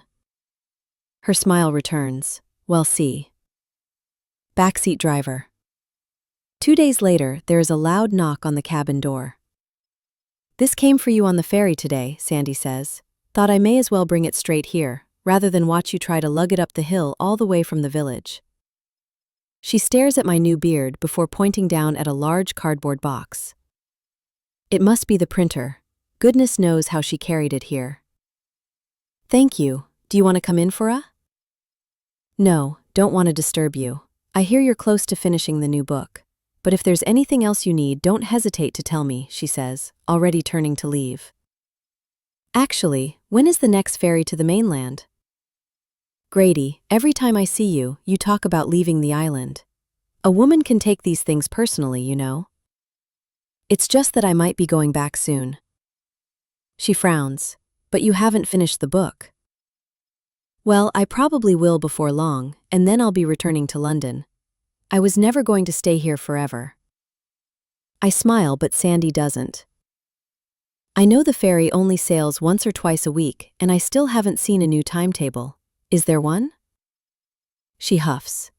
The ferry sails at the best times according to the sea, the tides, and the weather. When you live on a small island, you learn to fit your life around things that are bigger than you, things any smart person would understand they cannot control. What does that mean? It means life here is different, that's all. It's a life some people fall in love with. She seems offended that I don't want to stay, and I have an idea. It might be easier to fall in love with the place if I had my car and could see more of the island. I've told you before, no non-residents are permitted to bring vehicles onto Amberley. If I break the rules for you, I'd have to break the rules for everyone, and then where would we be? An island overrun with cars and pollution and litter and visitors. I'm sorry, I have to protect the island and the people who live here. Maybe if you were to move here permanently one day. But there are no rules about you driving someone else's car, she says. I doubt anyone wants to loan me there. Charles had an old Land Rover, didn't drive it much toward the end, but it must still be here. The battery is bound to be dead, but we could try and jumpstart it. Did you ever look inside the big old shed? No, I couldn't find the keys, I tell her. Well, they must be in there somewhere. Did you check all the drawers? Of course, yes. Mind if I take a look? Be my guest, I say, stepping aside so she can come in. I regret it instantly. The place is as much of a mess as I am after 6 weeks of writing all day and night. She stands in the middle of the cabin, her hands on her hips, taking it all in. It looks just like it did when Charlie was here, she says, and I wonder if she means the cabin, or whether Charles Whittaker was surrounded by dirty cups, plates, piles of books, and piles of laundry when he wrote too. The place has descended into untidy chaos, and I don't think I look or smell any better myself. Sandy takes in the views of the ocean from the sliding doors at the back of the cabin. You really are living life on the edge, she says, before walking over to the kitchen area and opening a couple of drawers. I don't mind the intrusion. This place isn't really mine, but it's a complete waste of time. I've already looked, and there are no keys in there or anywhere. I think this might be it, she says, holding up an old key attached to a paper luggage tag that says cabin shed. I don't know how I could have missed it all this time. I follow Sandy outside, where we walk through the trees to a large shed that nobody would ever find if they didn't know where to look. The key fits the rusty padlock on the door, which Sandy pulls open to reveal a very old car in excellent condition. The ancient dark green Land Rover looks like it belongs in a museum, but it is also spotless, as though someone might have polished it this morning. There she is, the Land Rover Defender 1953 series, fit for a queen. You know, this was Her Majesty's vehicle of choice when she was alive. Old Charlie Boy was a bit of a backseat driver whenever I gave him a lift in my truck. He much preferred being in the driving seat, so he got himself a Land Rover when his books were still selling, Sandy says. You didn't think to tell me this was here before now? She shrugs. It's not up to me to tell a man he can take another man's things. There is an edge to her voice, and for a second I think Sandy knows I have stolen Charles Whittaker's manuscript. But I tell myself I am overthinking everything and feeling paranoid due to lack of sleep. She just means the car. The Land Rover isn't even locked, and we find the keys for it in the glove compartment. Of course it doesn't start, but Sandy seems sure she can fix it. I guess if she can sail a ferry, she knows a lot more than I do about mechanics. I head back inside to make us some tea, and when I come back, she's already managed to get the engine running. There you go, all yours, she says, giving me the car keys, then taking the tea. She sniffs her mug. What is this, bog myrtle? I nod. Not for me, thanks, she says, handing it back. It'd best be off anyway. One tiny thing before you go, I point at the overgrown forest. How do I get the Land Rover through the trees?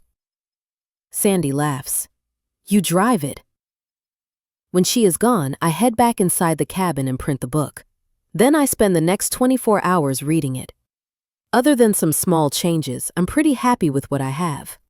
I would normally do 3 drafts before sharing a new novel with my agent, but I suppose Charles did the early drafts for me. The only thing missing now is a title. Charles just called it Book 10, and that will never do. It hoped I would come up with something while I was writing, but didn't. Nothing good anyway. I see the map of Amberley and look at it for inspiration. A lot of the buildings have quirky names. Wits End, The Final Straw, The Stumble Inn, to name a few, but none of them are quite right for a book title. Then I see something called Beautiful Ugly on the map. I've no idea what it is, but it's perfect. I pick up the magic 8-ball, which I seem to use for all decision-making these days. Is the book ready to send to my agent? I ask out loud, waiting impatiently for the answer. Without a doubt. I smile and the sensation feels strange. Smiles have been in short supply since my wife disappeared. I don't want to push my luck, but I can't resist asking another question. Is it a good book? I surprise myself with the importance I place on the next words to appear on the tiny screen. As I see it, yes. I check the time and see that the corner shop will be closed, meaning it's too late to post the manuscript today. We should celebrate anyway, I tell Columbo. I mostly talk to myself or my dog lately, and I find he is a better listener. What would you like to do? I ask, and he wags his tail. I quite agree. We should go for a big walk and then crack the seal on a bottle of something nice when we get home. Maybe we should go and see one of the highlights on the island. Would you like that? May as well see it now, since with any luck we'll be leaving soon. I didn't want to sound rude in front of Sandy. She clearly loves Amberley and it's been her home all her life, but it isn't mine. This place has been good for me in lots of ways, but the people here are a bit strange and there are things I miss about London. Things I didn't think I would. And for reasons I don't understand, this island seems determined to make me think about my wife even more than I did before. As soon as Kitty tells me the book is good and that she can sell it, I'm out of here, and I have no intention of coming back. Upward fall. I take Sandy's advice and drive the old Land Rover very slowly and very carefully through the overgrown forest until I reach the clearing where she usually parks. It's obvious that nobody has driven it out of the shed for years, and it's a slow and bumpy ride, but the big sturdy Jeep crushes any bracken blocking its path with ease. Columbo is strapped into the passenger seat next to me and seems pleased with our new set of wheels. I am too. If I can get to grips with driving the damn thing, it'll mean we can explore the rest of the island before we leave. I continue to take it slowly along the coast road, but it feels good to be behind the wheel again. Changing gear is tough and there's no power steering, but the Land Rover is incredible to drive. The open windows allow the wind to blow my overgrown hair in all directions. The smell of the sea is so strong I can almost taste it, and I feel a strange sensation, something like happy. Columbo has been cooped up for days while I finish the book, so I want a fun walk for him as well as for me. Having looked at the map, I think I've found a good option not too far away. The Orphans is the name of the iconic rocks that form a popular walk to one of the highest points on Amberley. It's one of the few things that did come up online when I was researching the place. It's a distinctive standing formation of rocks that form a ridge, with views of the island and the sea, almost splitting the island in two like a broken heart. I've seen a lot of pictures and I want to see it with my own eyes.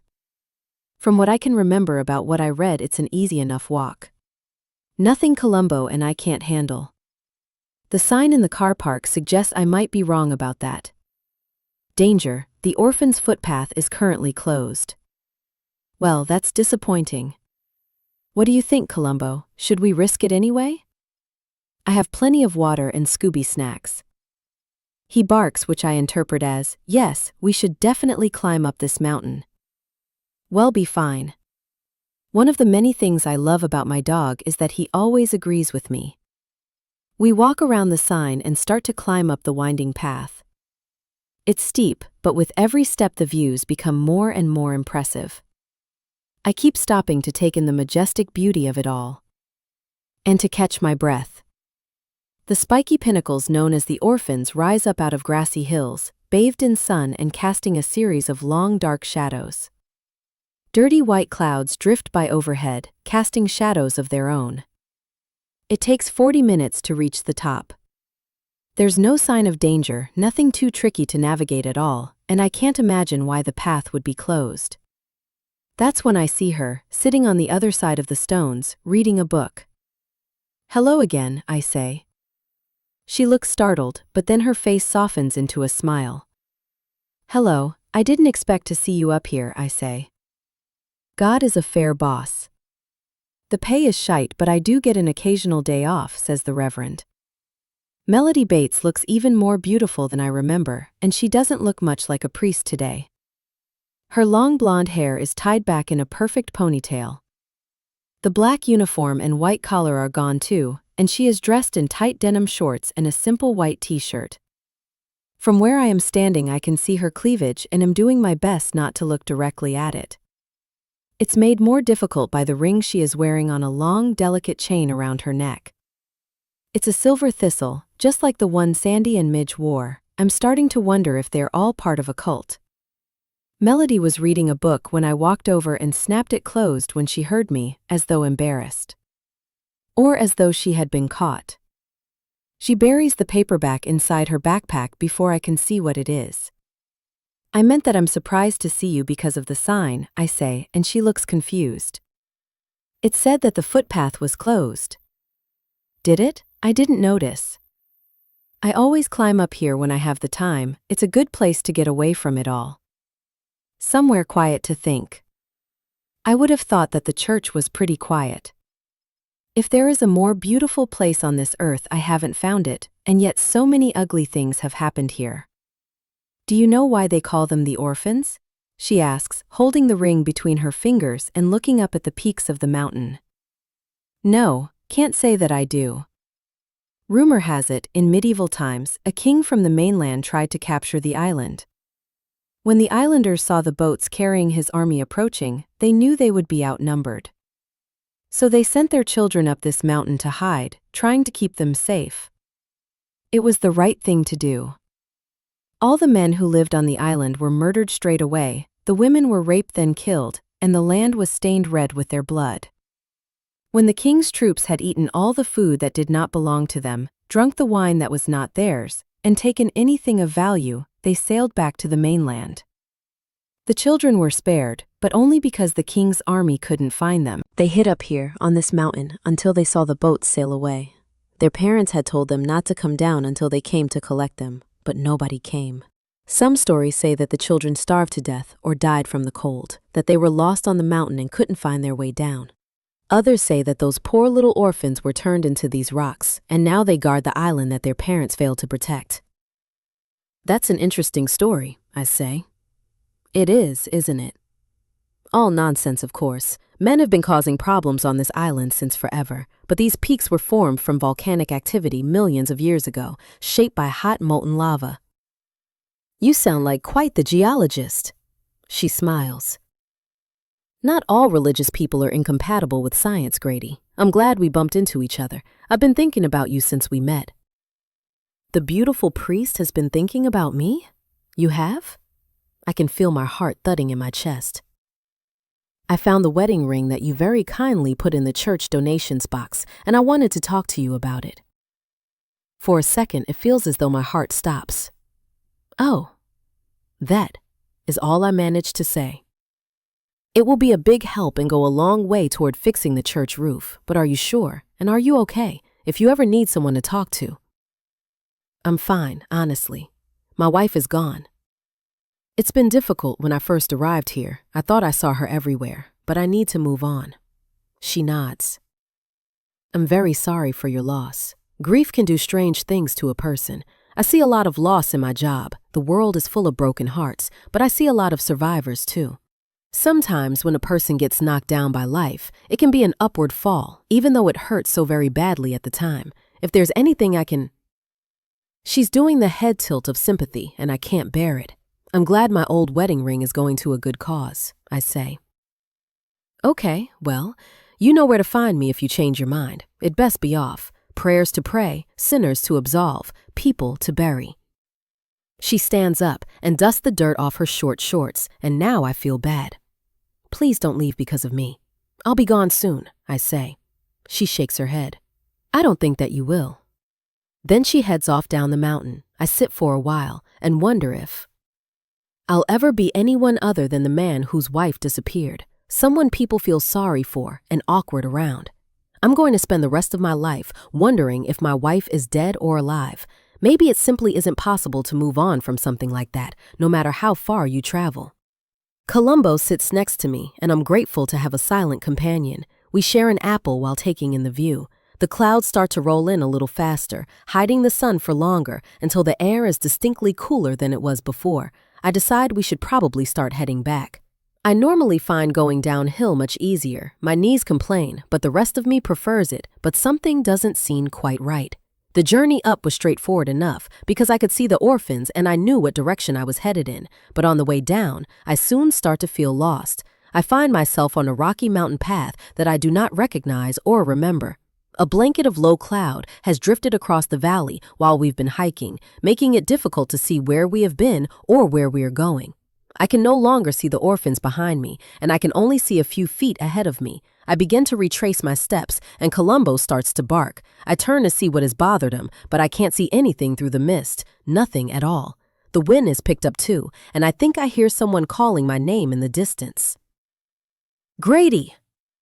At first, I think it is the priest, but the second time I hear my name, I recognize the voice. Grady, are you there? An army of goosebumps line up on my skin. I spin around, trying to identify which direction the voice came from, but I can't see a thing. Then I hear the voice again, a little closer this time, and there is no doubt in my mind. It's her, Abby. She's here. I can hear her. Grady! Why won't you come and find me? Where are you? I shout into the mist, but there is no reply. Only the wind howls back. I'm imagining it. I must be.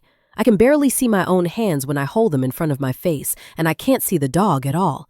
I curse myself for not putting him on the lead. I can't lose him too. I spin around again, but still can't see a thing. I call Columbo's name, then I start to run, tripping over on the path, bashing my knee on a rock, and badly grazing the palms of my hands. I hear him bark in the distance, and I'm up and running again. I don't care about me, but I do care about the dog. He's all I've got left. There were some steep drops on the way up to the viewpoint, Easy enough to spot and steer clear of when mist wasn't covering the mountain. But now, I don't know if he's daft enough to run right off the edge. The idea of Columbo falling or being injured makes me feel sick. I run, but I can't find him. The barking has stopped. Everything is silent. Columbo! I shout his name over and over, but nothing. I spin around, but all I can see is a thick fog in every direction. Then, I see several sets of eyes in the mist, staring at me. Minor miracle.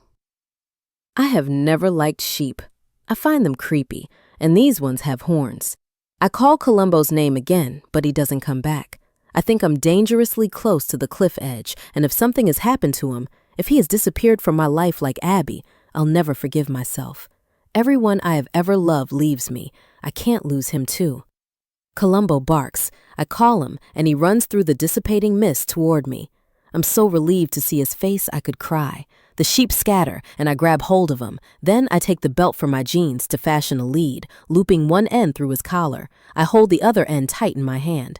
The worst thing about the situation is that it is all my own fault. The sign said danger, and I carried on anyway. He's safe now, but my heart is still thudding in my chest, and my hands are still shaking. Guilt is such a sticky emotion. You can't wash the damn thing off. My mood spirals downward as the path leads us down the mountain, my head full of self-pity and self-loathing. I've never learned how to play the game when it comes to real life.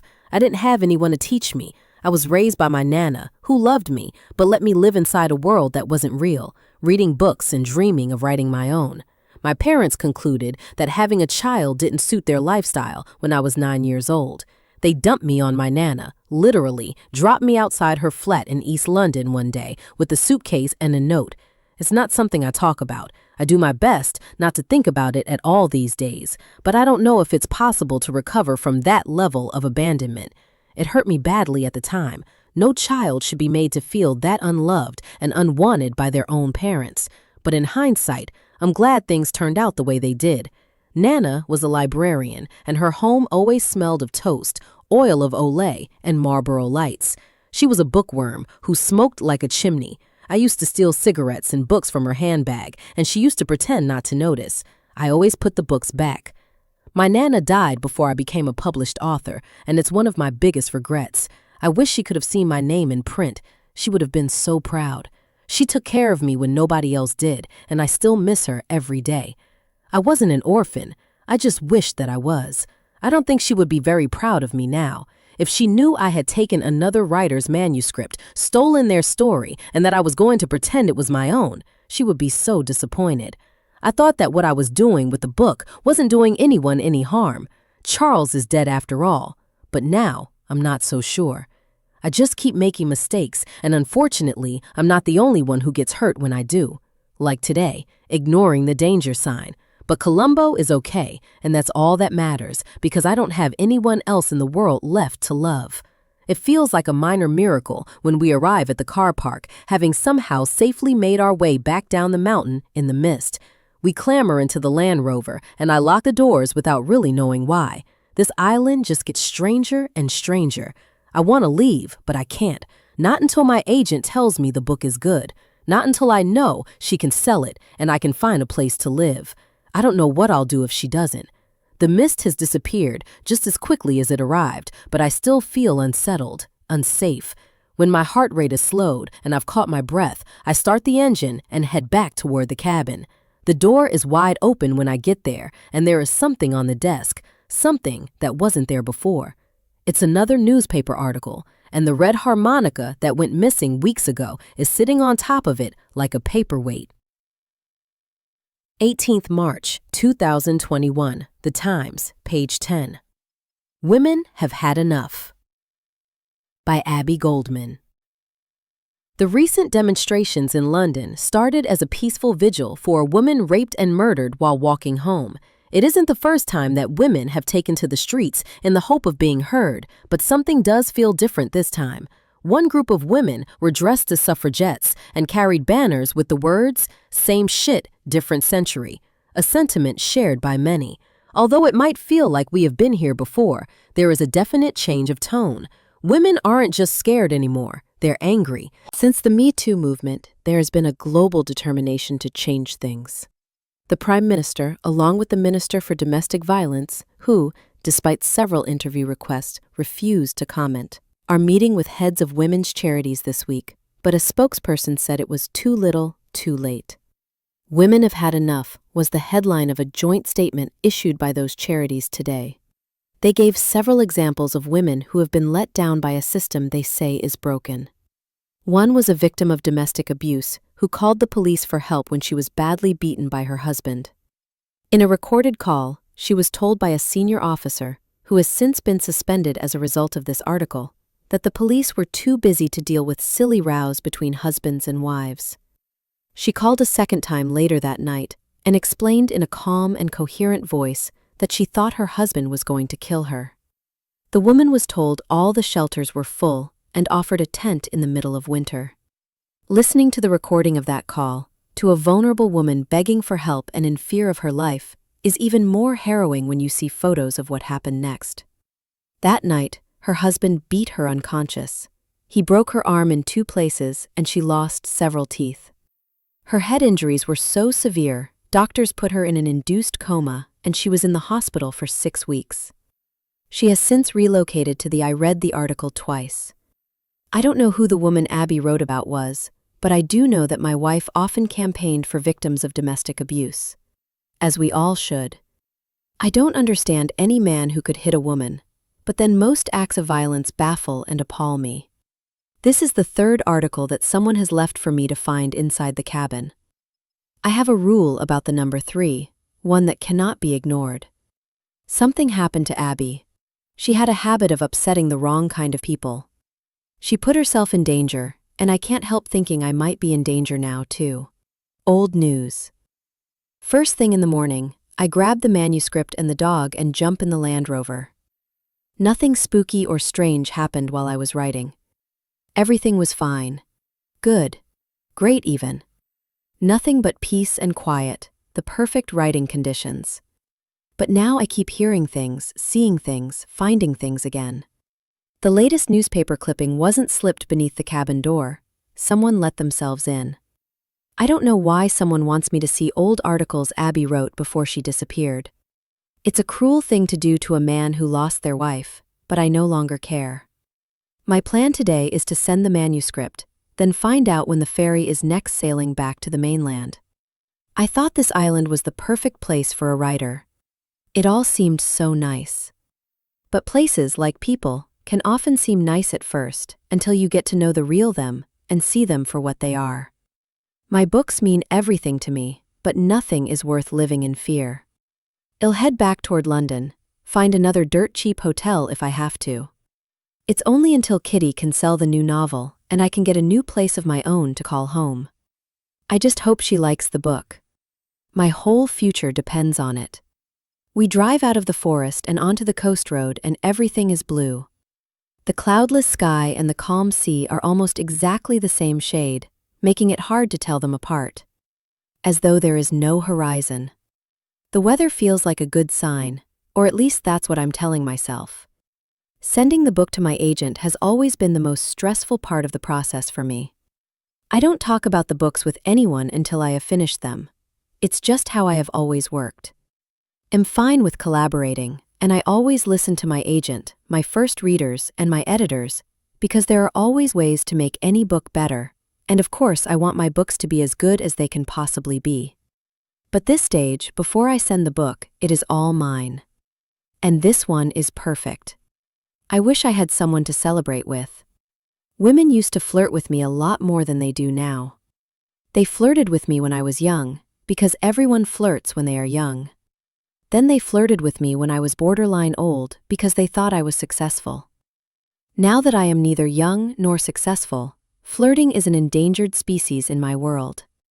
Even if I think a woman is flirting with me, I daren't do anything about it in case I've misread the situation. Beautiful women have always made me make poor choices. I remember one publication day when I somehow made the right one. Even when you've had a smidgen of success, publishing doesn't always go according to plan. Kitty sold one of my favorite books to a lovely editor, who unfortunately got fired 2 weeks after I had signed a contract. As a result, the publishers dumped me on another editor, who made it very clear from our first meeting that she didn't like me, fair enough, or my books. Slightly more problematic. The months leading up to publication were filled with anxiety and unanswered emails. And when I dared to ask about publicity, I was informed I'd be working with someone whose skill set matches our ambitions for the book. She was the office intern. On publication day, I was asked to come to London for an organized book signing. On the train to the city, I saw endless posters for other authors who were being published that week, billboards in every station displaying their work, tables containing teetering piles of their books at the front of every store. I struggled to find a single copy of my own novel anywhere, which might have been less soul-destroying if it hadn't been my favorite. The publicist was an hour late, and most of the bookshops we visited on the book signing she'd organized didn't even have the book in stock. I had to spell my name repeatedly while they tapped it into their computers and shook their heads, and the whole experience was as excruciating and uncomfortable for the booksellers as it was for me. The publicist was too busy looking at her Instagram account to notice. There were no events for the book, no interviews, nothing much of anything. Crickets could have made more noise to promote it. I felt like old news, a has-been who never was, and at the end of what was a horrible day, I went back to my hotel room and lay in the dark for a while wondering if my career was over. It wasn't the first time my dwindling confidence as a writer had been torn to shreds. You can't do this job without confidence, so when people stamp on it or steal it, you have to learn to protect yourself. I needed a drink. I always needed a drink. I also needed to call my wife. Abby was the only person who might have been able to make me feel better. I'd already texted her to say what a complete disaster the day had been, but she was too busy working to properly talk. As always, I'd received a rare piece of physical fan mail via my agent the previous day. The reader had been incredibly kind and complimentary about my work, said she was my biggest fan, and had even written her number at the bottom of the note. She wrote that she was sure I was too busy, but invited me to meet her for a drink if I was ever in London. I normally told my wife everything, but confess I didn't tell her about this. I looked the mystery fan up online. She had a quirky surname and it wasn't too difficult to find photos of her on social media. In one heavily filtered picture she was even posing with my book, and she was stunning. It was the sort of thing that never happened to me, and I admit it did make me feel better about myself. Having a young woman flirt with me and tell me I was good at something. Especially when the rest of the world was making it very clear that I wasn't. I sat in the hotel room, stared at her number, and thought about what I would say if I called her. She was so kind and lovely, and I was feeling so sad and lonely. I'm the first to admit that men can be very stupid. I was relieving the hotel minibar of its contents when she knocked on my bedroom door. My wife, not my biggest fan, and I was very happy to see her. Abby was holding a bottle of champagne, and I was so shocked by the surprise visit that at first I didn't know what to say. She pretended to walk away. Well, if you don't want me to come in. I grabbed her hand and pulled her inside the room. This is a nice surprise. Is it? Abby said. Oh, good. I was worried you had another woman in here for a moment. You sounded so down in your messages. I didn't like the idea of you being alone and sad on publication day. Here, open this. She handed me the bottle while she hunted for 2 glasses. Was today really so bad? She asked. It wasn't great. Only one of the bookshops knew who I was and had the books in stock. I popped the cork and poured the champagne. Well, one is better than none, isn't it? They sat me down at a table with a pile of 50 books and put up a sign that said Q. Do you know how many people queued up to meet me? Evidence that they were in multiple agree with no and they didn't filled. Do you know how many people queued up to meet me? Again, she said this I'm scared to guess. 1. I sat there for over an hour and only one woman came up to me with a book to sign. It wasn't even my book. It was a copy of The Edge. She thought I was Charles Whitaker. In some ways I was flattered, but the guy was twice my age when he died. Do I really look that old? Abby pulled a face, but not the one I was expecting.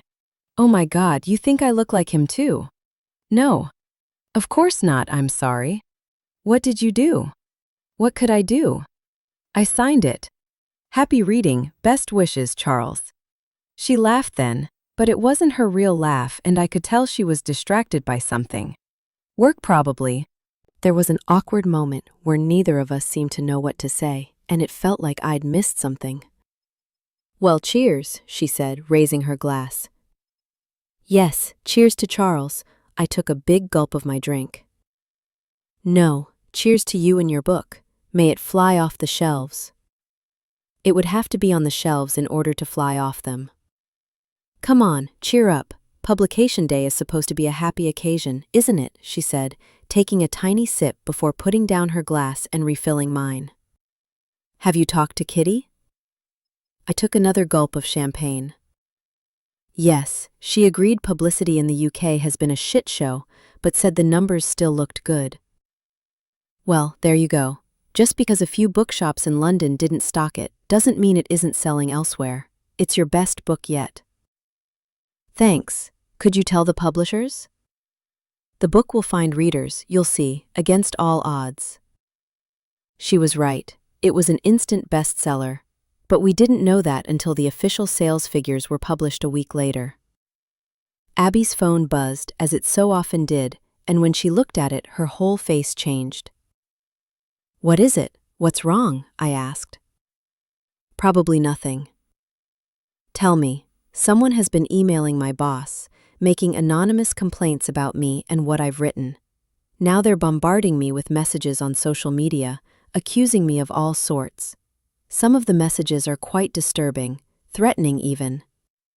Show me. No, not tonight, she said, but her phone buzzed again. If that's one of these messages, then It's just Kitty, Abby said. We've had a bit of a falling out.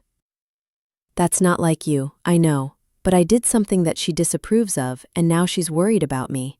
Should I be worried too? Let's not do this now. You know what she's like, always thinks she knows best. I'll call her back tomorrow. Tonight is about you and me and us and your wonderful new book. I don't want anything to spoil it. You're an amazing writer, she said. You've still got publication in America to look forward to, with a publisher who does believe in your books, and I'm sure everything will be okay in the end. Can you say that again? It will all be okay. No, the other thing. She smiled. You're an amazing writer. What are you doing? I asked as she put her full glass down again and walked over to the main light switch by the door. Turning off all the lights. I can see that. Why? Because look at this view, she said, pulling back the curtains. I think sometimes things have to get really dark for us to see what we have. The world always looks more beautiful at night, when the darkness hides everything that is ugly. She was right. The view was amazing. It was as though we could see all of London down below. She stood there smiling at me, then started unbuttoning her blouse. Everything started to feel right again when I kissed her, and I forgot about everything that was wrong when I was inside her. We made love in the dark. The sex was slow and gentle and instinctive, the variety that can only be had with someone you know better than you know yourself. Afterward, we lay in a tangle of sheets wrapped in each other's arms, watching the sun rise over London. Are we okay? She whispered. Of course, always and forever, I replied, kissing her on the forehead. Don't confuse problems with work with problems at home. My wife was the most beautiful, clever, hard-working woman I have ever met, despite a childhood that was just as difficult and lonely as my own. At the age of 10, she was abandoned and alone in the world, a bit like me. But Kitty took her in and loved her as though she were her own daughter. Abby was always so strong. I think a hard life made her that way, and I hated seeing her career slowly destroy her. Yes, maybe it's just the job getting me down. People can be so terrible to each other. I thought I could help people, fix things. I thought I could change the world if I became a journalist, she said sadly. You are changing the world, one story at a time. Am I? Yes, I believe in you, I said, but she still looked so unhappy. I didn't understand it then, and I still don't know why. I kissed her again, then whispered, I hope you die in your sleep. She smiled. I love you too, Grady Green, always and forever. A week later, she disappeared. Lead balloon. I try to leave my past where it belongs and focus on the future. Things are going to be different with this book. Things are going to be great. That's what I keep telling myself, because that's what I need to believe or I won't be able to go through with it. I park outside Christie's corner shop, then head inside before I can change my mind. What's this then? Cora asks as I meander over to the cash register. A parcel I'd like to send to London. Right you are, she says, and I can tell the nosy old bat is desperate to know what it is. It's my new book, I say to save her asking, and she beams at me. Do you have a copy of the fairy timetable? Her face falls. She looks away and shakes her head. No. Who does? She shrugs. I'm sure someone else in the village must have one, but I haven't left the island for years. Sorry, can't help. But I can get this sent off for you. How about a Kit Kat to celebrate? She asks, while I search inside my wallet for something to pay with. I've popped it in this paper bag, along with a little something else, she says when I look up. My treat. I feel good when I step back out onto the street. Optimistic, happy even. It feels strange. Cora said the parcel should leave on the mailboat today, which means that Kitty could, in theory, have the new book on her desk in London as soon as tomorrow. I'm excited and I want to celebrate with someone, and with more than a chocolate bar. But I can't use my phone to call anyone, and, even if I could, I can't think of anyone I would call. The pub catches my eye. It's been a long time since I had a decent pint, and I could really do with one. I let Columbo out of the Land Rover, and we amble over to the Stumble Inn. My heart starts to sink when I read the sign. Open Thursday to Sunday. I've been working so hard that I still don't know what day of the week it is. The days tend to bend and blur into one another when I am writing. There is a sign above the door, too, stating the landlord's names. It used to be a legal requirement, but I haven't seen one for a while. And I've never seen one quite like this. It's a brass plate with black letters. Sydney and Arabella King, licensed to serve intoxicating liquor, wine, and beer, with the intention of getting you horribly drunk. I try the pub door and find myself overwhelmed with joy when it opens. The pub is rather lovely inside. A traditional old inn with low ceilings, wooden beams, and a surprisingly large selection of beer on tap. There is an eclectic collection of tables as well as wooden booths on one side of the pub. There is also a row of rickety-looking stools in front of the ancient bar. Everything is cozy and low-lit, the kind of place you want to spend time with people. Except that, just like on all the other occasions when I have visited the village, there is no one here. Nobody. Not a single person. I'm considering helping myself to a drink when a woman, I'm guessing must be Arabella, walks out behind the bar. She's in her 30s and is wearing a pretty dress and a friendly smile. "What can I get you?" she asks in a London accent. "A pint, please. Is there something on tap you can recommend?" She smiles, and I see a shiny gold tooth. I'm rather partial to Dark Island myself. Sounds perfect. I notice a big old scar on her arm as she starts to pull me a pint. Interesting sign outside, and in here too, I say, nodding toward the chalkboard behind the bar. It says, drinks are half price during sad hour. Thank you. It started as a bit of fun, swapping happy hour for sad hour. But then I thought it made more sense. Not everyone likes to drown their sorrows. Some people like to swim in them. Though not today, it seems, I say, looking around the empty pub. It's always like this when the tourist season ends. We open up the island for visitors for a few months each summer, and we make most of our money then. Same with almost all of the businesses on the island. The Highland Cow candles sell all year long, but most places rely on the tourists once a year to get by. I'm glad of all the money the visitors generate, but I'm even more glad when they all leave. I prefer it when things are quiet. Me too. You don't happen to have a timetable for the ferry, do you? I ask, and she shakes her head. Not to worry. Do you do food? She puts the pint glass down in front of me and shakes her head again. Only the variety that comes in packets. Then I'll have some cheese and onion crisps. Right you are, my love. Is that all for now? She asks, nodding toward my drink. It's the color of honey and my mouth waters just looking at it. She clasps her hands together and I notice the silver thistle ring on her finger. Your ring. I think I've seen a few people on the island wearing the same one. Yes, we're all part of a cult, she says, and when I don't respond, she laughs. Just pulling your leg. It means we're part of the Isle of Amberley Trust, that's all. Part of a group who care passionately about this island and will do anything to protect it. The thistle is a symbol of resilience, strength, and protection. I think it sounds a bit like a cult, but keep my thoughts to myself. A short while later, I am sipping my pint in a cozy corner of the pub, and Columbo has a bowl of water and a dog biscuit. Life is good for the first time in a long time. There are little vases of fresh flowers on each table, and they remind me of something. It takes me a moment to figure out what, but they look exactly like the ones that were in the cabin when I first arrived. How are you finding island life? Arabella asks from behind the bar. Okay so far, I lie.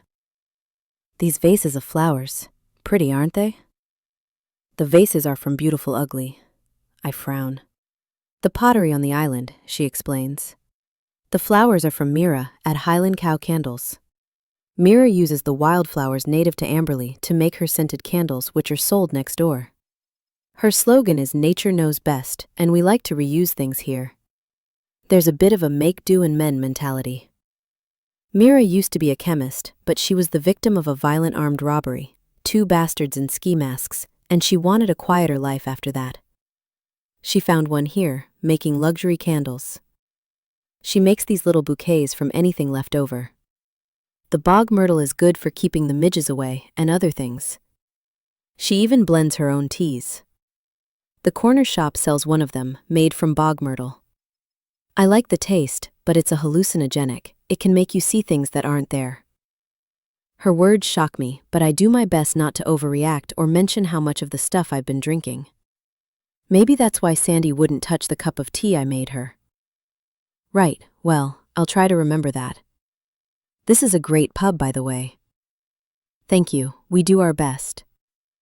The place was in need of some TLC when we took over, but I think all the hard work was worth it. You're not from here originally? What gave it away? She asks in her thick London accent. Sid and I are from London originally, but we've been living here for 4 years now. I haven't set foot off the island since. You haven't left Amberley for 4 years? She shakes her head, smiles as though I've asked a silly question. Not once. Not even to visit friends or family, the people you left behind? I left everything I left behind for a reason. Sid is the only person I couldn't live without. If you stay long enough, you'll soon discover that everybody on this island has a story. All of them. Some of them might come in handy for one of your books. So she does know who I am. This is a place for people who have spent their lives living in the margins, never feeling like they really belonged anywhere. They come here to find that sense of community they've been craving, a surrogate family made up from people who were once strangers, a place they can finally call home. Then they never leave. I plan to leave, I say, taking another sip of my pint. Do you not like old Charlie's writing cabin? She asks. I like it fine. There are things I miss, that's all. Like what? Like. I struggle to think of anything at first. It's been so long since I lived anything resembling a normal life I've forgotten what one looks like. I miss going to the theater, or an art gallery, or going to the cinema to see a movie. I miss walking around London. People watching. Going out for a nice meal. We serve food here in the evenings and at weekends, she says. Charlie used to come here every Sunday for a roast beef dinner and a pint. Creature of habit, that one. Sat there in the corner every weekend with his dog. Charles Whittaker had a dog? Always. The last one, Dickens, was very old, but Charlie didn't go anywhere without him. Sandy used to join them here most Sundays too. I can still picture the three of them now, the dog sleeping under the table. I didn't know Charles and Sandy were such good friends. I wonder why Sandy never mentioned it. Oh yes, thick as thieves those two. Charlie didn't really engage with anyone else on Amberley, only Sandy. He kept himself to himself, didn't get involved in community matters, but I think maybe he was just shy. Charlie didn't behave that way with Sandy. They went walking together, fishing together, drinking together. But they had a big falling out before he died. The news of his death went down like a lead balloon, everyone was devastated. We didn't see Charles in his final months, nobody did. He locked himself away in that cabin, stopped coming to the pub, rarely came to the village at all. It was hard on Sandy. I don't know what they fell out about, but before then Charles, who struck me as a man who didn't trust anyone, trusted Sandy. So much so, she was his first reader. Read all of Charlie's books before he even let his agent read them, apparently. Including first drafts. I put my beer back down on the table. My hands are shaking too much to hold it without spilling. Really? I say, and my voice sounds strange. Strangled. Oh yes. Sandy read all of Charlie's early drafts, she was the only person who did. I think he shared all of his stories with Sandy, even the ones he never published, before they stopped speaking, that is. Sandy was heartbroken when Charlie killed himself. What? Charles Whittaker committed suicide? The words stammer out of me. Yes, she says. Sorry, I presumed you knew. I think that's why the place was empty for so long. He did it in the cabin where you were staying. Hung himself from one of the wooden beams in the ceiling, and it was a while before they found him because, like I said, he preferred to keep himself to himself. Sorry, I'm such a blabbermouth. I shouldn't have mentioned it. My head is spinning. My chest hurts. I feel sick. And Sandy read all of Charlie's first drafts? I ask. Every single one. Are you all right, my love? You're looking a bit peaky. Yes, fine, thank you. I've just remembered that I need to be somewhere, I tell her, standing up so fast I accidentally knock the table. What about your pint? You haven't finished it. Another time, sorry. Well, we look forward to seeing you again sometime soon, she says. I'm out the door and across the road in less than a minute, Columbo trotting beside me as though he thinks this is a game. It's not. I am sweating and it has nothing to do with how fast I am running. Why did nobody tell me that Charles Whittaker killed himself? Stealing his last novel, which despite the changes I've made is exactly what I've done, now seems so much worse than before. And if Sandy read the first draft shall know what I did, then everyone will know. There won't be a new book deal, or a new home, or a new anything. Kitty will dump me as a client, my career will be over, and I'll be finished. I have to get the manuscript back. The sign says closed, and the door to the corner shop is locked, but I knock on it anyway. When nobody answers, I knock a little louder until I can see Cora through the glass coming toward me. She opens the door, but only wide enough to stick her head through the gap. We're closed for the rest of the day, out of respect. Did you forget something? She asks. The parcel, I've changed my mind, I don't want to send it. You're too late. It was collected just after you left the shop. It'll be on the mailboat by now. I feel sick and I'm shaking. Are you always like this when you send a new book to your agent? Cora asks, looking mildly concerned. Yes, I say, because it is the truth and I am. But I've never been this worried before. Because, despite all the editing, I know that the book I have just sent to Kitty isn't really mine. But what if Sandy didn't read Charles Whittaker's first draft of this book? Then nobody would know what I've done and everything might still be okay. I need to find her. I remember the way to Sandy's house without checking the map, but I find it hard to concentrate on the road ahead. My worries bleed into all other thoughts, soaking them in anxiety. The old Land Rover now feels like a disobedient beast to drive. It's too slow, but Columbo seems to enjoy sitting up front and sticking his head out of the window. At least someone is having a good time. It doesn't take long to get to the house on the hill.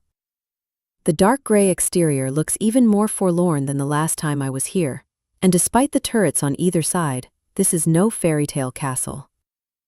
I'm dismayed not to see Sandy's pickup truck parked outside, but knock on the door anyway. It takes Midge a long time to answer, so long that I was about to give up and walk away, but then the door finally opens. She looks very different from the smiling, bubbly woman I met a few weeks ago. Smaller, as though she has been deflated. Midge is wearing a tatty old pink dressing gown, even though it is early afternoon, and no makeup. Her hair looks unwashed, and her eyes are red as though she has been crying. She doesn't speak, just stares at me. I remember Cora saying that the shop was closed out of respect, but I didn't think to ask out of respect for what. There is obviously something going on that I am not aware of. I was looking for Sandy. Are you okay? I ask.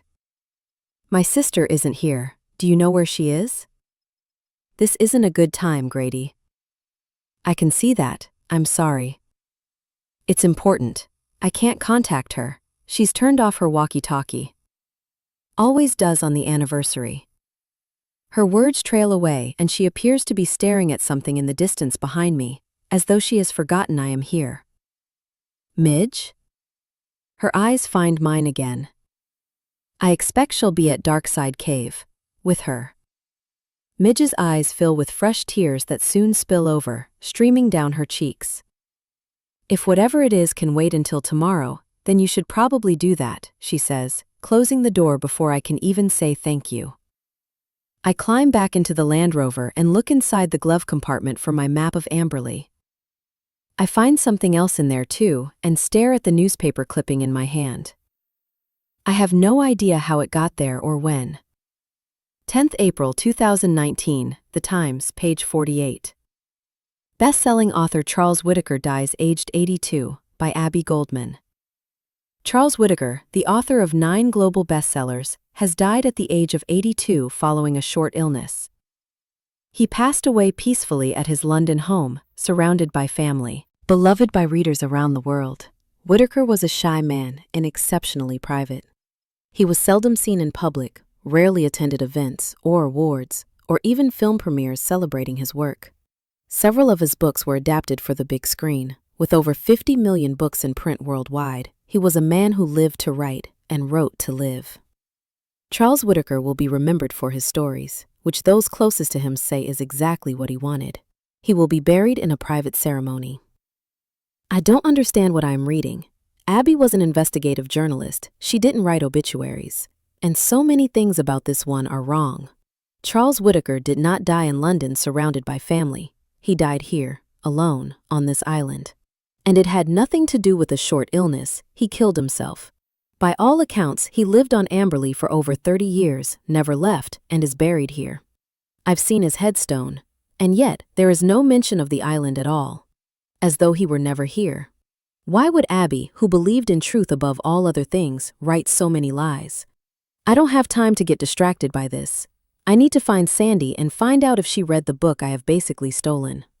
I shove the obituary back in the glove compartment and find what I was looking for. Darkside Cave is clearly marked on the map on the other side of the island next to something called the Bay of Singing Sands. It's somewhere I haven't been before and would have struggled to get to without a car. I haven't slept properly for weeks and I wouldn't normally drive when I'm this exhausted. I know how many road accidents are a direct result of tiredness, but I have to find out the truth. If Sandy didn't read a first draft of Charlie's last novel, then everything is okay. But if she did, then I don't know what happens next. If anyone finds out what I've done my career, my life, my everything will be over. My map reading skills must be improving because 10 minutes later I see a sign. I pull off the road into a small car park where I find Sandy's pickup truck. It is parked next to a large wooden notice board, just like the one I saw the day I arrived on the island, with Bay of Singing Sands, Dark Side Cave carved into the top. Behind the glass, I see the now familiar hand-drawn map of Amberley. Next to Dark Side Cave on the map is the bright red triangle reading, "You are not here."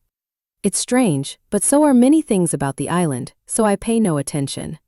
There is a track from the car park leading through a field of heather, a vast sea of purple stretching all the way from the road to the cliffs, and I can hear the dull roar of the ocean in the distance. If I want to find Sandy, I guess I'll have to follow the track. It looks unsafe. There doesn't appear to be anything between the path and the cliff edges, so I leave Columbo in the car. It's not something I like to do, but it's a cool day and the roof and windows on the old Jeep are all open. The sound of crashing waves gets increasingly louder the closer I get to the cliffs, and then I hear something else. It's like a ghostly choir singing in a language I have never heard, their quiet voices sometimes completely stolen by the wind.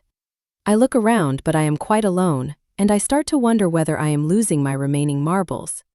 Then I remember what the pub landlady said about bog myrtle tea being a hallucinogenic. I've been drinking a lot of the stuff, and I wonder if that might be why I keep seeing and hearing things. The track splits in two directions a little farther ahead, one leading to the cave and the other leading to the bay. There is another sign that I stop to read. In the right conditions, you may hear the sound of singing as you approach the bay. There are many tales about who or what makes the sound, but it is a natural phenomenon created by the wind in this particular cove. It might be a natural phenomenon, but the sound is unlike anything I have ever heard before. It no longer sounds like singing, it sounds like sobbing coming from the sea. There is a voice in my head telling me to turn back, drive away, and get off this island for good. But then I'll never know if Sandy read the book. And then all hope of a better future will be lost. I follow the sign that says Dark Side Cave where Midge said I would find Sandy, and that's when I see her in the distance. A woman in a red coat, just like the one Abby used to own. She is too far away for me to recognize her face, which is hidden by her hood. As soon as she sees me, she turns and runs in the opposite direction. I'm not imagining this. "Abby?" I call. Is it really her? Whoever she is doesn't answer, just keeps running. I don't want to scare a woman who is clearly running away from me, but I have to know the truth. I chase after her toward Dark Side Cave, and slow down only when I reach some stone steps carved out of the cliffs. They're steep, leading downward and curving around the cliff edge. There is another danger sign, and I can see why. But then I see a flash of red again in the distance, and I hurry on. The steps have crumbled away altogether in some places, and the ones that still exist are wet and slippery with seawater. It's easy to see why when the waves crash into the rocks down below, causing a large cloud of spray. I try to take each step carefully, but I'm desperate to catch up with her. My trainers slip more than once as the path leads around the edge of the cliff, and I cling to the rocks for dear life. I can no longer see the car park, and I'm starting to wonder if this was a good idea. But then I turn another corner and find myself standing in the mouth of a large, dark cave. The woman in the red coat is nowhere to be seen, but Sandy is here. She is leaning against a glistening granite wall, and she does not look happy to see me. "Where did she go?" I ask, catching my breath. "Who?" "You shouldn't be here," Sandy says, wearing a look of discomfort. "The woman in the red coat." "What woman?" "I don't have time for this today, Grady." "Did I imagine her?" "Sorry, Midge told me where I could find you." "Is it an emergency?" she asks, looking up at me. "Yes." "No." "Then this isn't a good time." "I can see that." She looks as though she has been crying and she's holding a bottle of whiskey. "This cave isn't safe. Did you not see the sign?" "I'm sorry, Il." She squints in my direction and cups her hand over her ear as though she cannot hear me. I realize I'll have to shout to be heard over the sound of the sea and take a step farther into the cave. "I was just apologizing. I shouldn't have come." "It can wait." "That's what I thought," Sandy says, interrupting me. "I thought things could wait, but they can't. Life doesn't wait for anyone, and death is always too soon or too late, never on time." I don't know what to say to that. She takes a sip of whiskey. "Are you okay?" I ask, even though it's obvious that she isn't. Sandy shakes her head. Can you hear them? Who? The children. I thought I heard her once, on the anniversary, calling for me. I've been coming here every year since. Midge won't come anymore. She doesn't believe in that sort of thing, but she's wrong. Can you hear them? I thought I saw her once too. Just there, behind where you're standing. I look over my shoulder and move away, even though there is nobody there. Who? Do you believe that we can sometimes see the dead? Sandy asks. I think of my wife, but don't answer. I'm not sure how to. I don't know if my wife is dead, but I think I see her all the time. I still sometimes forget that she's gone, and when I remember, it's like being swallowed by my grief all over again. Sandy glances over to the back of the cave where it is too dark to see. I only come here to let her know that she is not forgotten. This island used to be such a safe place, for everyone, but especially for children. There was never any need to lock your door or to say don't talk to strangers because there weren't any. Everyone knew everyone and everything about them, warts and all. Until they started letting visitors come to Amberley. Can you really not hear them? Visitors? I can only hear the sound of the sea. No, the children, crying. We put that sign up on the coast path about the Bay of Singing Sands, so as not to scare the tourists away, but that's no natural phenomenon. How on earth would sand sing? It's not logical. I've lived here all my life, and I never heard that sound until after it happened. Some people don't hear anything, did you? And did it sound like singing to you? Or did it sound like crying? What you heard is the ghosts of dead children. The cave seems to get smaller and darker and colder. You might have noticed there's no school on the island. No children at all apart from Holly at the croft. Well, there used to be. There were 13 children living on Amberley back then, including my daughter. All of them under the age of 10. One of the oldest little girls led all of the children here one day. Old Mrs. Marchant, the only teacher on the island, was seriously ill. So the person left in charge of the school that day was a last-minute stand-in, a substitute teacher from the mainland. He didn't know our children, and he didn't even know that they had disappeared until it was too late. Had been in the pub for hours, drinking when he should have been watching the children, and he was a liar. The whole island stopped what they were doing to help with the search, but by the time we knew where they were, it was too late.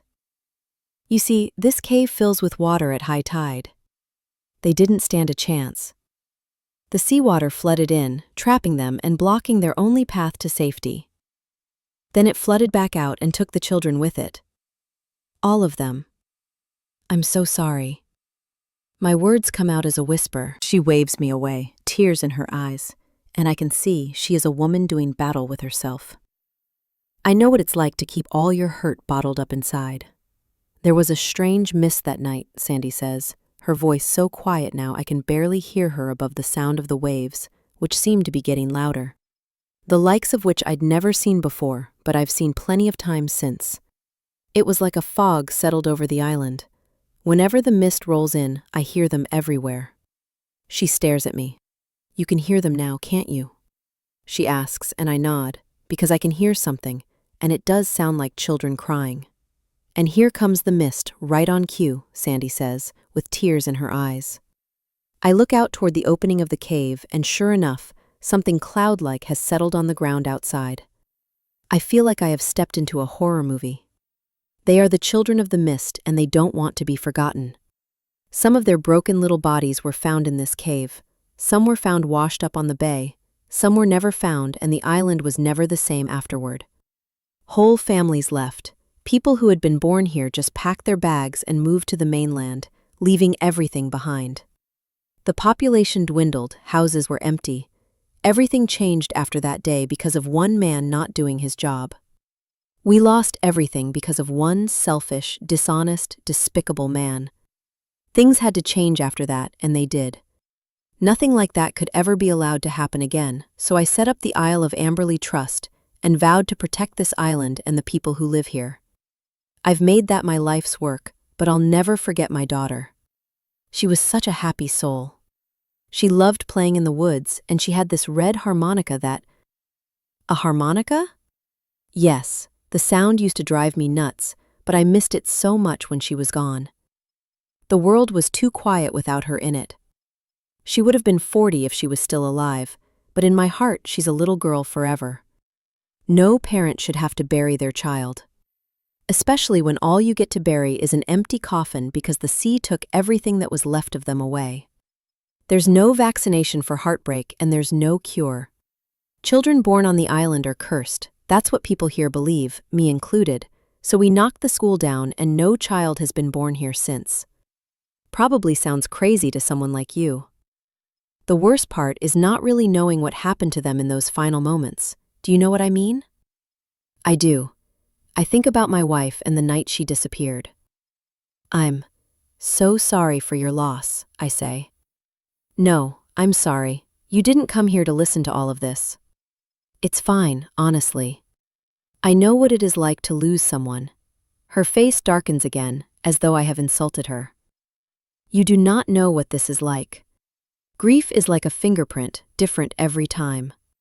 Mine is not like yours, and you are not like me, but I doubt that is within your spectrum of understanding, she says, slurring her words. Can I maybe give you a ride home? I offer. You think I've had too much to drink? I nod and she does too, as though agreeing with me. You're not looking so hot yourself, Grady. You look like you haven't slept for weeks.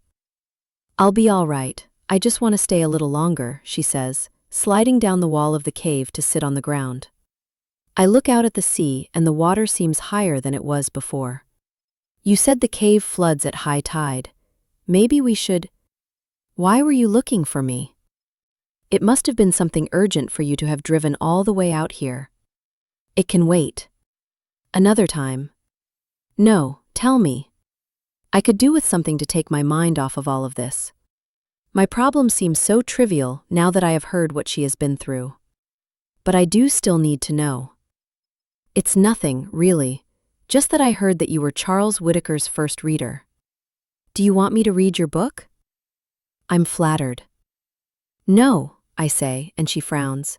I mean, maybe. I wondered if you had read any of Charles's unpublished work. Sandy nods and closes her eyes. The man was a writing machine until something inside him got broken. Charlie was like a father to me when my little girl died, and we became close after that.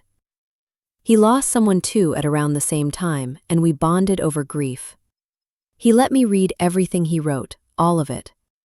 There were some books he decided never to publish, and one which I'm sure he should have. The famous Book 10. I read a first draft and it was brilliant, but nobody could find the manuscript after he died. Why didn't he let anyone else read it?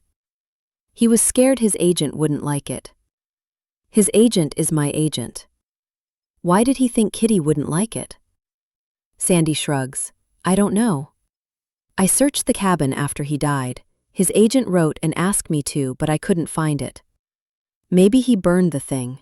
It wouldn't have been the first time that the crazy old fool did something like that.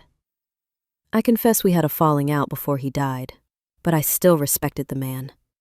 He never wanted to publish a bad book. That was his #1 rule. But sometimes I don't think he knew how good they were. Book 10 was the best, but I'm the only person in the world who was lucky enough to read it. Guilty pleasure. Columbo is overjoyed to see me when I climb back into the Land Rover. I feel drunk with tiredness, but I'm grateful for the affection. A thick mist has now settled over the island, and I close all the windows to stop any more of it getting inside. My hands are trembling, and I don't know whether it's a result of extreme exhaustion or because of something else. I haven't eaten at all today, except for the crisps I had at the pub, and I suspect my blood sugar must be low. I'm not sure I should be driving given the state I am in, and although I don't care much about myself in this moment, I do care about my dog. I remember the Kit Kat in the paper bag that Cora gave me in the corner shop. Chocolate has always been one of my guilty pleasures, and despite having no appetite now, one bite might help boost my energy level. Enough to get us safely back to the cabin at least. I open the bag and see something unexpected inside. I remember Cora saying it now, though it didn't make sense at the time. I've popped it in the bag along with a little something else. If she had mentioned it was a letter from the mainland, I would have read it straight away. I recognize Kitty's handwriting and tear open the envelope. According to the postmark, it was sent a week ago. Dear Grady, I'm sorry not to be telling you this in person. I've tried calling, but your phone just goes to voicemail.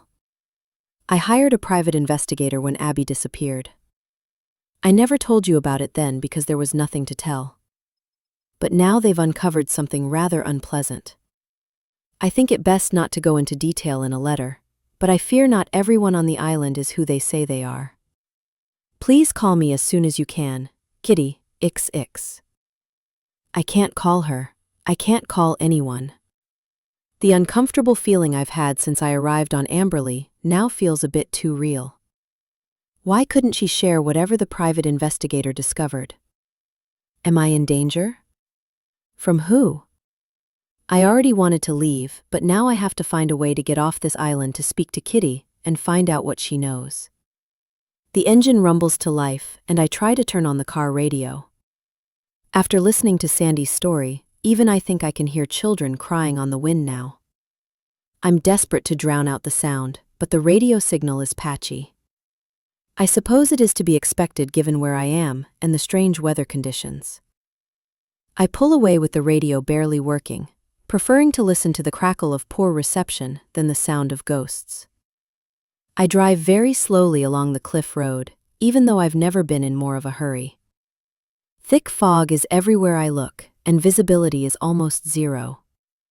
It probably isn't safe to drive, but I have to get out of here for so many reasons. I just want to get back to the cabin, pack up my things, and find a way to leave. If the ferry isn't an option, there must still be a way off the island. I'm sure I've seen a rowboat attached to a wooden jetty on one of the southern beaches. Perhaps I could borrow it. We're only 10 miles from the mainland. Maybe I could row that far. I'll drive around the entire coastline if I have to, until I find a way to get out of here. That's what I'll do. I'm so tired and my thoughts are too loud, and the radio keeps going berserk. Occasionally I hear old-fashioned music I don't recognize, but most of the time all I can hear is static or interference, despite constantly twisting the dial. When I hear what sounds like children whispering, I get goosebumps and reach down to turn the damn thing off. That's when it happens. There is a loud bang and a blur of color in front of the windshield. I hit the brakes and instinctively put my left arm out to protect the dog as the Land Rover screeches to a halt. I took my eyes away from the road for only a second, but I think I've hit something. Or someone. I don't move. I peer out through the windscreen into the fog, but I can't see anything.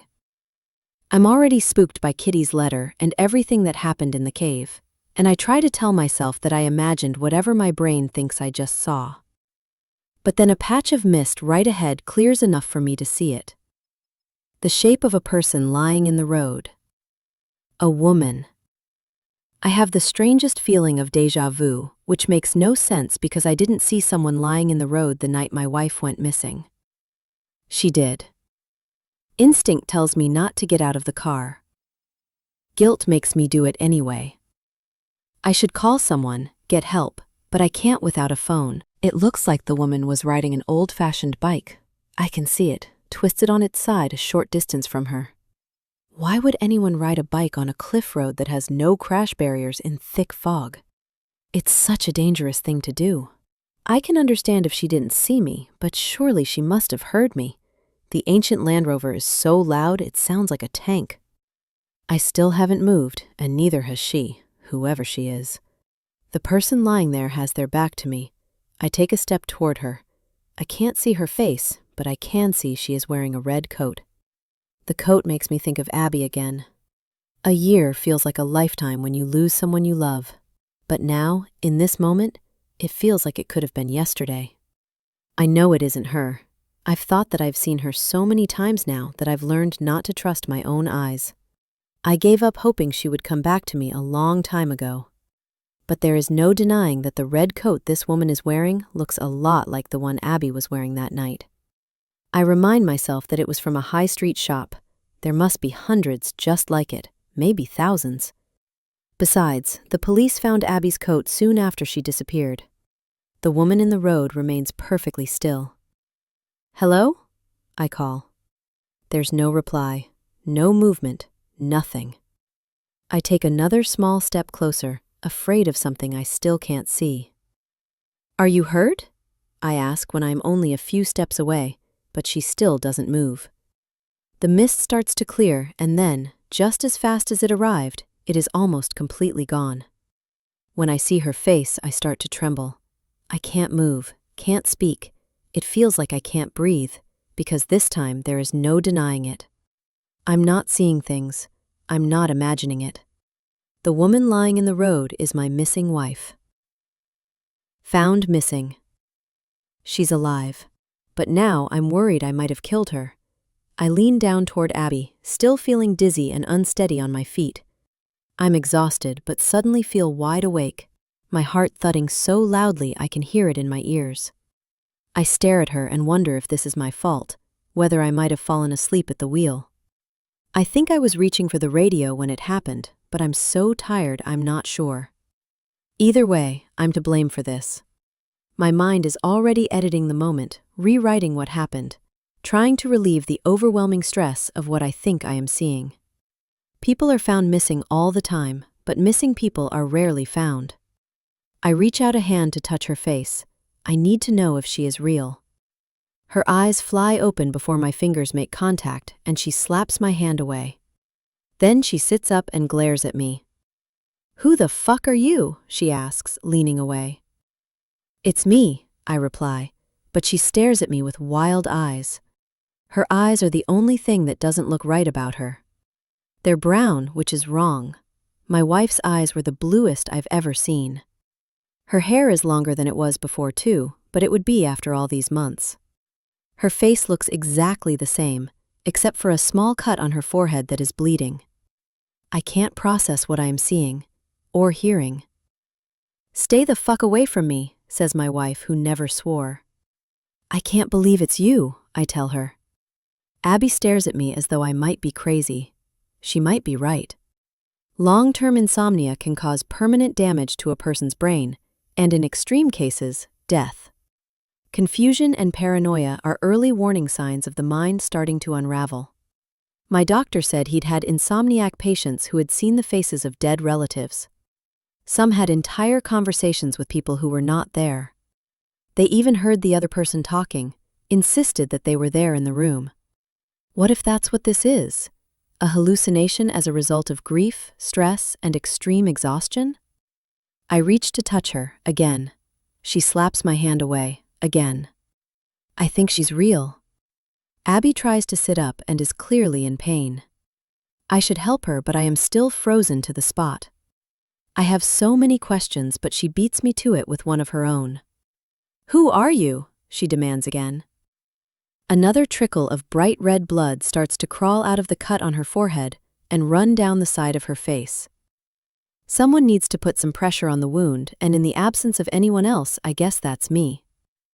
I take a clean hanky from my pocket and lean toward her, but she jerks away. "It's me, Grady," I say. "Okay, Grady, why are you driving Whitty's old car, and why did you run me over?" "Whoa, I didn't run you over. The only reason I'm not dead is because I dodged you. You drove the car straight at me and knocked me off my bike." "No, I didn't see you, the mist." "What mist?" she asks. I look around, and of course the mist has completely cleared now. But she must have seen it before she came off her bike.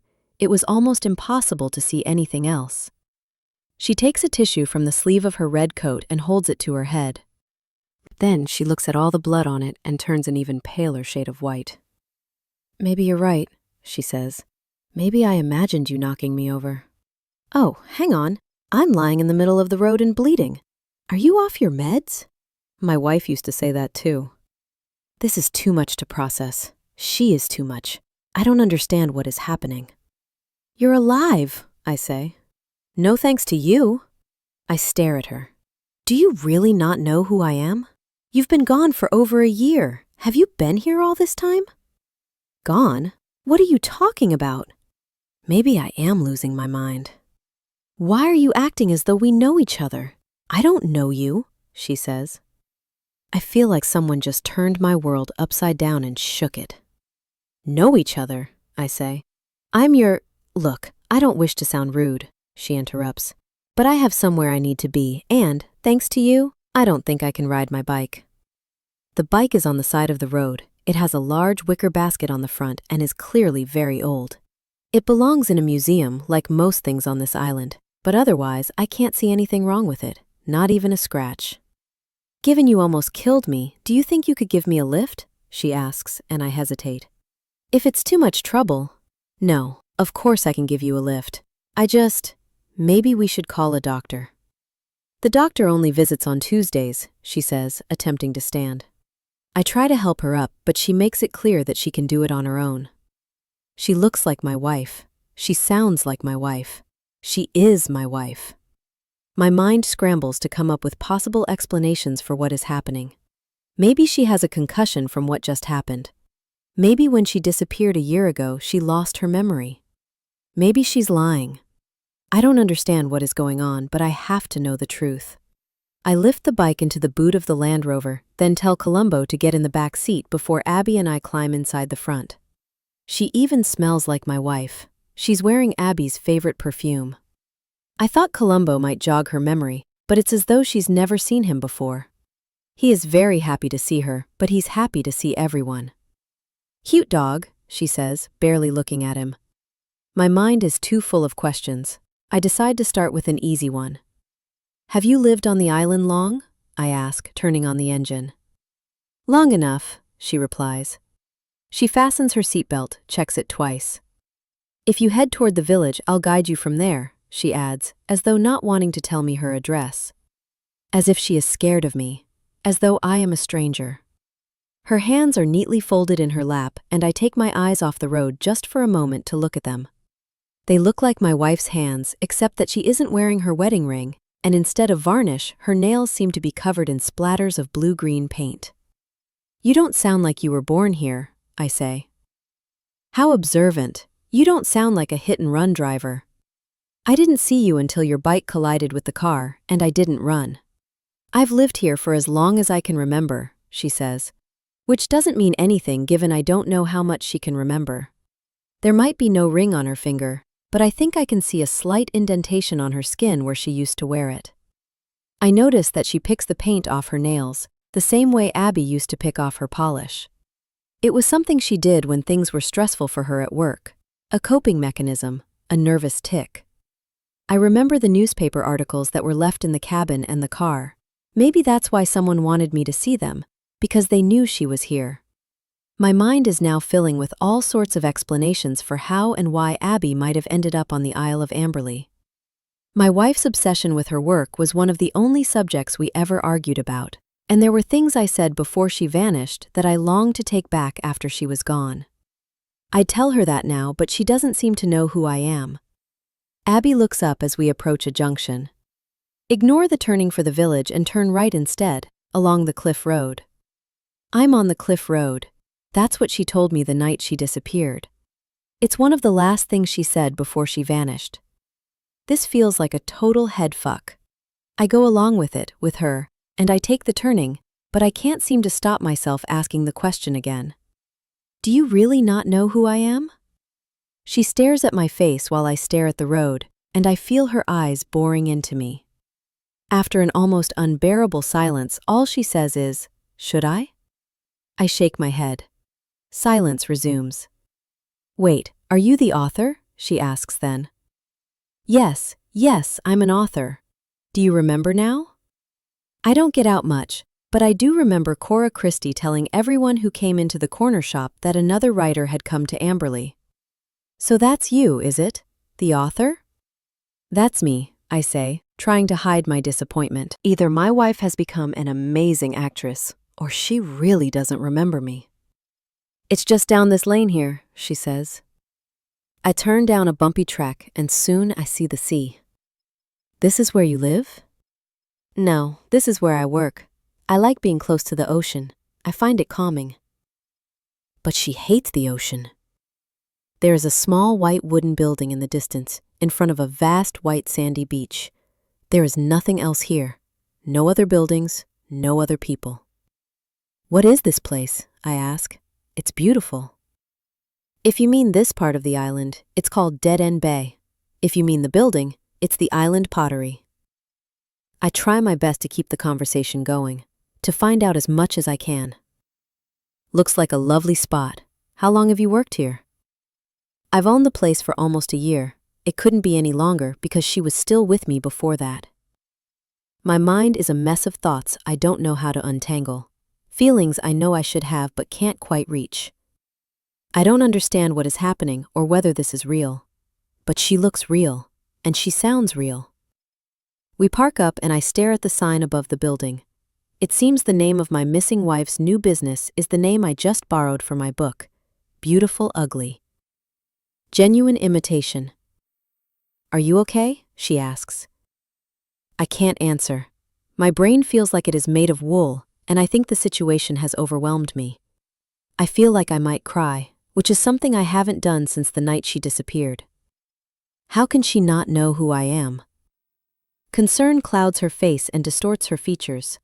I stare at her, this woman wearing a red coat who looks and sounds just like my missing wife. But then her face blurs and twists into something different, someone I do not know or recognize. She's staring at me, waiting for an answer, but I can't speak. It feels like waking up from a nightmare, only to discover it wasn't a dream. A year is a long time, but it is her. There is no other explanation. Unless she had a secret twin? I study her again and survey the changes in the face I once knew so well.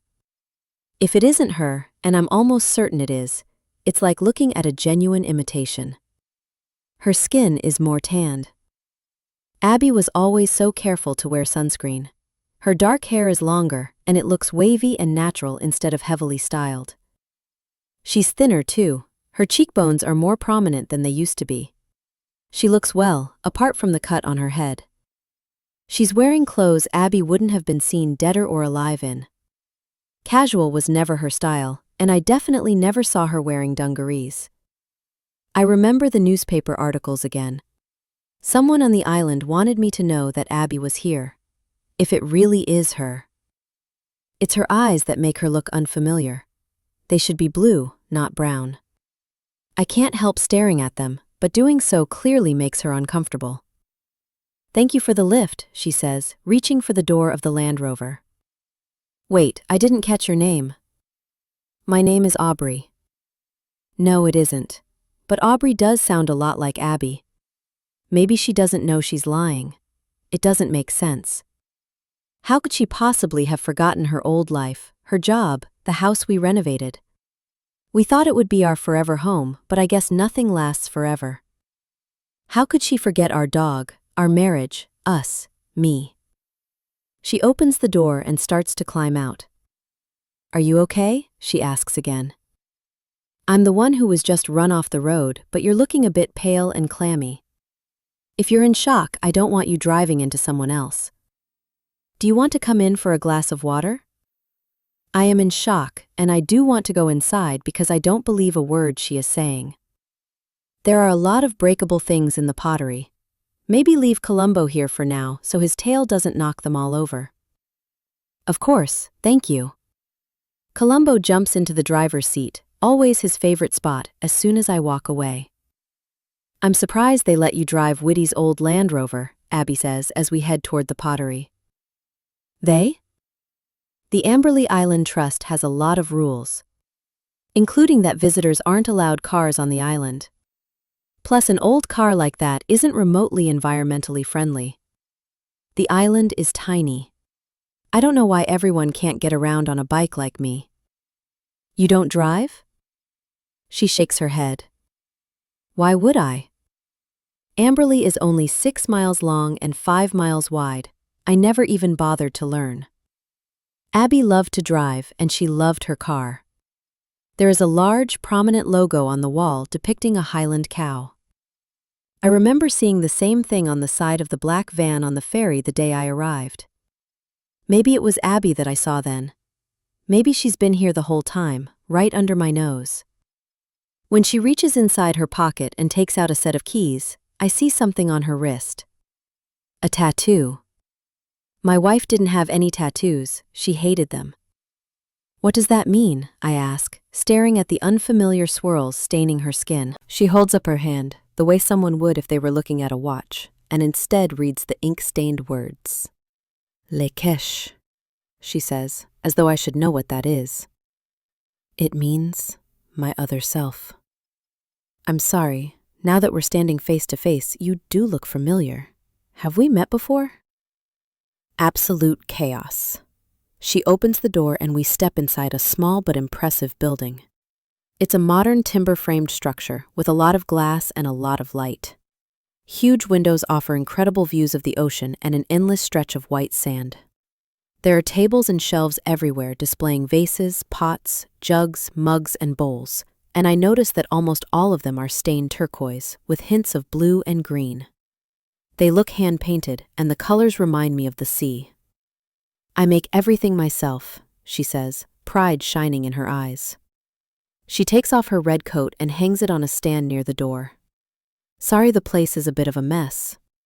There aren't normally any visitors at this time of year, and life has been absolute chaos recently. Take a look around if you like. I'm just going to patch this up. She points to the cut on her forehead. Then I'll get you that glass of water, unless you'd prefer tea.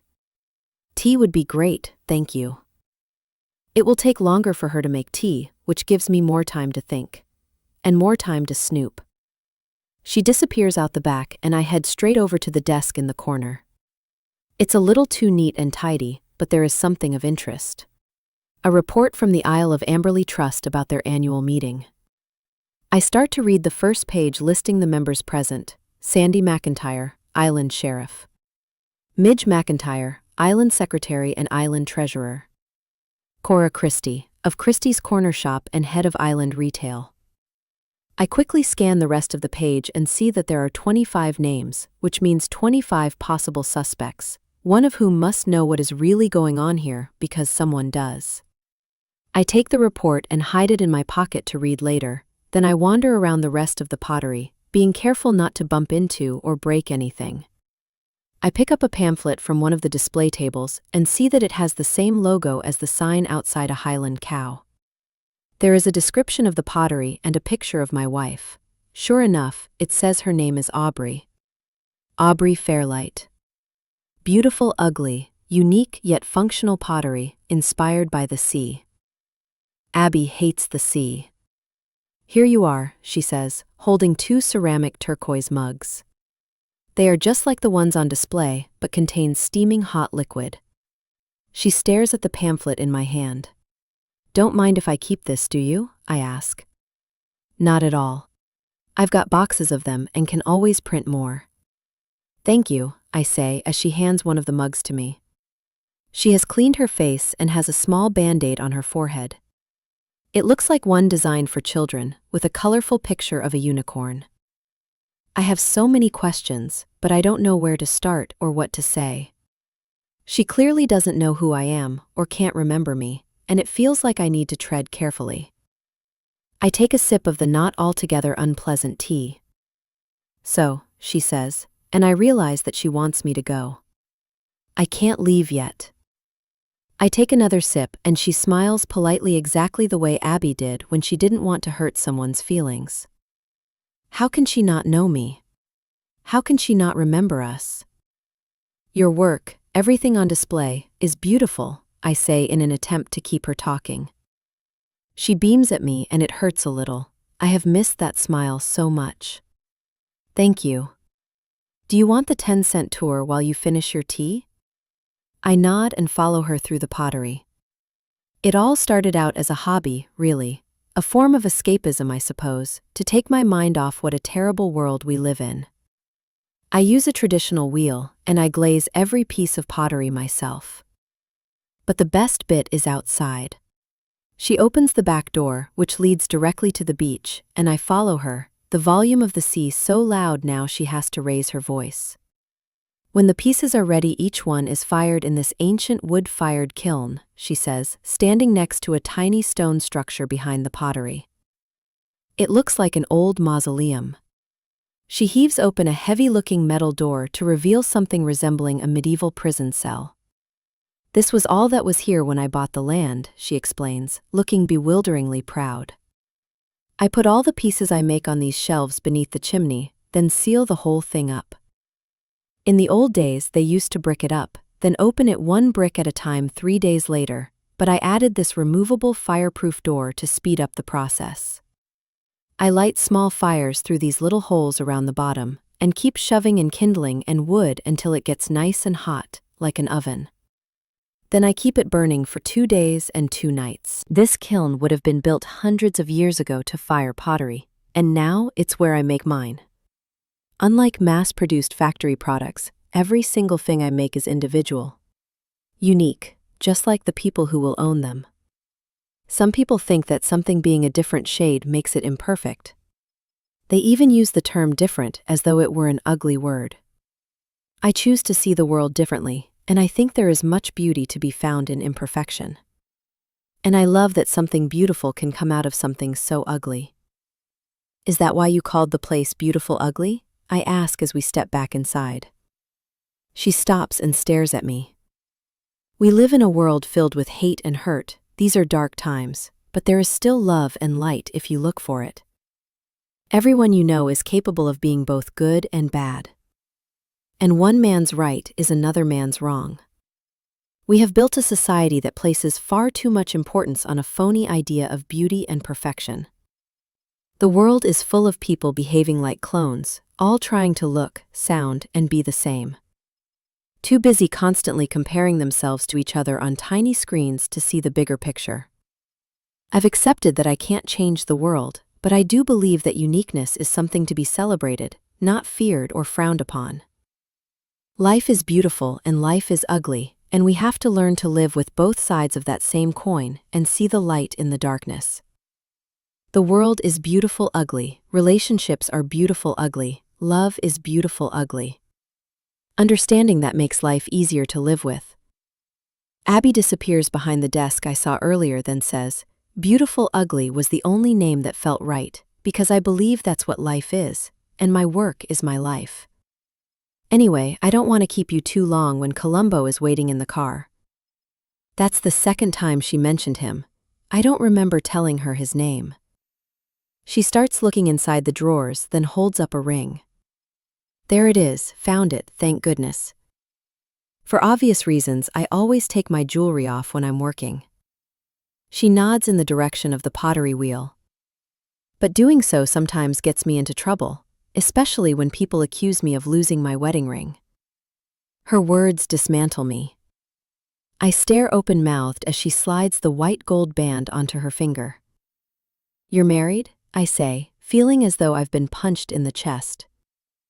No need to sound so surprised. Gosh, look at the time. I don't wish to sound rude, but I need to be getting home or my better half will be wondering where I am. 1 week before she disappeared. Abby. Have you told anyone else that you want to leave your husband? Hearing the woman in black say those words out loud makes the concept more real. Which makes the idea more frightening. I shake my head. I haven't said a word to anyone about it because it's nobody else's business. Do you think he knows? She asks. That is a difficult question to answer. I think he knows I am unhappy. But I've been unhappy for such a long time, maybe he doesn't notice anymore. Maybe, like me, he finds it hard to imagine us being apart when we've been together for so long. So it doesn't occur to him that I might actually leave. You sound as though you have already made up your mind. I know. But then why talk to me about it if you have already decided? It's a good question and there are a lot of answers. I only give her one. Because I'm scared. When I spend too long thinking about how and why our marriage unraveled, my memory tends to wander to happier times. We weren't always the yes we are now. Which is probably why I am so afraid of walking away. What if I never meet someone who can make me that happy again? Because we were happy before. Nobody has ever made me happier than he did. but nobody has ever made me feel this sad either. Is being with someone who used to love you better than being alone? A few months ago, he said he had found the perfect property for sale. Fixer-upper was an understatement. The location was great for him, not so much for me, but being a little farther out meant we got more for our money. Unlike where we were living, this place had a view, and he was excited about the idea of renovating something, making it our own. I think we both thought that fixing that broken old building would fix whatever was broken in our marriage. For a while, I think it did. But there were problems with the project, just as there always are with these things, and the builders kept asking for more money. Money we didn't have. There comes a point with everything in life where there is no turning back. We had spent an extortionate amount on architect fees and jumped through seemingly endless hoops to get planning permission. The builders made constant noise and dust and complaints and demands, and the months that followed were not happy ones. Renovating an old property only sounds romantic if you've never done it. When the builders discovered something unexpected, I wished we never had. "The builders found something today," I said one night as soon as he walked in the door. He'd been away for a few days at a book festival, and I confess I had enjoyed myself while he was gone. Because he works from home, he was always there, and I never got to spend any time alone, even on the rare occasions when I did have a day off. While he was away, I watched old movies, ate food he didn't like, and danced around the house listening to Nina Simone while drinking white wine he prefers red, and it was bliss. Until the builders knocked on the door. "The builders finding something doesn't sound good," he said, hanging his coat on a hook. "What is it this time, and how much will it cost to fix it?" he asked, pouring himself a glass of wine from the bottle that was already open. The project had cost more than double the original quote by then, and things were tight. He hadn't sold a new book for a while, mainly due to the fact he hadn't written one, and he always had a head-in-the-sand approach to finances. I often worried that he might lose everything, including the house, if I wasn't around to keep on top of things. "No dead bodies or bones or anything like that," I said, but they did find something when they were digging the new foundations. Keeping people in suspense is my job. You have to promise not to freak out. I never freak out. He always freaked out. The builders found 2 sets of clothes, 2 pairs of very old shoes, jewelry including 2 rings, some pots, glass bottles, and some coins. "Were the coins gold?" he asked. "Sadly, no, but the builders think they are about 200 years old. They found similar-looking ones on a project not far from here last year." The clothes were laid out flat like 2 people were wearing them and holding hands. So I called the Heritage Committee and, "You did what?" "Do you want them to stop us from building?" "This project has already cost everything that we have, more than that." I had a very interesting chat with them, actually. "Great, how much did that cost?" The woman I spoke to said what we found was evidence of a 200-year-old ritual. If a married couple thought they were going to be separated forever, perhaps because of illness or war, they would bury a set of their clothes together under the floor of their home.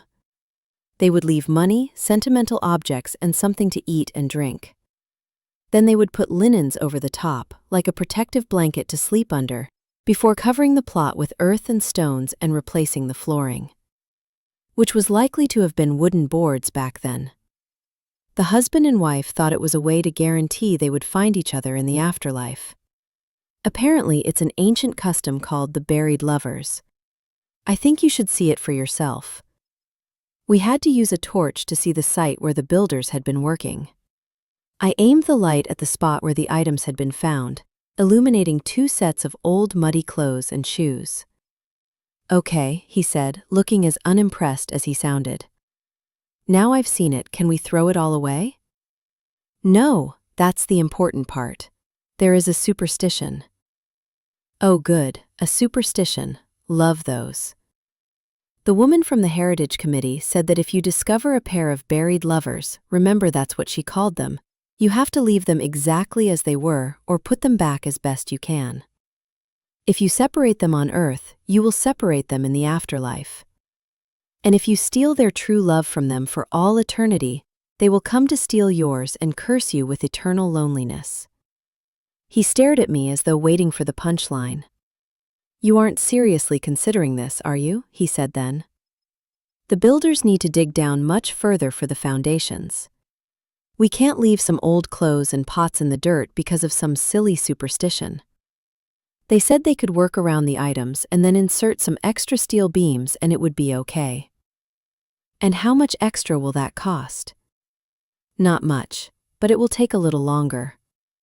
He closed his eyes. "What are you doing?" "I'm trying to disassociate from my body so I don't have to listen to this anymore." "Surely you don't want to risk eternal loneliness?" As soon as I asked the question, I remembered how much my husband enjoyed his own company. He's only happy when he is writing, and he does that best alone. I think loneliness is his preferred way of life. But then he opened his eyes again and put his arms around me.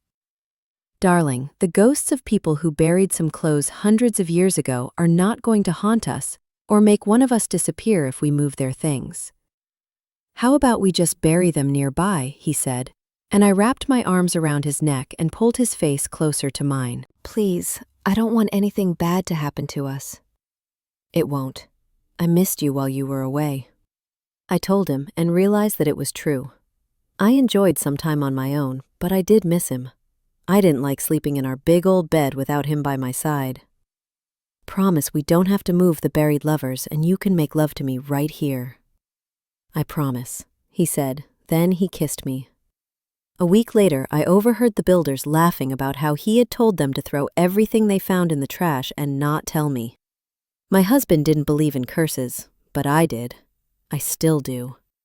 The woman in black speaks again, pulling me from my thoughts.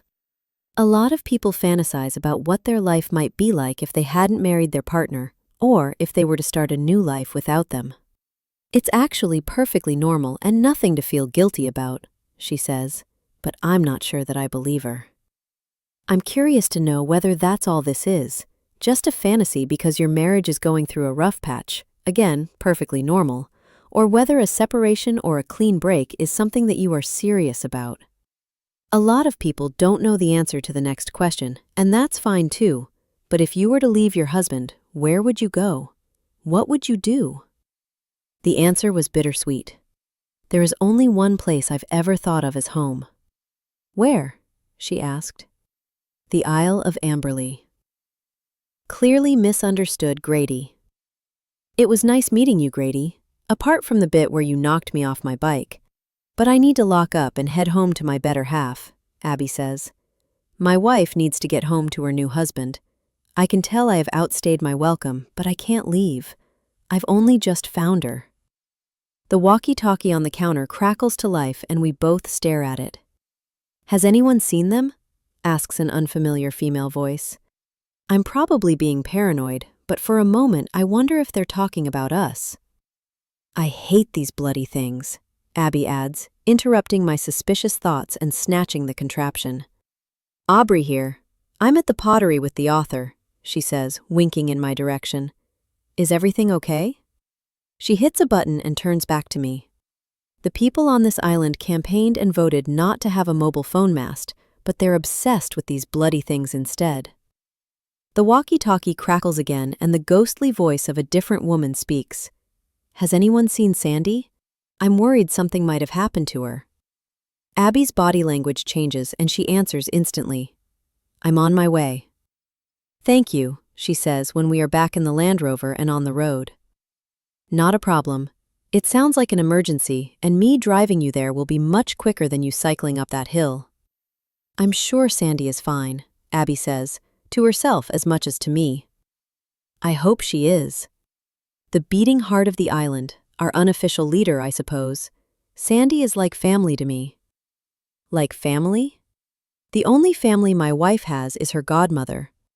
"How do you know Sandy and Midge?" I ask. Everyone knows everyone on the island. You must have figured that out by now. I don't ask her any more about that. I have other, more important questions.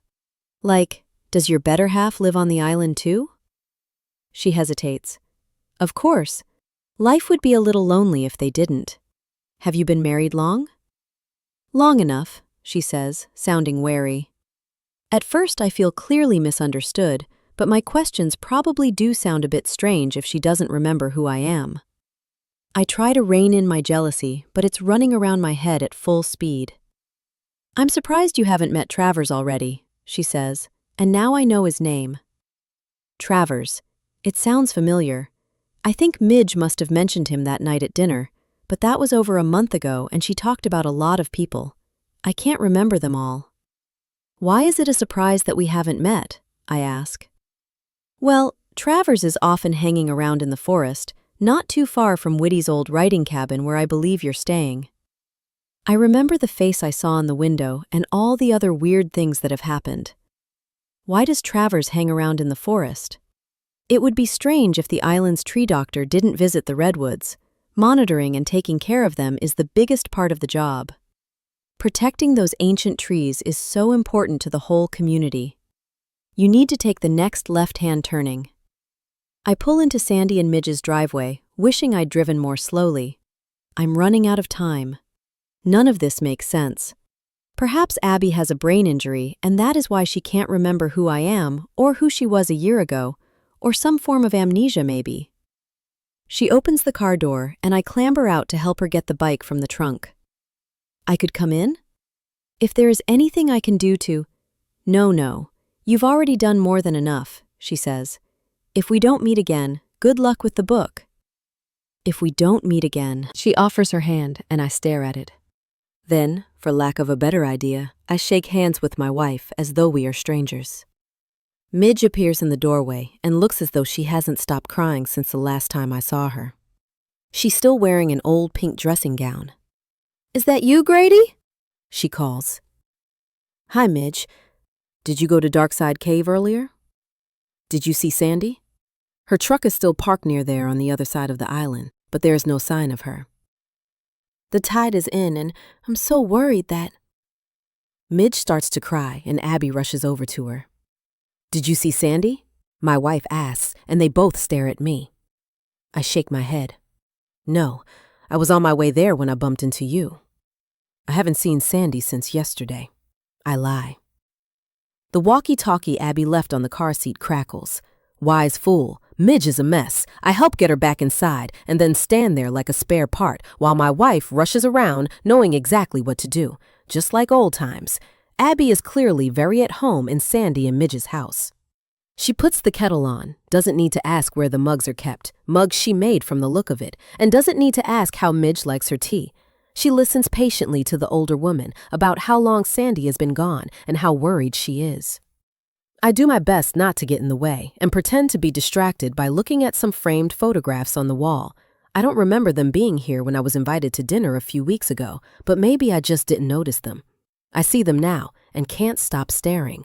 Some are very old, black and white images of relatives, I presume, and a faded picture of Sandy and Midge holding a baby outside St. Lucy's Church, a christening perhaps, but my attention is focused on a photo of Abby as a child. I'm almost certain that is what I'm looking at. The picture shows a birthday cake with the number 10 written on it in icing.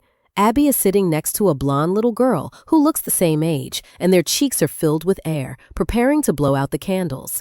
A younger Sandy and Midge are standing behind them with big smiles on their faces.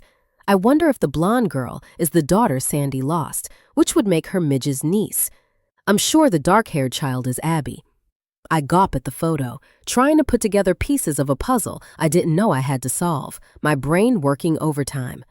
I never met Abby's parents. They were both dead when we got together. I only met Kitty, her godmother. Abby lived in London with Kitty since she was 10 or 11, I think. She never mentioned the Isle of Amberley, not once. I would have remembered. I didn't know she even been to Scotland, let alone lived here. I suggested us visiting the Highlands so many times, but she always said it was somewhere she had never been and never wanted to go. So why is there a picture of her here as a child with Sandy and Midge? There is another picture of Abby on the wall, a more recent one. It's of my wife on her wedding day, not ours. She is standing with a group of women I recognize from the island: Sandy, Midge, Cora Christie from the corner shop, Mary and Alex the butchers, Arabella from the Stumble Inn, and the Reverend Melody Bates. There are a few faces I don't recognize, but it looks as though they were all there when Abby married someone else last year. The whole community. She's still married to me. How can she have married someone else? Confusion and anger pollute every thought inside my head. I could wait, or I could confront them both now, ask the questions that I want to ask, and demand the answers I need. But then Midge starts to cry again, and I decide this isn't the time or place. I feel like an outsider, intruding on their grief. Sandy is a wise fool. I suspect she knew better than to drive back from the cave when she had too much to drink and is walking home. She'll probably come through the front door any minute. Try not to worry. Abby says to Midge. Would you mind if I use the bathroom? I ask. Both women stare at me as though they had forgotten I was here, but it's Midge who answers. Of course, you know where it is. I leave the kitchen, pass the downstairs bathroom, and creep up the staircase to the first floor instead. I don't know what I'm looking for, but I hurry down the corridor anyway, quietly opening doors and seeing what is behind them. Bedrooms mostly, until I reach what looks like an office. The thing that makes me stop and stare is that one of the walls is covered in newspaper clippings. There are hundreds of them. I don't understand what this means. Before I get a chance to see if the articles were written by Abby, I hear a quiet but unfamiliar sound on the other side of the wall. Bang, rattle, whoosh. Bang, rattle, whoosh. Bang, rattle, whoosh. I creep back out onto the landing and follow the sound to a closed door. I slowly lean down until I can peer through the keyhole. And then I see her. The woman I met in the cemetery, dressed head to toe in tweed. The one who said I should leave before it was too late. She must be Morag, Sandy's mother. The woman who kept banging her walking stick on the ceiling when I was here for dinner. She is sitting behind some kind of enormous loom. I think she's weaving. I stand and try the door handle, but it's locked. Morag knows something. I'm sure she does. If only I could speak to her, I might be able to find out what. I lean down again, and this time, when I peer through the keyhole, there is an eye staring right at me. I leap back. You shouldn't be here. You must leave, she hisses. Then she starts banging her walking stick against the back of the door. I quietly hurry down the stairs and to the kitchen. I think your mother might need something. When doesn't she? Midge interrupts. I couldn't quite understand what she was saying.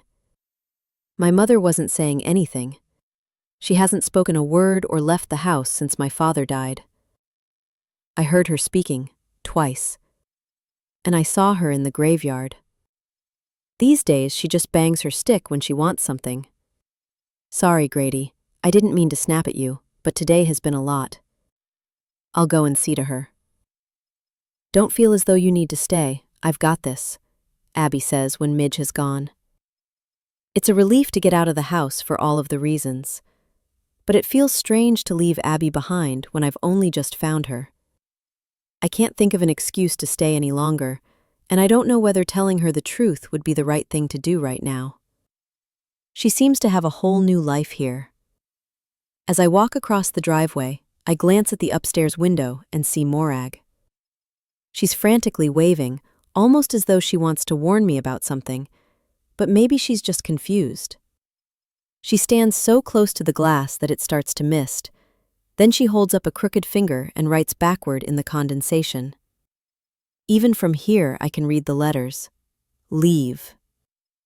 She shakes her head sadly, then backs away until I can no longer see her.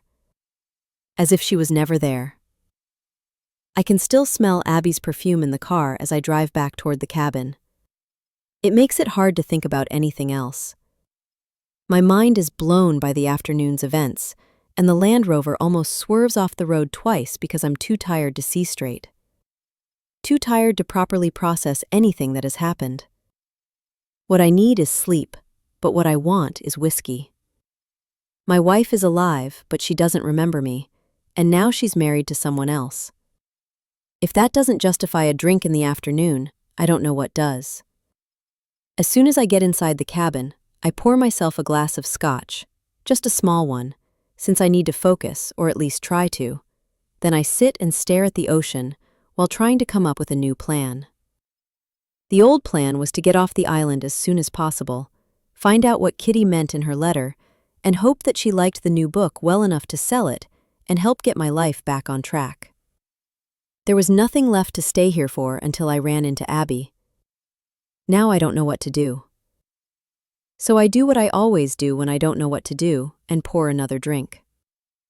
1 minute I want to know everything about the man she has married, then I want to know nothing. Nothing at all. The tree doctor, she called him, as though that was supposed to mean something. As if that might make all of this okay. None of this makes sense. How does someone disappear from the south of England and end up on a remote Scottish island? How can she have no memory of us? Of me? Should I tell her? Once again, I find myself facing a moral dilemma with no right answer. Now that I know she is here, I can't just walk away. Abby is the only person I have ever truly loved. What if she does remember us one day? I keep thinking I can hear someone creeping around outside the cabin, so I check that all of the doors and windows are locked. I think about what my doctor said the last time I bothered to go see him, about long-term lack of sleep leading to paranoia, confusion, hallucinations, and all the other great stuff he predicted if I didn't find a way to switch off, learn to make my mind rest. I take a couple of sleeping pills he prescribed and wash them down with more whiskey. I start to wonder if I imagined everything that happened today, if it was all just a dream. But then I take the beautiful ugly pamphlet from the pottery out of my pocket, and there she is, my wife's familiar face staring right back at me.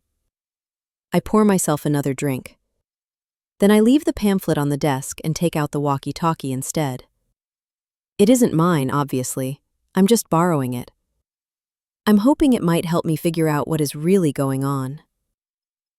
Growing smaller. I fall asleep, pass out on the bed with the walkie-talkie still in my hand. My wife always said that it was impossible to wake me when I drank too much. But she was wrong, because something does wake me, and it isn't the walkie-talkie. It starts as a small sound at first, the variety that infiltrates your dreams so that it becomes part of them, hiding, unnoticed, until the sound is too out of place to fit within whatever you were dreaming about. Like an itch you have to scratch. It distracts me from the imaginary scenes my subconscious mind has conjured, pulling me from the no man's land between sleep and wakefulness where dreams and reality blur. I hear the noise again and struggle to identify it. It sounds like breathing, and it sounds like it is coming from beneath my bed. I wake up drenched in sweat. I don't move, but I do open my eyes, blinking into the shadows, adjusting to the dark. I keep perfectly still and listen. At first, I think that it was just a dream within a dream, but then I hear it again. Someone is slowly coming out from under the bed. I am lying on my side and I daren't move. All I can see at first is a shadow, and again I think I must be imagining it, unable to believe my own eyes. But the shadow is shaped like a hand. Someone really is crawling out from beneath the bed, very, very slowly. They must have been down there the whole time I was sleeping. I should get up, defend myself, say something, do something, but I do none of those things. I am paralyzed with fear as the dark shape of a person finishes crawling and starts to slowly stand. My heart is thudding so fast and so loud inside my chest, I am sure they must be able to hear it. I close my eyes when they turn to face me, like a child who thinks they can't be seen by a monster if they can't see it. I have never been a brave man. When it comes to fight or flight, I guess I am a coward. I'll choose to run every time, but I can't even move. I hear them lean down then, looming over me until their face is so close to mine I can feel their breath. For a brief moment, I think it is Abby because I can smell her perfume. But when I open my eyes, all I see is the shadow of a person with branches instead of arms and twisted twigs instead of fingers. Part man, part tree, some sort of tree man. I scream. Columbo barks and I open my eyes for real this time, and nobody except my dog is sitting on the bed beside me, his hot breath in my face, his eyes filled with inexplicable joy, his tail wagging and thumping loudly on the duvet. It was just a dream. There was nobody hiding beneath my bed, except maybe for the dog, and I feel like an idiot. My racing heart starts to calm down and I wipe the sweat from my brow with the back of my hand. I am trapped on this island in so many ways. I can't leave unless a boat will take me. I don't have any money to stay anywhere else for long if I do, and now my missing wife is here and I need to understand how and why. My options seem to be growing smaller every day, and it feels like the walls of my world are closing in. I remind myself that what happened was only a dream. Nobody was really hiding under the bed, and nobody knows about Charles Whitaker's book or what I've done. Nobody knows except me. It's only when I sit up that I feel the cool breeze on my skin. I look over toward the door I remember locking and see that it has been left slightly open. Honest thief. Someone was here in the cabin while I was sleeping. It isn't the first time that someone has let themselves in, but it never happened while I was here before. In bed, unconscious. Someone has been spying on me since I arrived on the island. I'm sure of it now, and for some reason I am convinced it was him, Travers, the so-called tree doctor who Abby married, and I think that's what my subconscious was trying to tell me in my dream. My wife's new husband has been watching her old one, which means he knows who I am even if she doesn't. But who is he? And how has he tricked her into forgetting her old life with me? I find the Isle of Amberley Trust report that I swipe from Abby's desk and scan the list of attendees until I see what I'm looking for. Travers Fairlight, of the Croft. Island Ranger. Island Ranger. Hardly an impressive job title. But then has-been author doesn't sound very attractive either. I need to stop comparing myself to a man I have never met and do something to fix this. I find the map of Amberley and see that the Croft is at the top of the island. Now that I have a car, it's not so far away. Maybe Travers knows what really happened and what is going on here. He's stolen my wife, so let's see if he's at least an honest thief. Because he must know whether the woman he married has lost her memory and whether she has always lived here. I grab the keys for the Land Rover and head out early, taking Columbo with me in case whoever let themselves in last night decides to come back. My fragile ego can't stop obsessing about why Abby might choose this man over me. Success is as subjective as history. I might not have been as successful as I'd hoped, but I'm still proud of the books I've written.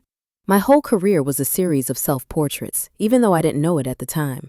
In all of my previous novels, I've written about the things I am most afraid of. I think it's my way of processing what scares me most about the world, the terrible things human beings are capable of doing to each other. We are a peculiar species. The three basic fundamental fears that all humans experience are fear of death, fear of abandonment, fear of failure. I experience all three on a daily basis. I fear death because I don't think I have achieved much with my life, and I fear I will be forgotten. I've already been abandoned by the people who were supposed to love me the most, my parents. So it's no wonder that fear of abandonment is something that haunts me. It's also why I find it so difficult to trust people. Fear of failure, well, I don't know what it's like not to live in perpetual fear of not living up to your own expectations. I should be a better person, but there are some things it's too late for me to succeed at. I have always hidden my fears and myself inside my books rather than face facts or confront reality. Well, not this time. I'm going to find out the truth, and nothing is going to slow me down or get in my way. Until the walkie-talkie crackles as I drive along the main road, I hit the brakes of the Land Rover, stop and listen, but hear nothing. When I drive on, it crackles again, but nobody speaks. Maybe it's broken. With the help of the map, it doesn't take too long to find the Croft. It's a modern wooden house at the end of a private lane, hidden away, secluded. I feel a strange sense of excitement tinged with dread as I park outside. This is where my wife has been living all this time. I've dressed myself up a bit for the occasion. I do not know why. My hair is still a tad wild looking. I haven't had it cut since I arrived on the island, but I've had a shave and I'm wearing my best shirt. I came here to see the new husband for myself, ask him a question or two, but I noticed that Abby's old-fashioned bike with its wicker basket and childish bells is leaning against the porch, so I know I'm in the right place, and I know she's at home. Which is good, because I'm going to confront her about a past she may or may not remember too. Our past. I need to know what happened after she disappeared and how she ended up here. She's the only person who can tell me.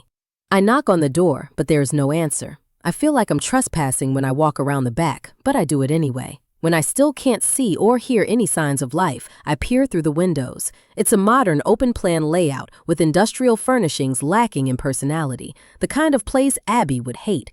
I raise my hands to the sides of my head to shield my eyes from the sunlight, trying to get a better view inside the house. Then I hear a voice behind me. "Can I help you?" It's one of my top 3 favorite passive-aggressive terms, along with no offense but and correct me if I'm wrong. I can tell from their tone that this person does not want to help me. I turn to see a ridiculously attractive woman with long dark hair. She's in her 30s, looks like a film star, and for a moment, I'm rendered speechless by her beauty. "I'm looking for Travers," I say. "Then I guess you found her." "Her?" My mind is properly blown. "You're Travers?" "Last time I checked," she says. "And you are?" Meeting the man my wife had married was something I struggled to prepare myself for. Finding out that she married a woman is too much to process. I replay the conversation with Abby in my mind and realize that she never used the word husband when she told me she was married. When she said Travers was the island's tree doctor, I had pictured a big, tall lumberjack of a guy, maybe with a beard. I was secretly hoping my rival would have a beer belly, bad breath, problematic body odor, and a touch of baldness, perhaps. I still have a full head of hair. I knew I would compare myself to him. How could I not? But I didn't imagine this. It seems she has married a beautiful woman who is 10 years younger than me. Somehow that feels like an even bigger insult to my manhood. Travers is wearing jeans and a simple white shirt and looks effortlessly stunning. Her perfect face is makeup-free. He's not even trying, and yet I can't take my eyes off her. Her extremely green eyes are taking me in too, and I wonder if she knows who I am.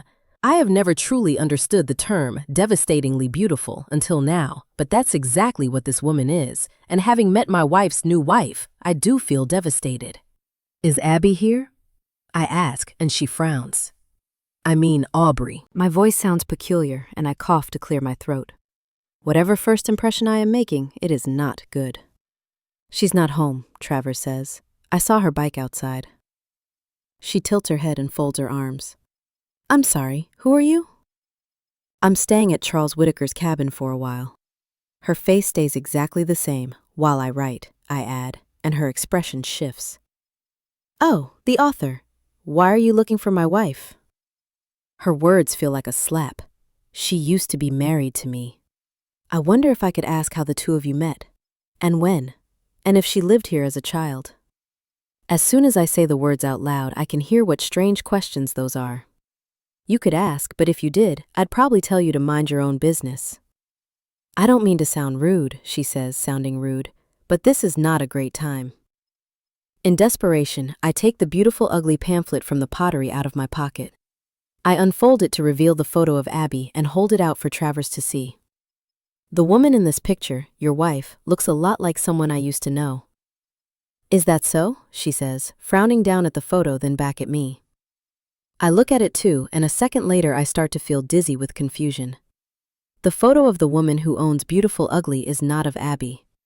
They share the same hair color, style, and length, but she is not my wife. I don't understand. When I picked this pamphlet up in the pottery yesterday, the photo was of her. I saw her with my own eyes.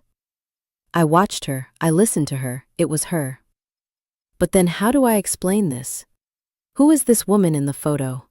According to the pamphlet, she is Aubrey Fairlight, the owner of the pottery, but this is not who I met yesterday.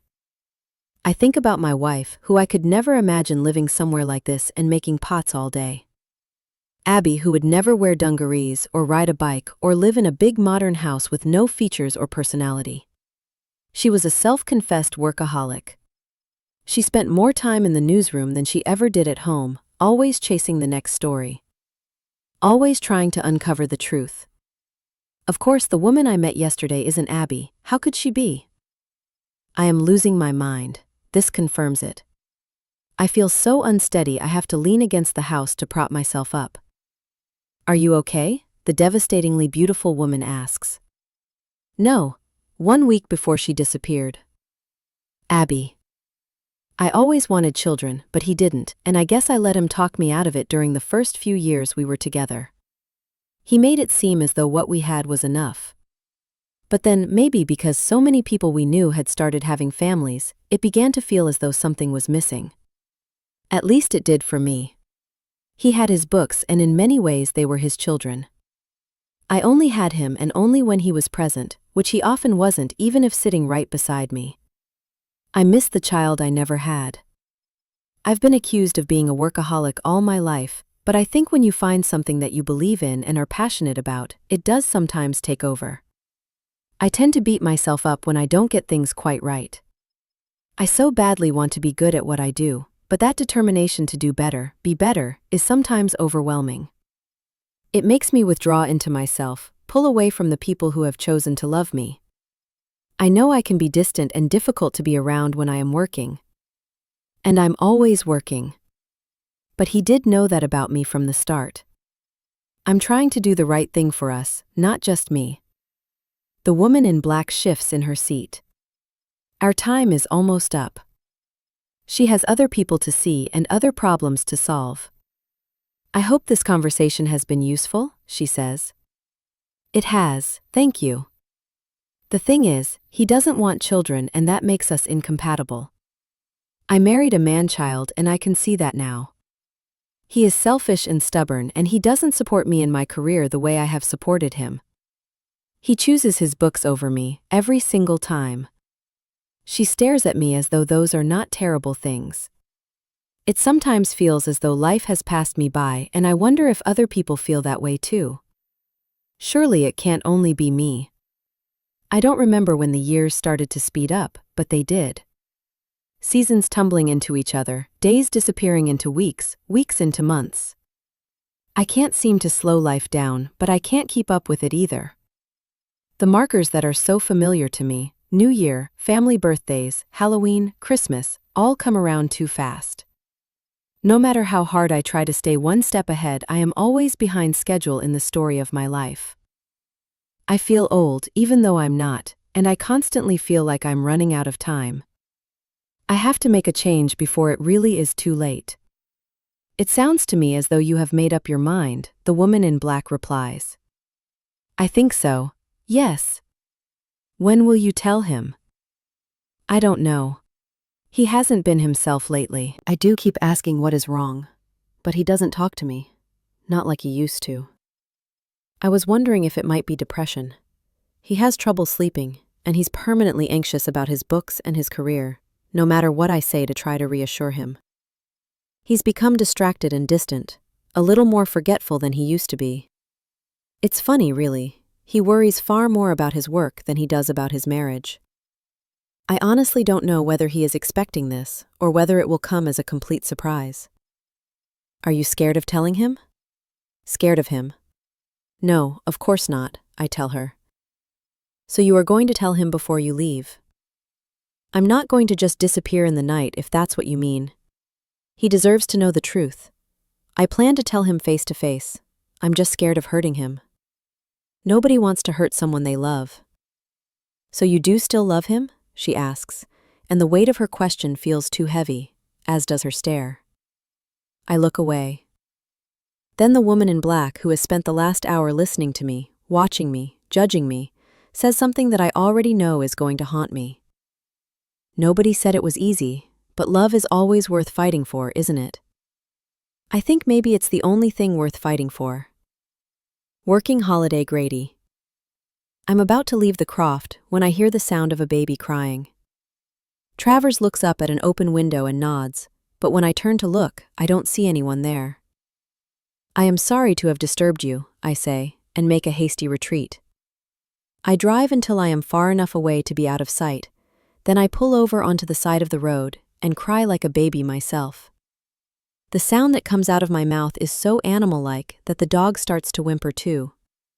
Columbo licks my face, and I appreciate his concern and affection, but it doesn't make the tears stop. I feel broken and confused and scared. Am I so tired that I'm losing my mind?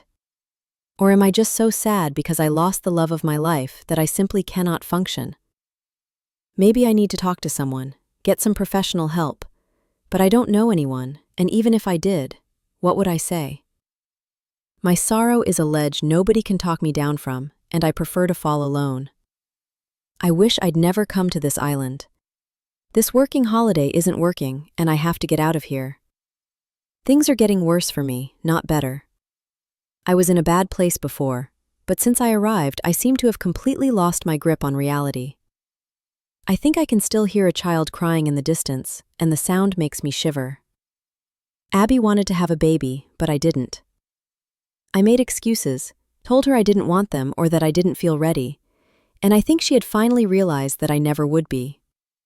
It became a taboo subject in our marriage, one that always resurfaced when we disagreed about something. She seemed convinced I would see things from her point of view one day, and I thought she'd give up trying to persuade me. We were both wrong. Her biological clock only ticked more loudly, and the parenthood debate clearly wasn't going to go away. Which was why I had a vasectomy and didn't tell her. It was such a simple procedure she didn't even know I'd been in the hospital. If there was something my wife wanted, she always found a way to make it happen. No matter what, and regardless of how I felt. Against all odds were 3 of her favorite words. She talked about wanting to try to get pregnant before she was 40, before it was too late. Said it might be her last chance, which made me realize it might be mine. So I made sure this was one thing that couldn't happen without my say-so. Not because she wouldn't have been a wonderful mother, I knew she would be. Abby was good at everything. But because I didn't come from a happy family, and I think children sometimes inherit their parents' mistakes. I didn't want my child to inherit mine. I don't think I'm very good at loving people. I genuinely prefer dogs, and I was scared of not feeling what a father is supposed to feel. I know what it feels like to have parents who do not love you, and I didn't want to risk inflicting that all-consuming hurt on a child of my own. I wonder if my life would have unfolded differently if Abby and I had a child.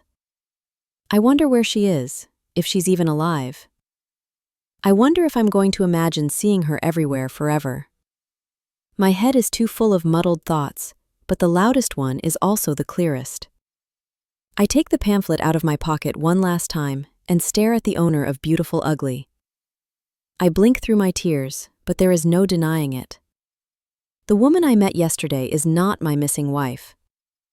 Close distance.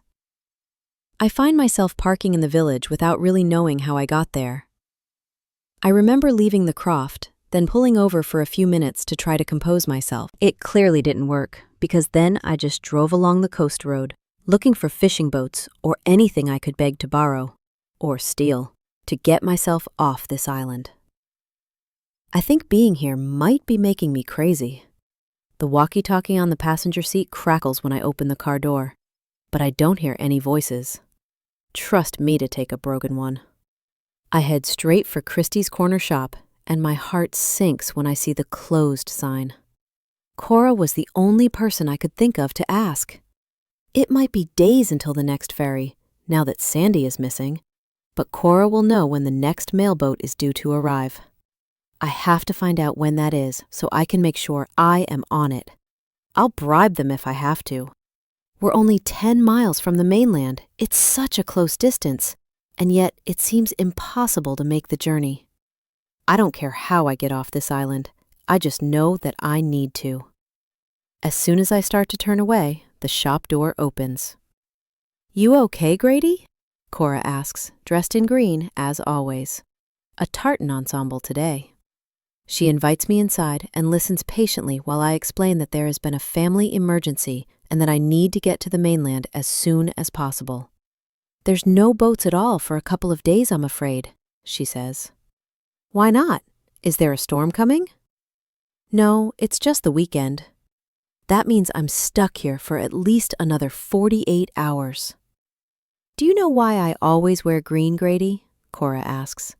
"It isn't about luck. There's no such thing. I wear this color because green is made of blue and yellow." She stares at me as though waiting for a reaction. I do not know how to give. Blue and yellow are very different, wouldn't you agree? Like the sea and the sun. I like that one thing can be made from 2 such different things, because none of us are just one thing. Once you understand that, it's so much easier to know yourself and make peace with who you are. Green being your surname, I thought you might like to know. "You're looking tired, Grady. Do you want some more bog myrtle tea to help you sleep?" she says, sounding genuinely concerned. "No, thank you. If I sound a little rude, it's because I suspect it might have been the tea she gave me that made me see things that weren't there."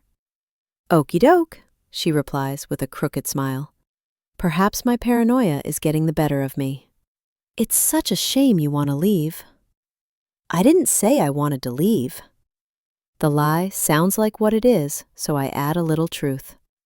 But I'm afraid I need to. Well, I'll be sad to see you go. You've been much friendlier than the last one. The last one? The last author, after Charles Whittaker, but before you.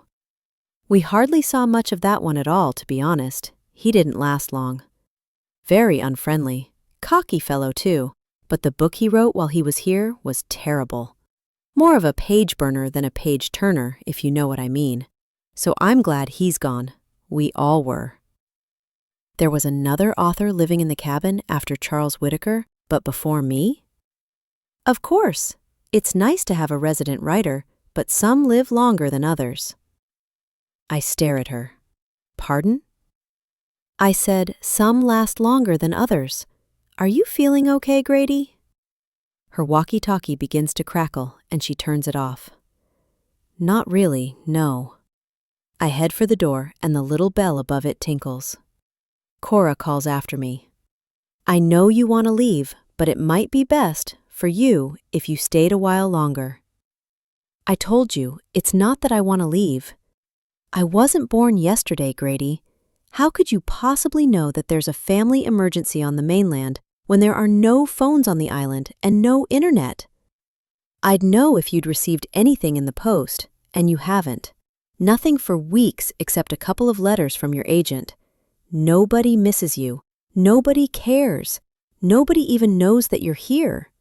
There is no family emergency because you don't have any family. I stare at her. What did you just say?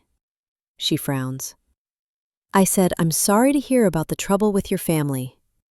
My mind is determined to break me. I'm seeing things. I'm hearing things. I no longer trust my own senses. I no longer trust myself. It's okay, I tell her. I'll just get the next ferry. There might not be one for a while. Could be weeks, maybe even longer until you or anyone else can leave the island again. Why won't there be a ferry? There's nobody to sail it. Because Sandy is still missing? Sandy isn't missing. They found her. She's dead. I climb into the Land Rover next to Columbo and lock the doors. My hands are trembling and I can't make them stop. I wonder if anyone knows I was with Sandy before she died. How could they? There was nobody else out by the cave. It's on the other side of the island. The relief that now nobody will know that I stole Charles Whittaker's book is far outweighed by the guilt, which is so heavy it is almost unbearable. Cora said she didn't know how Sandy died, but I'm guessing she must have drowned. I could have prevented it. No one must ever know I was there. I don't understand how I didn't hear about Sandy when I have a walkie-talkie now. I pick up the one I borrowed from the woman I thought was my wife and stare at it. I'm useless with anything remotely technical, always have been, so I tentatively twist a dial, hoping not to break the damn thing. To my surprise, it crackles to life, and I hear voices straight away. He looks surprised when I told him about Sandy, says one I recognize immediately. All of the color completely drained from his face, Cora adds. So are we sure he isn't listening in since we changed the frequency? Asks a female voice I don't recognize. Certain. We can say what we like again, says Travers, the beautiful woman from the croft. I don't think he's a well man. I thought that as soon as I read his books, says someone else. They were very disturbing. Someone needs to do something about him soon. It's not just a case of ill health anymore. I think he's losing it, Cora adds. They're talking about me. The voices continue their conversation, and once again, I think I might be losing my mind. They clearly think I am too. Does he know? No, he hasn't got a clue. Where is he now? Asks another female voice, this time a London accent. I think it's the pub landlady. He's sitting in his car, parked outside the shop, staring at the Stumble Inn, Cora replies. I'm staring at the pub. There are no other cars. They really are talking about me. That's it. I'm driving to the ferry. Maybe I can figure out how to sail it myself. I start the Land Rover and it splutters to life, but after a few seconds it stutters and stops. No, no, no. There is a red warning light on the dashboard suggesting I am out of fuel. I don't understand it. I could have sworn the tank was still over half full on the way here. I rest my head on the steering wheel and swear under my breath. I don't remember seeing a petrol station anywhere on the island, but there must be one. I climb out of the car, then see Cora Christie standing outside her shop and looking in my direction. Her head is tilted to one side and she's holding a walkie-talkie in her bony little hand. "Car trouble?" she asks. I seem to have run out of petrol. Oh dear, I don't suppose there is somewhere nearby where I can get some. She shakes her head. There are no petrol stations on Amberley. Living on an island like this isn't like living anywhere else. You have to plan ahead. Be prepared. You have to do what is best for the community. It's the only way to survive. The strangest thing about her odd little speech, the thing that unsettles me the most, is that she is smiling the whole time. As though she already knew I had run out of petrol and is extremely happy about it. Cheerful pessimist. I like to think of myself as a cheerful pessimist. Life is less depressing if you accept that people will always disappoint you. I don't think I ran out of petrol. I'm convinced I had half a tank when I arrived in the village. Someone did this to me, I'm sure of it. But as soon as I have the thought, I feel less certain. I don't know how someone could have, unless they siphoned the fuel while I was in the shop. But why would anyone do that? To stop me from leaving the island. Delusions and paranoia can be common with insomnia. Confusion and memory loss can contribute to untrue beliefs, not grounded in reality, but which feel entirely real. I know this. I just don't know if that is what is happening to me. Can everything that has occurred since I arrived on Amberley really be due to lack of sleep? Or even bog myrtle tea? I don't think so anymore. I just heard them speaking about me on the walkie-talkie. I didn't imagine that. I get Columbo out of the car and grab the walkie-talkie in case I catch them talking about me again. It's a shame I can't use it to contact someone on the mainland. As we start to leave the village, the old red phone box catches my eye, the one that has been converted into a library. What if it does work? What if the islanders just told me it didn't for reasons I don't yet understand? What if it isn't really a library at all? I run to it, and when I pull the door open, I feel dizzy and unsteady on my feet. It is still full of books, but they are all mine. Every single book on every shelf has the name Grady Green on the spine. There are multiple copies of every book I've ever written, as though the whole island has been reading them. This is too much.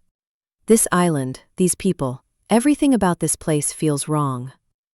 I'm not crazy, they are. I pick up the handset with trembling fingers and almost cry tears of joy when I hear a dial tone. It does work. I only know 2 mobile numbers off by heart, my wife and my agent. So I call Kitty. I keep looking over my shoulder in case someone comes to try to stop me, but the village is as deserted as always. The phone rings once, twice, 3 times.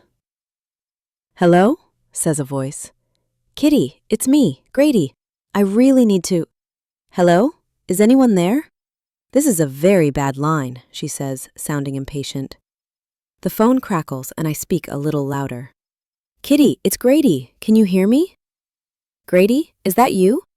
"Yes, I need your help." "Grady, this is a terrible line. Can you call me back?" "I am glad that you've called, though. I really need to talk to you. I'm so sorry I sent you to the island. You need to leave as soon as you can. I don't think it is safe for you to be there. Since you left London, I found out that—" The line goes dead. "Kitty?" I stab the buttons, all of them, but nothing works. There isn't even a dial tone anymore. It's almost as though someone has cut the phone line. Maybe they have. I don't think I'm being paranoid anymore. Kitty just said that I was in danger, so I haven't been imagining it. I grab Columbo's lead and we start to run. We run out of the village and toward the main road, then take the turning that leads to the south of the island. I have never sailed a ferry, but this is a very small one. It has to be worth a go. At the very least, there might be some equipment on board that I could use to contact the mainland. Try to reach Kitty again. We don't have to run too much farther to see where the ferry is docked. I remember the wooden pier well. But there is no ferry there. I can't see any boats at all. There is nothing but the sea. The frustration I feel is overwhelming. I want to scream at someone, but there is nobody to scream at. Then I remember the walkie-talkie, take it from my pocket, and scream into that. Nobody replies. The damn thing doesn't even crackle. I turn back and start running in the direction we came from. A lot of the journey is uphill, but I don't stop, even when the steeper parts steal my breath from me. The sun is starting to set, and the views on the coast road are spectacular. There is an ever-changing display of pink clouds drifting across a patchy purple sky above the ocean. The first stars have started to appear at the edge of the sky, impatient for the sun to leave, but I don't stop to enjoy the spectacle. I breathe the sea air, focus on the path, and keep running. Just before we reach the road that leads to the forest, I see a sign for the standing stones. I remember something Sandy said about it being the only place on the island where someone once had a mobile phone signal. Given the situation, I think it's worth a try. We carry on, only stopping when I finally see them, the standing stones. The 12 giant stones look like a smaller version of Stonehenge, forming a circle on the top of a grassy hill. They are eerily lit by the setting sun, casting long shadows on the ground beneath them. I stop to catch my breath and read an information board while I do. The standing stones of Amberley are over 5,000 years old. There is much mystery over how and why they are here. Some believe the standing stones are the result of dark magic, and are the remains of 12 witches who were turned to rock. Others insist that standing in the center of the circle can transport people to another time and place. We invite you to uncover the mystery for yourself. I would love to be transported to another time and place, ideally the mainland, but I've never believed in nonsense. I climb the hill and walk to the center of the circle anyway, just in case, then take out my mobile. I don't have much battery left, but I do have a single bar of signal. I call Kitty, but it goes straight to voicemail. I hang up and try again, but the same thing happens. I start cursing myself for not charging the phone, but there has been no point in doing so for weeks. It's getting dark, and it's already very cold, and I'm about to give up when the phone starts to ring in my hand. When I look at the display, it isn't Kitty calling. It says, "The wife." I accept the call and hold the phone to my ear, but I don't hear Abby's voice. All I hear is the sound of the sea before my phone dies. It's completely dark by the time we reach the forest, and as we hurry toward the cabin, I keep thinking that I can hear footsteps behind us. Twigs snap in the distance beyond the trees, the unmistakable sound of something, or someone, moving over fallen leaves. There are no birds on the island, but there are plenty of other creatures. I tell myself that's all it is, and carry on. Regardless of my mind's feeble attempt at being rational, I still rush through the giant redwoods, trying not to trip on moss-covered roots, the sound of my own labored breaths drowning out the other things I think I can hear. Even the soundtrack of the ocean in the distance isn't as comforting as it used to be. It sounds like the end of something. It is a huge relief when I see the log cabin. I no longer care what is going on or why. I have to plan. I need to get the Land Rover back. Then I'll sit in it down by the dock until a boat comes. Any boat.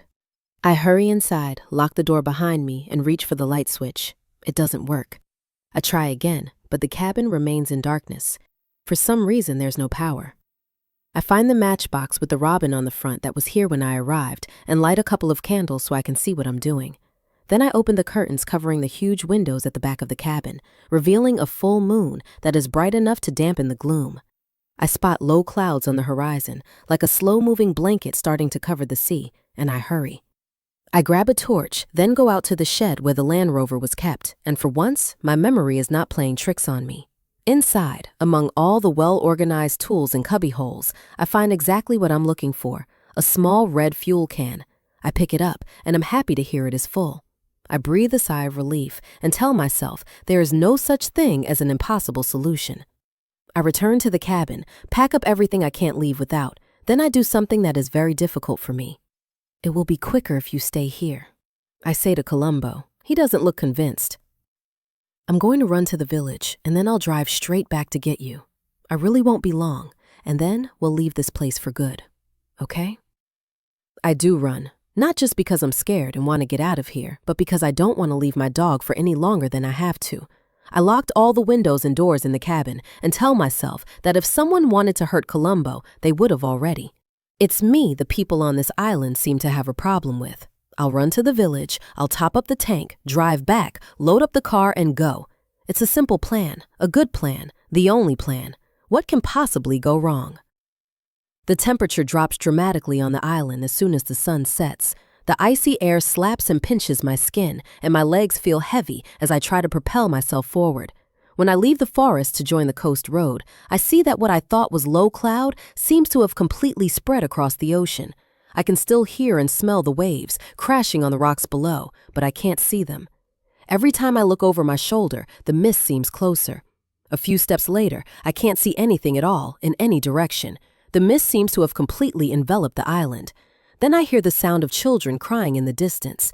I wish I didn't remember the story Sandy told me about the children of the mist, but I do. So I remind myself what my Nana always told me when I was scared as a child. There's no need to be afraid of the dead. It's the living you have to watch out for. I force my feet to run a little faster anyway. My heart is racing by the time I reach the village. The petrol canister is heavy and difficult to run with, so I feel a surge of relief when I see the lights in the distance. All of the windows in the thatched cottages appear to be glowing, as are the ones in the other houses and buildings, including the Stumble Inn. It seems I'm the only one with a power cut. Lights are shining all over the village, and I can smell open fires and see wisps of smoke snaking out of chimneys. It looks so welcoming, even in the dark. Picture postcard perfect. The mist is thinner here, away from the coast, and nothing feels as sinister or as threatening as it did a moment ago, almost as though I imagined it. I'm not imagining that the Land Rover has gone. I spin around, but it isn't parked where I left it, or anywhere else. As usual, I can't see any signs of life in the village, but I can hear something. The sound of raised voices coming from inside the church. I have never been in the village at night before, in the dark. The stained glass windows are illuminated from the light within, and as I get closer, I can see that they are not as traditional as I had presumed. They do not display religious icons. Instead, each one is made from glass images of faceless children, and every window has one word carved into the stone above it. We will never forget or forgive. I don't know how I didn't notice this in the daytime. I guess sometimes we only see what we expect to see. I hear raised voices inside the church again. It's a Friday night, not a typical time for a service, and there is a voice inside my head screaming at me to walk away. But everything about this island now feels slightly off kilter, and I have to know what is happening. The metal gate that leads to the graveyard has been left open and swings back and forth in the wind, squeaking on its hinges as though trying to break free. I leave the petrol can next to it and creep a little closer to the main entrance of the church, putting my ear against the huge, ancient wooden doors. I can hear multiple voices now, but I can't make out who is speaking or what they are saying. After a great deal of deliberation, I try to quietly push one of the doors. It swings wide open surprisingly fast, making a comically loud creaking sound. The chatter inside abruptly hushes. Everything stops. They're all here. Almost everyone I've met so far on the island, and from the size of the congregation, everyone I haven't. I'm no great mathematician, but I'm fairly sure this is what roughly 25 people looks like. Most of them are sitting in the wooden church pews and have turned to stare at me. I can see Midge in the front row, sitting next to Arabella from the Stumble Inn and Cora from the corner shop. Alex the butcher grins at me while Mary just stares open-mouthed. Behind them, I can see Travers with a baby. She holds the child as though she weighs nothing and looks at her as though she means everything. They're all women, every single one, all of them. That can't be right, can it? An island with no men? Nobody says anything, including me, because I'm staring at the person standing in front of the stone altar. It isn't Reverend Melody Bates. She's sitting in the back row. Seeing the person standing at the front of the church is like seeing a ghost. Hello, Grady. Living dead. Sandy is standing there, the same Sandy they said was dead. She is very much alive. You look surprised to see me, she says. I am. I feel like I'm in a scene from Night of the Living Dead. I'm relieved, I say. I thought. We all know what you thought, she interrupts, and there are murmurs from the rest of the women. I'm so glad you're okay, I say. Are you? Of course, and I know you said there's no crime on the island, but there have been some very strange things happening that, as the sheriff, you may want to know about. Oh, there's not much that goes on this island that I don't know, Sandy says. For example, I know that Charlie had written a 10th novel because I had read it. And I know that you have sent a very similar sounding novel to your agent. You do know that it's wrong to steal things, don't you, Grady? I presume that's why you left me to drown. You didn't want to get caught stealing something that wasn't yours. I didn't. I'm also aware that we had a theft on the island recently. Are you ready to hand over your walkie-talkie? I pull it out of my pocket but hang on to it. The things that have happened since I arrived here aren't my fault. I heard you all talking about me, I say shakily. The congregation rustles and murmurs again. It sounds a bit like the sea. Why would we all be talking about you, Grady? Sounds to me like you've become a bit paranoid since moving into Charlie's cabin. Seeing things and hearing things. Maybe you should see the doctor when she visits the island next week. Perhaps she could give you a little something to calm you down. I don't need anything to calm me down, and I'm not imagining it. Someone on this island knows something about my missing wife. They've been slipping newspaper clippings, stories that she wrote under the door. Sandy looks surprised, then frowns. If someone here knows what happened to her, I deserve to know the truth. People rarely know what they deserve. They almost always think they deserve more or less than they do. What is this place? Why are there no men on the island? She doesn't answer at first, just stares. I'm going to need you to hand over your mobile phone too, Sandy says. To hell with this, and all of you, I'm leaving. Sandy shakes her head. I don't think you are. Perhaps we should give them some space and some privacy, says the Reverend Melody Bates, dressed in her black clothes and white collar. She flicks her long blonde hair over her shoulder, then stands and steps out of the pew she was sitting in. The others do the same, and soon they are filing out of the wooden doors I just stumbled inside. Each one of them glaring in my direction when they pass me. The doors creak as the last person closes them, and I am left alone with Sandy. But then the church doors swing open again. I hear footsteps on the stone floor, but I'm afraid to look. They're getting closer, and Sandy smiles and nods at whoever it is. When I can't stand the suspense any longer, I spin around, unable to process what I am seeing at first. It's Abby. I'm not imagining it. I'm not hallucinating. I'll leave you two to it, says Sandy. She takes the walkie-talkie and my mobile from me before heading for the doors. The sound of them closing behind her echoes around the church, and the place feels a little colder than it did before. This is not a dream, or a symptom of my insomnia, or a side effect of drinking too much whiskey. It's really her, and she's standing right in front of me, staring at me with the bluest eyes I've ever seen. Finally, she speaks. Hi, Grady. I think we need to talk. Happily married. After she disappeared. Abby, tell me again what happened that night? My mobile rang when I was driving home.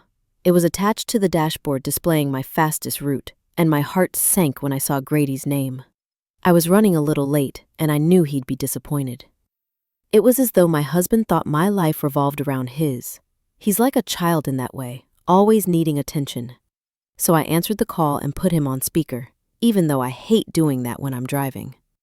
Especially at night on dark country roads. I'm on my way, almost there, I told him.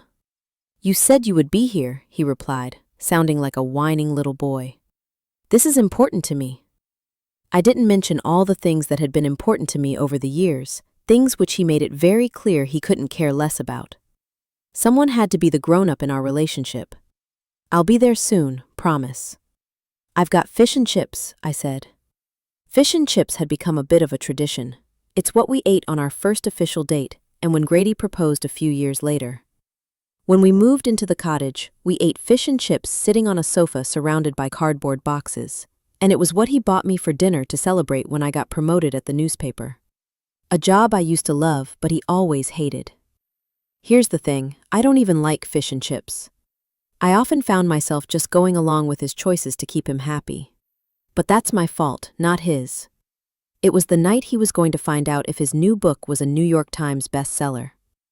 News that he thought would make him happy, and I thought would make it easier to tell him the truth. Heard anything? I asked. Not yet. Well, get off the phone or they won't be able to get through. I hung up, concentrated on the road. Grady always resented how hard I worked, but even when I was at home, he rarely seemed to notice me.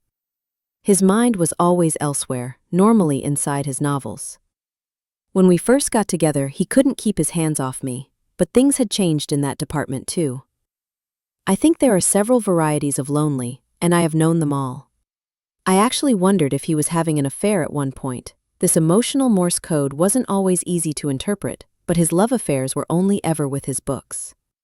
He was obsessed with them. It was his idea to move out of the city and live somewhere more rural. He thought it would help his writing, and I didn't want to get in the way of that. But I missed my friends, so sometimes I met up with them in London after work. Grady got jealous if I came home late. He seemed to think that me wanting to spend time with other people meant I didn't love him enough. It was as though he thought I only had enough love for one person, and he needed it to always be him. I get that he has abandonment issues because of his mom and dad, but everyone gets fucked up by their parents. It's almost a rite of passage, and at his age, I do think it's probably time he got over it. Sometimes he made me feel as though I was invisible, and I started to wonder what that might be like. To just vanish. I was still driving home when he called again. Well, I asked. You are speaking to the author of a New York Times bestseller, he said, and I could hear the pure joy in his voice. He'd worked so hard, and I was genuinely happy for him in that moment, regardless of everything else going on and what I knew I had to tell him. I started to cry. I am so proud of you, I said, trying to keep my emotions in check and the car on the right side of the road. I love you, I added without thinking. The words sounded strange out loud. Foreign. I couldn't remember the last time we had said that we loved each other. When he didn't say anything in response, I wiped my tears away with the back of my hand. I'm almost home, not far at all now. Take the champagne out, and I hit the brakes. Oh my God, what's happened? Grady asked. My heart was thudding inside my chest, and I wasn't able to answer at first. Are you okay? Can you hear me? I'm fine, but there is a woman lying in the road. What? Did you hit her? No, of course not. She was already there, that's why I stopped. Where are you now? He asked. I'm on the cliff road. I'm going to get out and see if... No, he shouted. What do you mean, no? I can't leave her lying in the lane. She might be hurt. Then call the police. You're almost home. Do not get out of the car. I have never taken orders from a man, and I wasn't about to start. If you're worried about the fish and chips getting cold, I'm worried about you, he said. When I started receiving threats at work, I actually wondered if it was Grady at first. Whether he was trying to scare me into leaving my job. It wasn't him. I knew who was responsible for that by then. Id started recording all of my incoming calls, and with the help of a police contact, I had a good idea who was behind the anonymous messages and hate mail. I only continued to record the calls to gather evidence.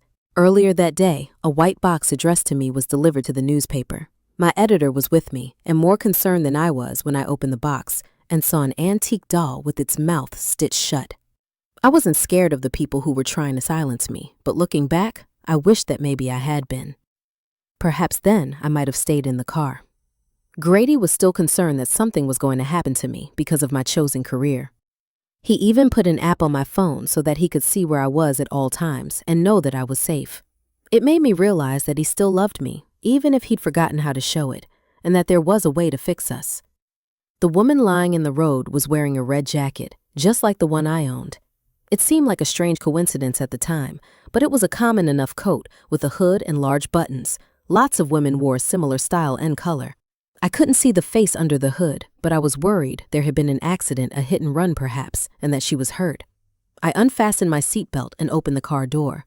Please don't get out of the car, Grady said. I have to. What if it were me lying in the road? Wouldn't you want someone to stop and help? Wait, don't hang up. Fine, if it makes you feel better.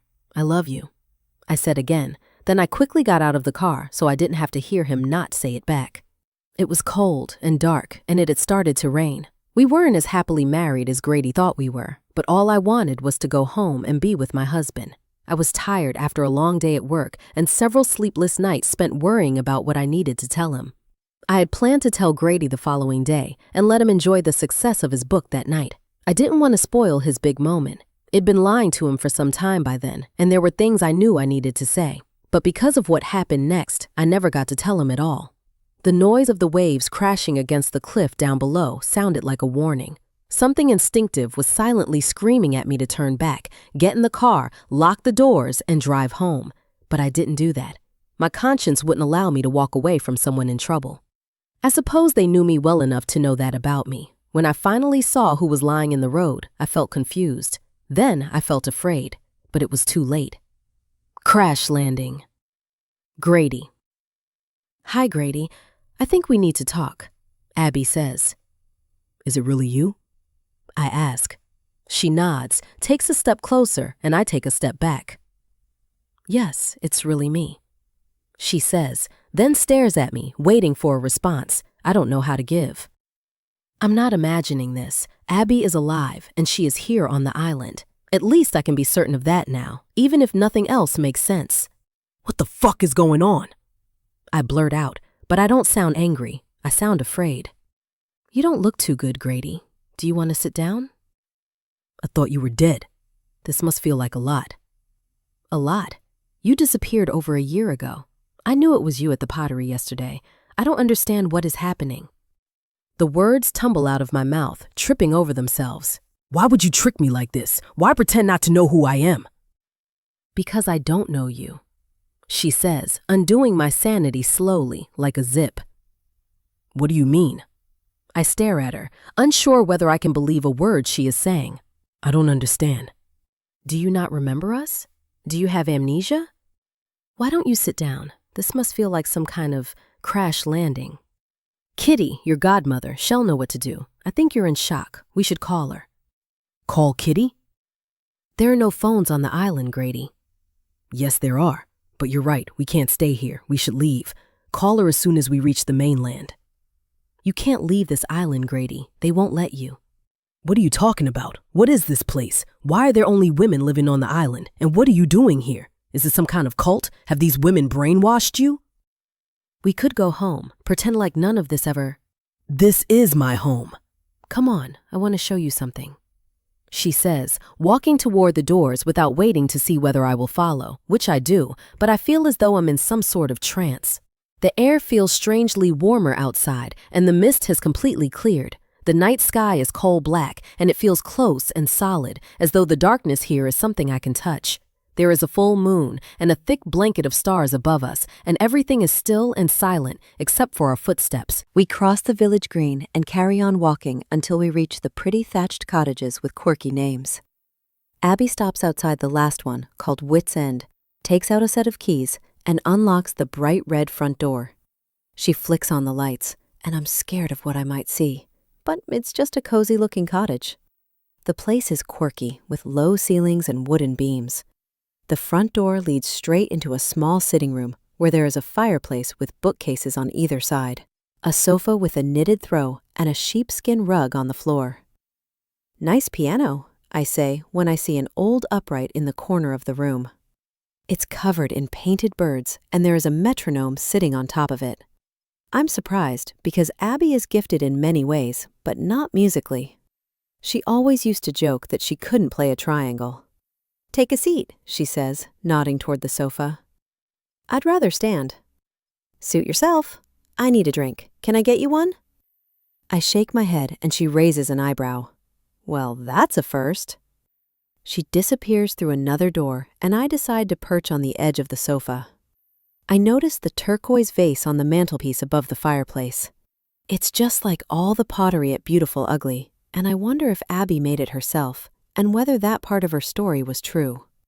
I no longer know what to believe or think or feel. She reappears with 2 glasses of whiskey and puts them on the table. In case you change your mind. Gosh, it's cold in here, she says, then lights the fire. I'm not cold. I feel as though every part of me is sweating. I spent some of my childhood in this house, Abby says. Almost sold it a few years ago, but I'm glad we didn't in the end. I can't imagine anyone else ever living here. It would feel like letting someone trespass in our history. Our history? Not ours. I had a life before you, Grady. Apparently, you had a life after me, too. She stares at me, and when I look into her blue eyes, all I see is a ghost. There's a lot you don't know about me, Abby says. I know that your eyes were brown yesterday, and now they are blue, she smiles. They were just contact lenses. I fancied a change, something different. Something to make you question whether it was really me. I don't understand. You will. She finishes her drink and looks serious again. But first, I need to tell you a story about the Children of the Mist. I've heard that one. Sandy told me before. Before you left her in Darkside Cave hoping she would drown, none of the islanders thought you would go through with it, but they don't know you like I do. They don't know that your books mean more to you than anyone or anything else. That's not fair. You meant more to me. Some of the islanders didn't like what we were doing to you. They thought you were a nice guy, including Sandy's mother Morag, who I gather was slipping my old newspaper cuttings that Midge liked to collect beneath your door.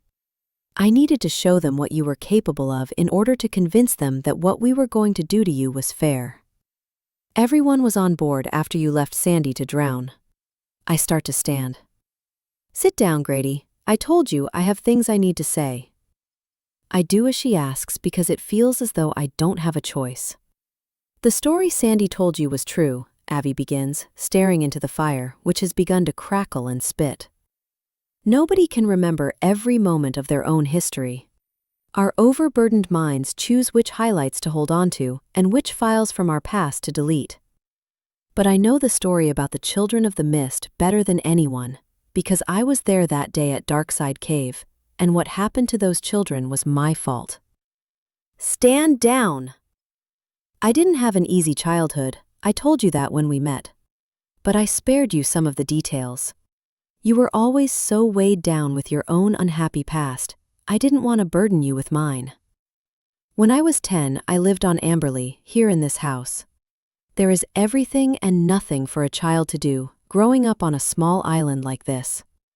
There was one school, one teacher, and one class for 13 children aged between 5 and 10. But I was happy here. My best friend on the island was Sandy's daughter, Isla. We were the same age and we were inseparable.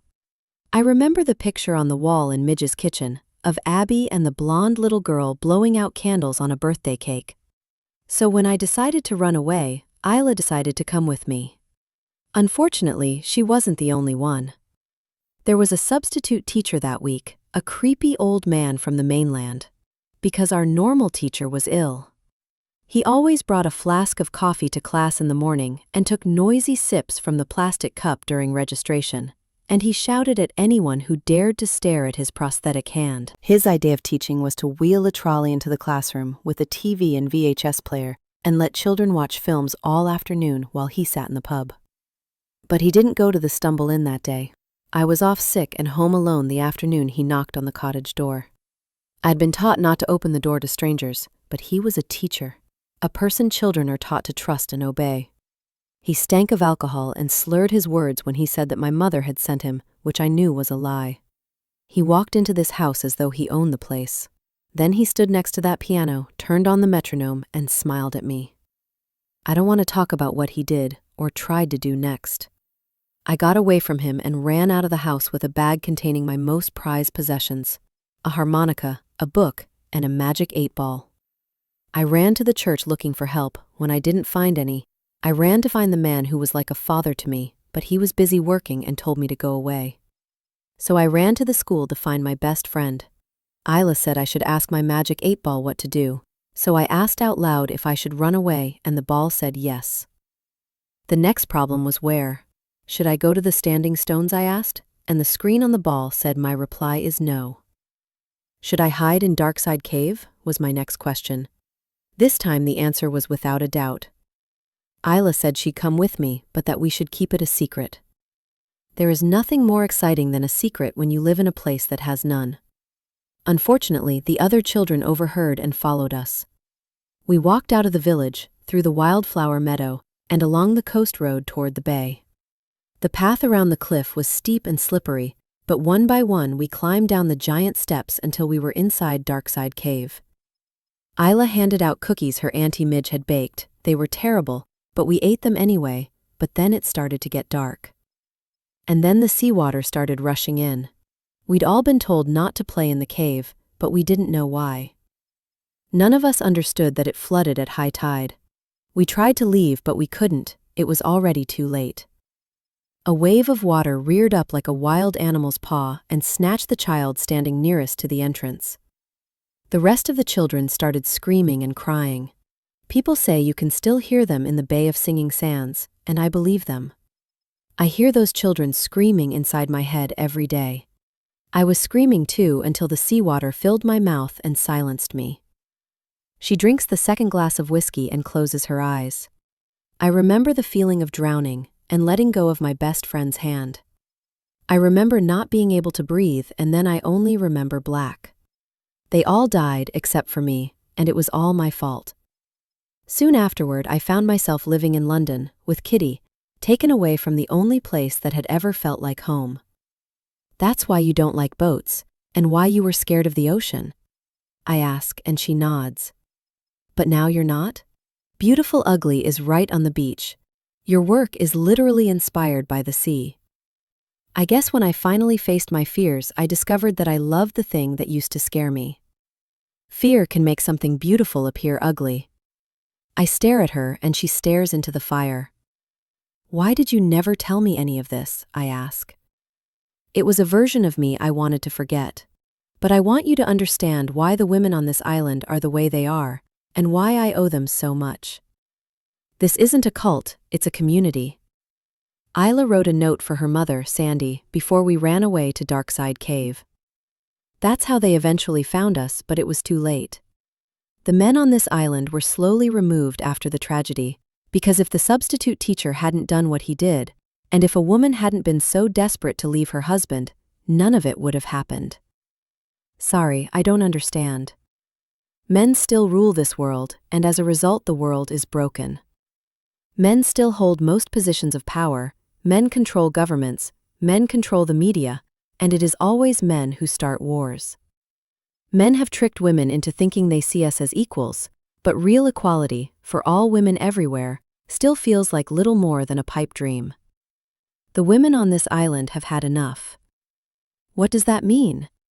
They decided it was time for men to stand down. It was a gradual process, but when someone died, like the pub landlord, the Isle of Amberley Trust would advertise for a suitable replacement.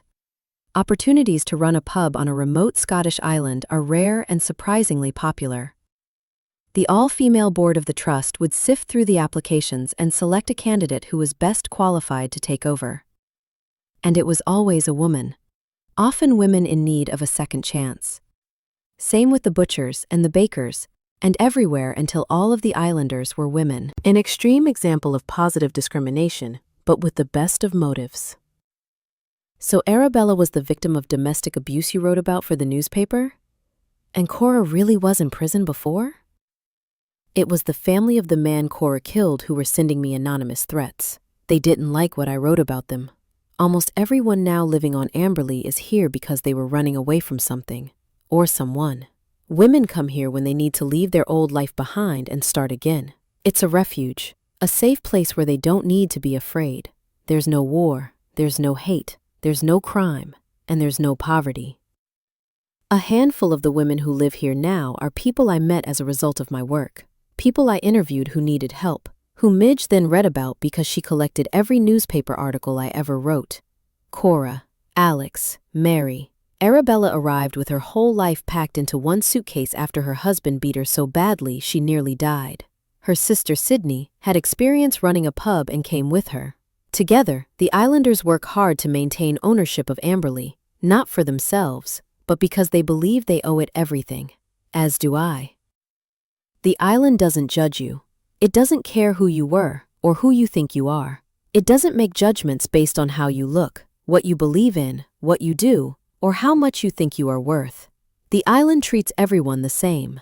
The island takes what it needs from people and gives what it can. Amberley is home to women who were wronged by the world, a place of hope when all hope is lost. Everyone who lives here will do anything to protect it. I'm going to get another drink. Are you sure you don't want one? Abby asks. She grabs the empty glasses and starts to leave the room. You said everyone on the island was running away from something or someone, I say. So what were you running away from? She turns back and stares at me. You. Tough love, Abby. I pour myself another glass of whiskey in the kitchen and take a sip. I think when a relationship unravels, the way ours did, it's impossible not to look back and wonder who was to blame. To relive the good times as well as the bad and wonder what if. A broken record of whys regularly spins inside my head but never plays the answer. Memory lane is a dead end, but if I close my eyes I can still remember the people we used to be. I can still feel his hands on my body, pulling at my clothes, impatient to unwrap me. Those first few years when we were together were the most passionate of my life. He had this way of making me feel as though I were beautiful, even the parts of me that never were. I never wanted to leave my husband forever, that wasn't the plan, but I knew I had to leave when I did. I have needed to put a physical distance between my past and my present more than once in my life, and sometimes there is no way back. My white lies have darkened over the years and my past caught up with me. There were things I should have said, but didn't, because they were things he didn't want to hear. But when what happened, it was too late to tell him anything. I just had to go. I've always felt guilty about that, leaving without even saying goodbye, just disappearing from his life. I know a lot about people disappearing, and not just because I did. Someone is reported missing every 90 seconds in the UK. That's 170,000 people reported missing every year, and that's just this little corner of the world. Sometimes when people disappear, it's because they don't want to be found. I needed a fresh start, so I changed my name and started again, determined to become the me I knew I wanted to be. I'm old enough to know that tough love isn't real love. The truth is that my life without him was less lonely than life with him, and I know in my heart that I did the right thing. Grady has always believed what I say. It's something I've always been baffled by, given how difficult he finds it to trust almost all other people, but I liked how it made me feel. For a while. As though he thought I was special. I've always found relationships hard to navigate, even as a child. I grew up in a home where there wasn't quite enough love to go around, so I looked for it elsewhere. And I learned most of life's lessons the hard way, but making mistakes is how we learn. It felt strange coming back to the island after all these years. It was even stranger to visit the cabin when Grady wasn't there, and to be surrounded by my husband's things. It made me miss him a little, but not enough to regret my decision to leave. There are things I need to tell Grady tonight. Things which will be difficult for me to say and for him to hear. Truth is stranger than fiction and tends to hurt more too.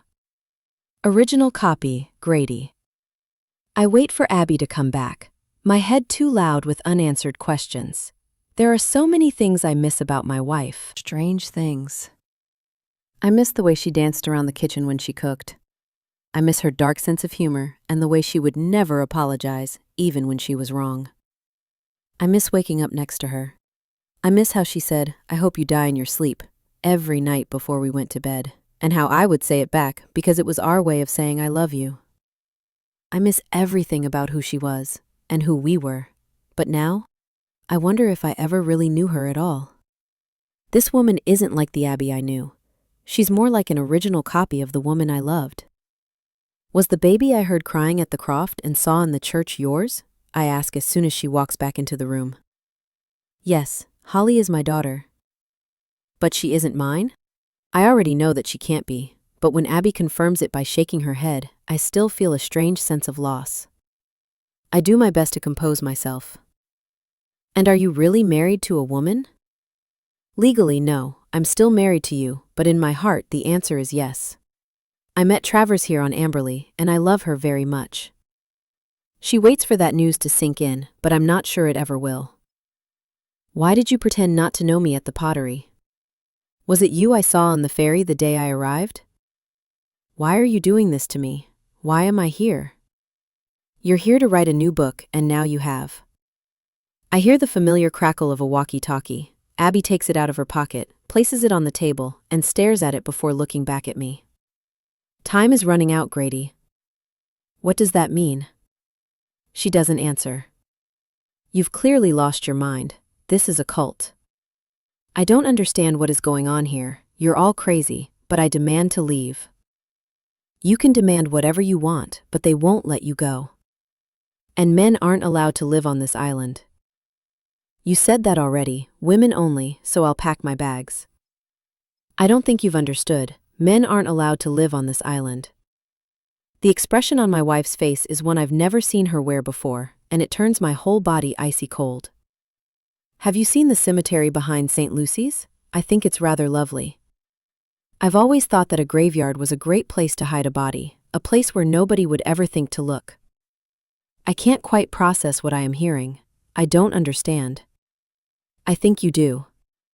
Why don't we talk about what happened the night I disappeared? You do remember that night, don't you?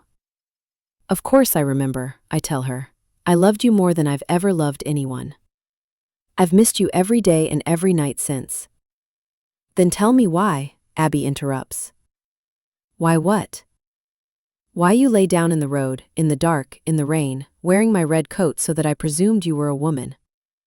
Why you waited for me to get out of the car, knowing I would always help someone in trouble. Why you grabbed me as soon as I was close enough, held a cloth soaked in chloroform over my mouth, then dressed me in my coat, dragged me to the edge of the road, and pushed me over a cliff. Why did you try to kill me, Grady? I am frozen in time. I can't move. It feels like I can't breathe. I loved you, I whisper. Someone who loved me could never do what you did. I know what happened that night. You know what happened. Everyone on this island knows what you did to me. What I want to know is why. I've waited a long time to ask that question, face to face, and I think I deserve an answer. I wanted to wait until you lost everything, the house, your career, everything you ever cared about, because that's what you took from me when you did what you did that night. The thing I cared most about in the world was you. I loved you too, Grady. I really did, but now I hate you. So why did you do it? Why did you try to kill me? When I look in her eyes, all I feel is pure terror. I don't want to hear any more of this story. I want to delete it, rewrite it, burn it. I run out of the cottage and across the green. For once, the village is not empty. I can see them, women in the distance, women looking out of the windows, women walking down the lanes, all of them holding walkie-talkies, and all of them staring at me. I feel like one of the Walking Dead, as though there is a target on my back. I run past Christie's corner shop and the Stumble Inn, past the church and up the hill. Despite feeling breathless and ignoring the pain in my chest, I run until I reach the forest. I have to get Columbo, and I have to get off of this island. The trees seem to block my path as though trying to stop me. The silhouettes of 1,000 branches reach out like arms, slowing me down, scratching my face and tearing my clothes, but I don't stop until I see the cabin in the distance. The lights are on inside and the windows look like glowing eyes. Watching, waiting. I push the door open and see someone sitting on the sofa with a glass of whiskey. Someone I did not expect to see. Hello, Grady. Unbiased opinion. You should close your mouth. You look like a goldfish, Kitty says. You don't mind if I smoke, do you? My agent lights a cigarette before I can reply. Kitty appears to have made herself at home. Columbo is sitting happily at her feet, and the wood-burning stove is casting a series of dancing shadows around the room. It looks like a cozy scene, but it doesn't feel like one. It is strange seeing my agent out of her office. For years I was convinced she lived there, because that's where she was night and day, always working. It's like seeing a creature removed from its natural habitat, and wondering if it can still breathe the air. You might want to take a seat. We have some things to talk about, she says, and I do, but only because it feels like I might fall over if I don't. My agent was the only person in the whole world I thought I could still trust. It feels like my whole world is ending. Kitty must have known that Abby was alive. She must have known about this island. She's the one who sent me here. She must have known everything. I read the new book as soon as it arrived, she says, taking another drag on her cigarette. I was so moved by it, I knew I had to come and see you straight away. It's the kind of writing that I don't get to read too often. The kind of story agents and publishers get very excited about. In my unbiased opinion, I think it's your best book yet. Thank you, I mumble. Kitty gently nudges the side of her glasses as though they aren't straight, even though they are. It was a habit I used to find endearing, but now I don't know if I knew my agent as well as I thought. I noticed the silver thistle ring on her finger, the same ring that the islanders wear. My mind can't seem to catch up with what is happening. Abby must have told her what I did. Abby always told her godmother everything, and Kitty always loved Abby far more than she ever loved me, so whatever this is, it can't be good. I look over at the cabin door and consider running back out of it, but where would I go? I can't trust anyone on the island, and there is apparently no way to get off it. Why would you want to leave? Kitty says, as though she can read my mind. You're finally writing again. Isn't that what you wanted? I've read a lot of your stories over the years, Grady. I think it's only fair I tell you one. You see, this story is mine just as much as it is yours. You know that Abby is my goddaughter, but did you know she was named after me? Her mother and I became friends when we were at school together in London. Back then I was called Abby too.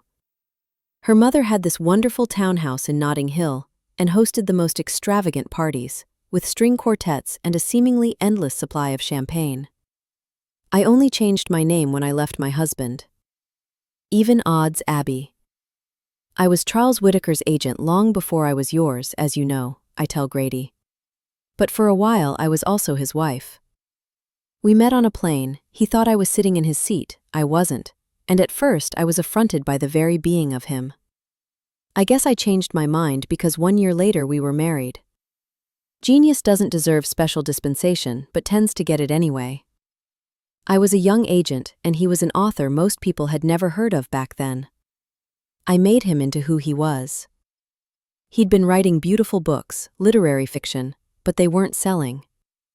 I became his agent, persuaded him to try writing thrillers, and he became one of the most successful writers of all time in the genre.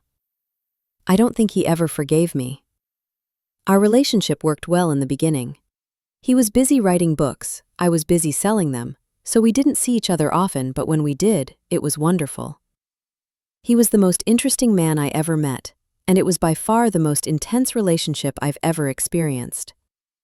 Things were great. Until they weren't. I was born on Amberley. It was my home, but unlike most people who live here, I spent my whole childhood dreaming up ways I could leave. Piano lessons resulted in my mother sending me away, and I got my wish. I moved to London and was raised by a woman who worked for a large publishing house in the city. She wasn't very motherly, but in many ways, the situation couldn't have been more perfect. I was sent to an expensive school where I met Abby's mother, and given the kind of education I would never have had on a tiny island. I even had elocution lessons. My Scottish accent only comes out to play when I'm around Scottish people these days. When I was 18, I got myself a job as an assistant in a literary agency. Worked my way up from the bottom. I didn't have any real desire to come back to the island ever, but then my mother got in touch after decades of not speaking to me. She wanted to see me before she died. And she wanted to confess that she once chopped off a man's hand with an axe. Charles came with me to visit her. He never even heard of Amberley until then, and I was glad of the support. She died a couple of weeks after we arrived, but there was a lot to sort out afterward, and Charles was already in love with the place, so we stayed for a while in my mother's thatched cottage.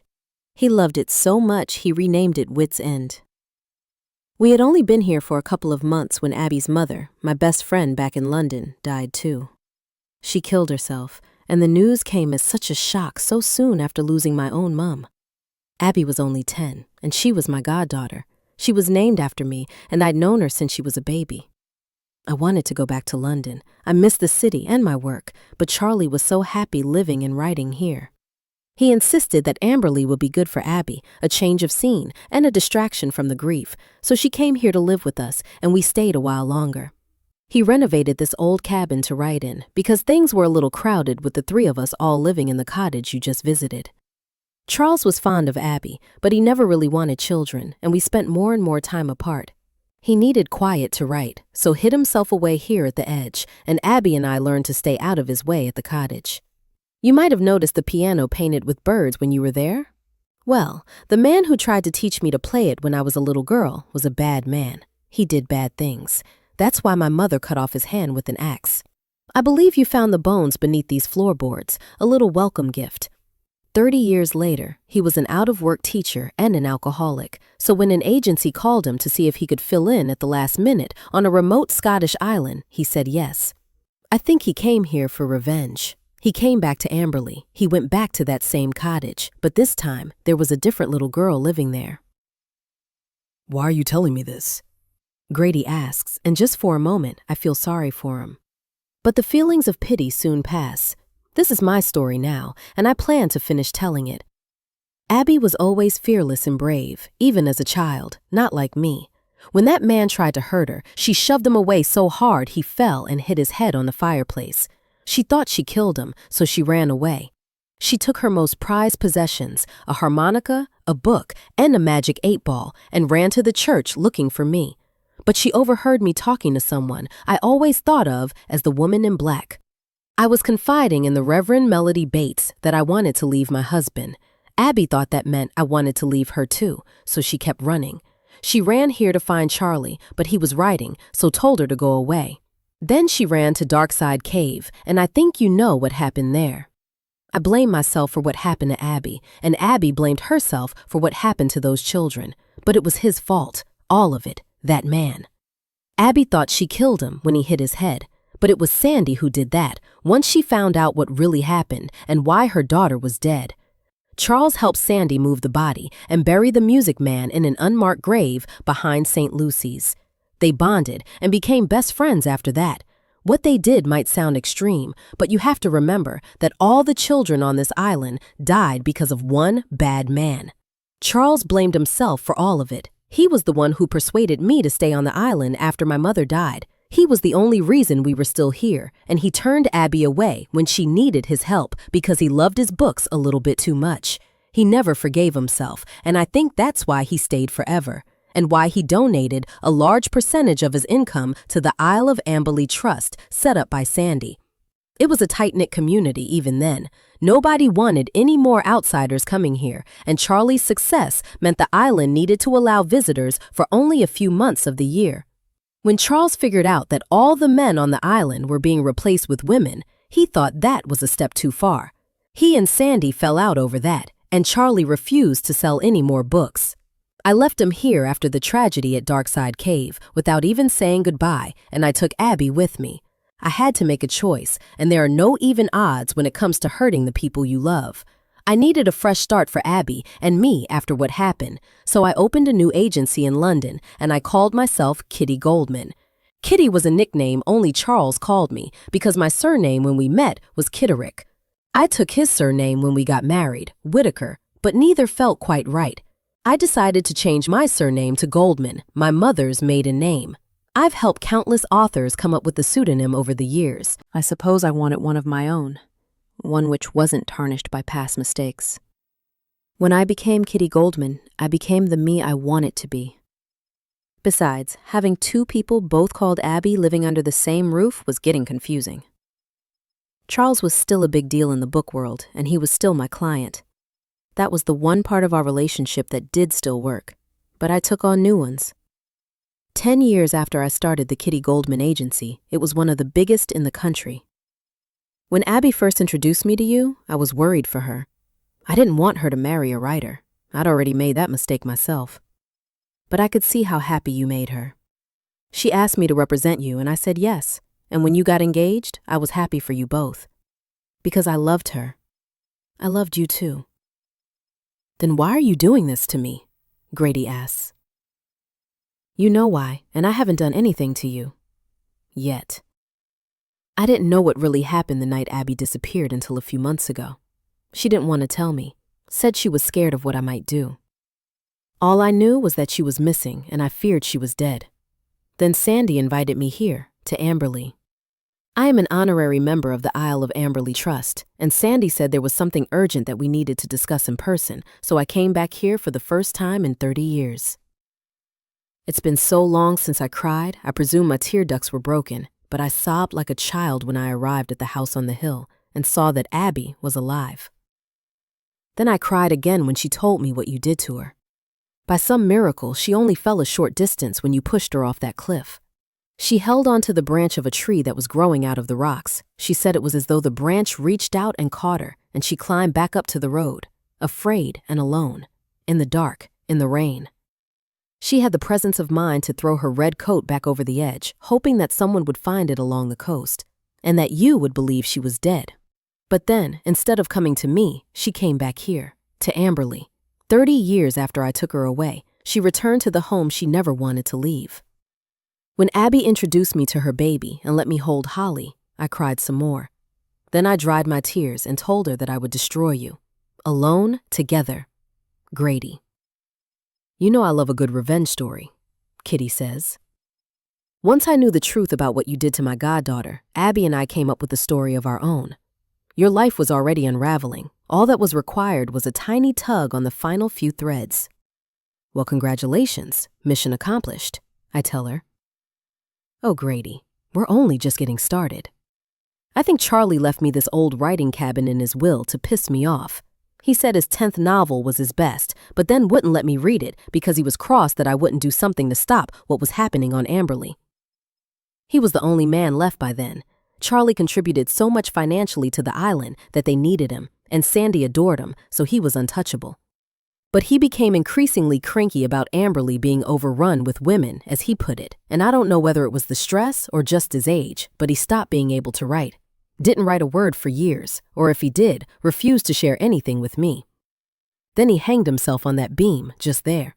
You see, he genuinely lived to write, and when he couldn't, I see something like emotion in Kitty's eyes for the first time, but it soon fades. So when I finally got to read the infamous Book 10 manuscript after he died, I was a little disappointed. It had potential, but it wasn't the masterpiece he seemed to think it was. So you left the book here for me to find. I'll get to that part of the story when I'm ready. The island needed a new source of finance after Charlie died. Sandy and Midge liked the idea of another writer coming to Amberley, so I sent one of my authors who'd had a big debut novel but proved to be a one-hit wonder. That little experiment didn't work out. The results were very disappointing, and unfortunately, he tried to leave and died in the process. He stole an old wooden rowboat without realizing it had a small hole in it and drowned about a mile off the coast. His body washed up months later. It really wasn't anyone's fault. It was an accident, but one which nobody needed to know about. So the Isle of Amberley Trust voted to bury him in an unmarked grave in St. Lucy's. It's easy to make writers disappear. It's finding good ones that poses a challenge. He was like a rehearsal for you in some ways, but nothing that will happen to you will be an accident. I stare at her in horror. Are you saying that? What I'm saying is that replacing Charles Whitaker has proved to be very difficult for the women of Amberley. So I sent you here, and I'll be honest, you surprised me. I thought you would torture yourself trying to turn Charlie's unpublished novel into something of your own, and that you would lose what was left of your mind when you failed. But I was wrong. The new book is terrific. I think it's your best. This novel really could relaunch your career, Grady. Well done. For a moment, I forget everything that she said before. My agent's opinion about my books has always meant so much to me. Too much, probably. I can't help it.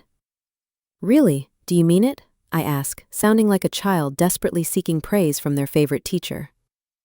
Kitty smiles and nods. I do. The smile fades. The only problem is what you did to Abby. I need to know why.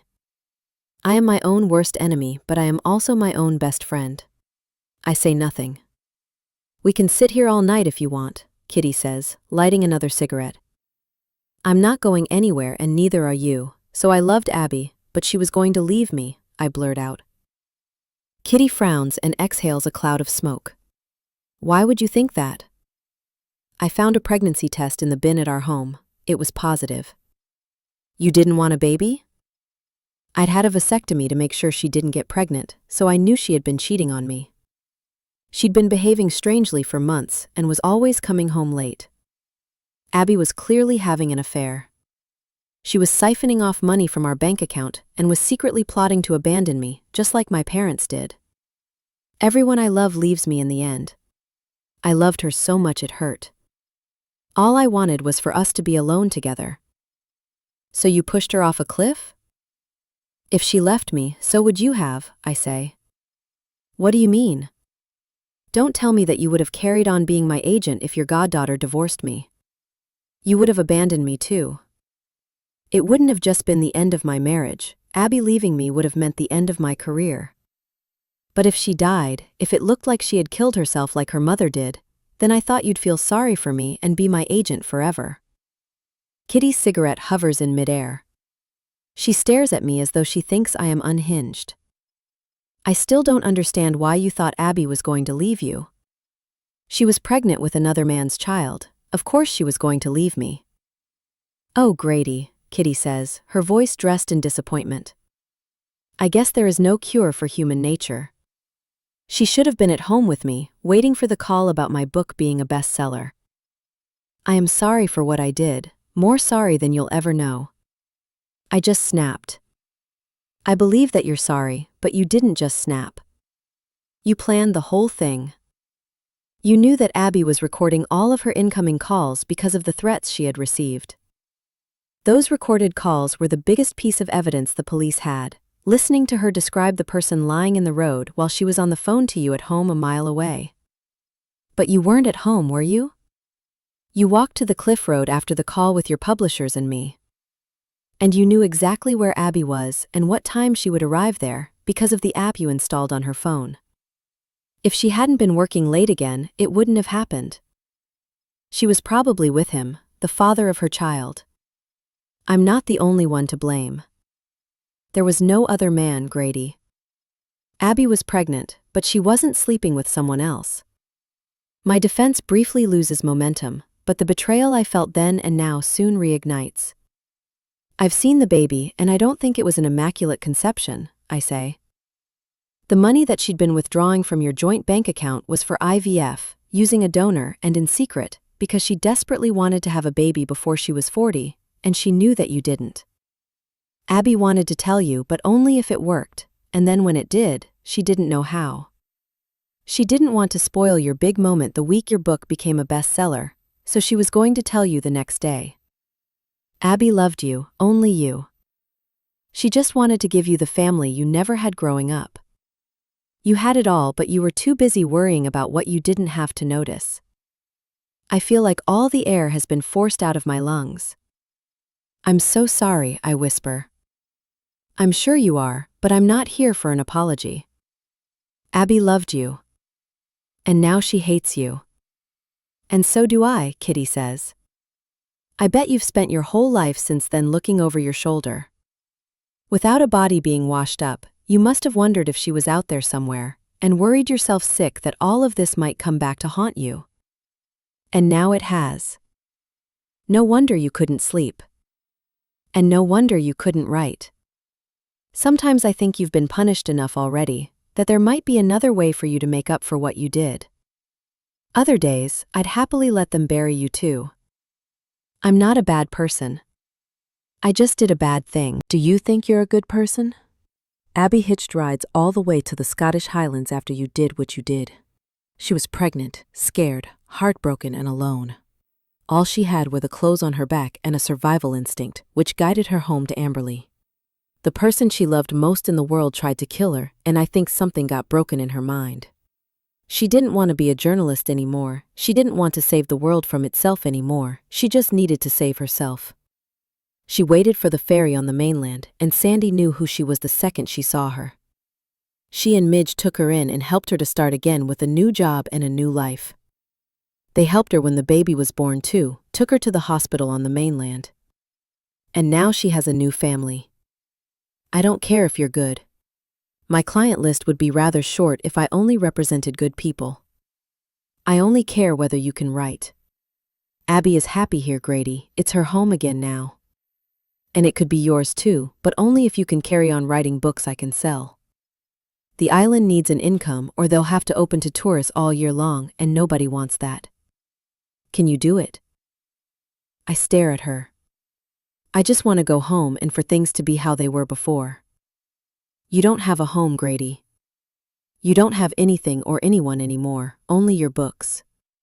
Could you write another so that the islanders can let you live here? A tear rolls down my cheek. I don't know. That's fair enough. Nobody really knows anything. The only certainty in life is uncertainty. We're all just a bad roll of the dice away from being right back at the bottom of the ladder we spent our whole lives climbing. I do need an answer, though. It's decision time. They're waiting, Kitty says, staring at the walkie-talkie on the table. Only choice. Your future here isn't just for me or you to decide, Kitty says. Ultimately, it is up to the islanders whether you can stay. They've all been involved in this little experiment from the beginning. Sandy brought you here knowing exactly who you were. Cora Christie kept everyone informed of your movements with regular walkie-talkie updates and opened any letters you sent or received at the post office. It sounds as though Midge gave a terrific performance. Hollywood was crazy not to turn her into a star, though she does sometimes stray from the script. Travers climbed one of the ancient trees to cut down a phone line when you realized that the old red phone box did in fact work. Only Morag, Midge and Sandy's elderly mother, didn't like what was happening and tried to warn you. The manuscript for Charles Whitaker's Book 10 was deliberately left hidden beneath the floorboards for you to find, and everyone else played their part until you finished writing your own version of the novel. I've told them how much money I think I could get for it, but it will be significantly more for a 2-book deal, possibly enough to mean they won't have to allow visitors on the island for a whole year, and we want to make you an offer. I shake my head. What offer? I'm speaking as your agent now, Grady. Listen carefully and think before you make a decision, because sometimes the only choice is the right choice. The way I see it, you've been served a triple-decker shit sandwich with a side of completely fucked, but it's exactly what you ordered. You and Charlie have a lot in common. You're both writers who like your own company. He didn't like to do interviews if he didn't have to, didn't like doing events or going to book festivals, and he wasn't interested in awards unless they were voted for by real readers. He was a writer who simply wanted to write. Like you. Which is why I think this could work. There aren't many of my clients who I could send here. Most of them have family and friends who would miss them, notice if they disappeared, but nobody even knows that you're here. It's been tough for the islanders since Charlie died. Without the income from his book deals, foreign rights, TV options, and royalties, they had to find other ways to fund the island. The sheepskin rugs, the pottery, and the Highland cow candles only make a modest amount of money. The real money spinner is tourism, but nobody wants to have visitors here all year round. And as you know, they don't like men being here at all. It's bad enough that they have to let visitors in for a few months every summer, coming here with their bags and their burdens, their never-ending complaints and shocking sense of entitlement. Invading this beautiful island with their noise and rubbish from the mainland, polluting the place with their opinions and their hate. You could help protect the island from all of that for a whole year. I've been talking with the board of the Isle of Amberley Trust, and despite some scruples about your behavior, they would like to offer you a permanent position as resident writer. I stare at her. Have you lost your mind? Charlie wrote fast, at least 2 books a year, but he rarely let anyone read them, and only 9 were published. He was a bit too good at killing his darlings. Charlie only wanted to publish his best work, but there were plenty of unseen, unread novels tucked away in drawers when he died, either partly completed or just in need of an edit. I thought you were finished. But you can still write. You might be struggling to find the initial sparks, the ideas, but Charles had plenty of those, and you've already proved that you can bring his darlings back to life. This is a great opportunity for you, a chance to really focus on writing the best books that you can. You can publish Beautiful Ugly. I'll sell it for you. It was Charlie's idea, but you've made it your own. It's your voice I hear on those pages, and it's your name that should be on the cover, not his. This arrangement could be good for everyone. But any money you make from the books, minus my 15%, goes to the Isle of Amberley Trust. It was never about the money for you anyway, was it, Grady? You just wanted to write good books. I stare at her, wondering if she has any idea how crazy she sounds. Why don't you have a drop of whiskey? You're trembling, and I know this is a lot to take in, she says, pouring me a glass. I drink it and she pours again. And if I do write another book, then what? I ask. If it's good, it needs to be a bestseller. Then you write another, and another one after that. And if it's bad? Or if I can't write? Or won't? I ask, hearing the tremor in my voice. Look, the women on this island aren't crazy. Yes, Sandy killed the music man 30 years ago, but I don't think anyone should hold that against her. The previous writer drowning when he tried to leave was an accident. Burying both bodies in the graveyard was simply best for all concerned. But the islanders aren't in the habit of killing people. Thank goodness. For a moment, I thought you were saying that. Unless they deserve it. There is a plot already marked out for you behind St. Lucy's Church. It's a nice shady spot, away from the others, so that you can be as alone in death as you were in life. The islanders are making an exception for you. You really ought to be more grateful. Men are not allowed to live on this island, and there's no way for you to leave. I strongly suggest you don't try. It won't end well for you if you do. I stand up and feel dizzy. My eyes feel heavy, and I realize that there must have been something in my drink. The room starts to spin, a kaleidoscope of the flames in the wood-burning stove and Kitty's face. When I try to speak, my words come out slowly and slurred. But what about Abby? It was her idea. Kitty says, "This was what you wanted, remember? Solitude and silence to write your precious books. Sometimes giving people what they think they want is the best way to show them what they had." What I want is to leave this island. Nobody really leaves this island, not even me. None of us can escape who we are. Do you need a little time to think about your options? Kitty asks, looking so sincere and caring. The way I see it, you have no money, nowhere to live, no prospects, no future, no hope. Don't you see? Accepting the offer, staying on the island, and delivering a bestseller every year is what you wanted. You should be happy. Kitty says, "My eyelids are so heavy. I blink a few times, but the world is too bright, too loud, too awful."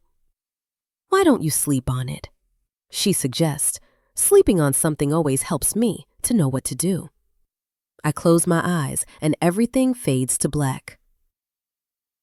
1 year later. Virtual reality Grady. The story of my life has unfolded in ways I could never have imagined. "Hello, Grady. How are you today?" Cora asks as I step inside Christie's corner shop. The little bell above the door tinkles as I close it, and I smile. "I'm very well. How are you?" I ask, taking a basket and heading off down the aisle. "Mustn't grumble, mustn't complain. Before a rainbow, there is always rain," I say, finishing her little rhyme. She laughs, and so do I. I carry on down the aisle, grabbing the things I need, and when I get back to the checkout, I look at the selection of newspapers. They're a few days old. Like everything else, they only get delivered to the island twice a week, if and when the ferry sails. But I can see what I'm looking for, a 3-day-old copy of the Sunday Times. "Did you look already?" I ask Cora as I put one in my basket. Her smile gives her away.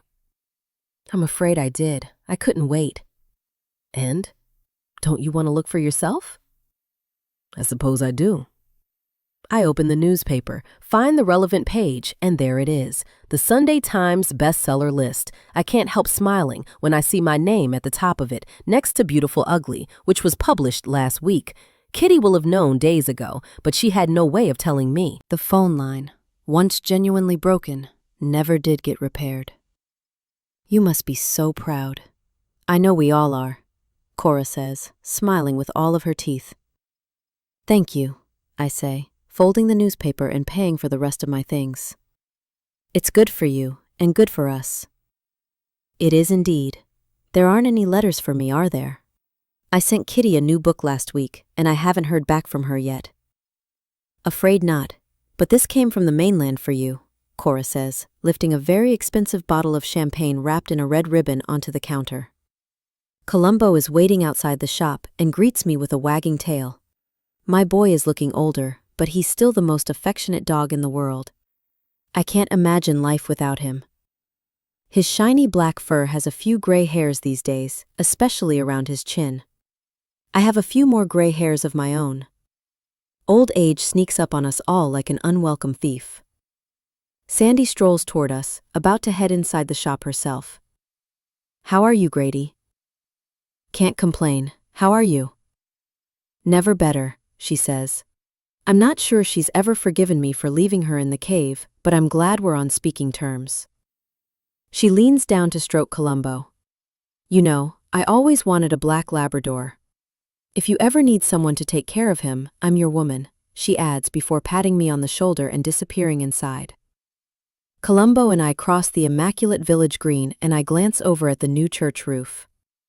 It's looking good. The Isle of Amberley Trust has taken care of a lot of community issues in the last few months, mainly because Beautiful Ugly got a big advance. Hello, Grady, says Arabella, coming out of the Stumble Inn. Congratulations on the bestseller. The chef made fish and chips just for you, she says, handing me a takeaway box. They all know already. Of course they do. Thank you, that's so kind. I couldn't be happier, I say. Sometimes I think we are all the unreliable narrators of our own lives. I climb into the old Land Rover and hear the crackle of a walkie-talkie, but it's mine. I have my own these days. I'm officially a member of the community. I have learned a lot since I came here. A lot about myself and a lot about the world, as though this place has opened my eyes to all the things I couldn't see before. No man is an island, but a woman can be if she needs to be. My reflection in the rearview mirror startles me, but apart from the dark circles that have made themselves at home beneath my eyes, I look well enough. I still have trouble sleeping, and my head is often filled with unfinished thoughts and conversations I never had but should have, but Dr. Highsmith prescribes some very strong sedatives. They seem to do the trick at times like this, when I'm too exhausted to function but still can't sleep. The new pills knock me out every time.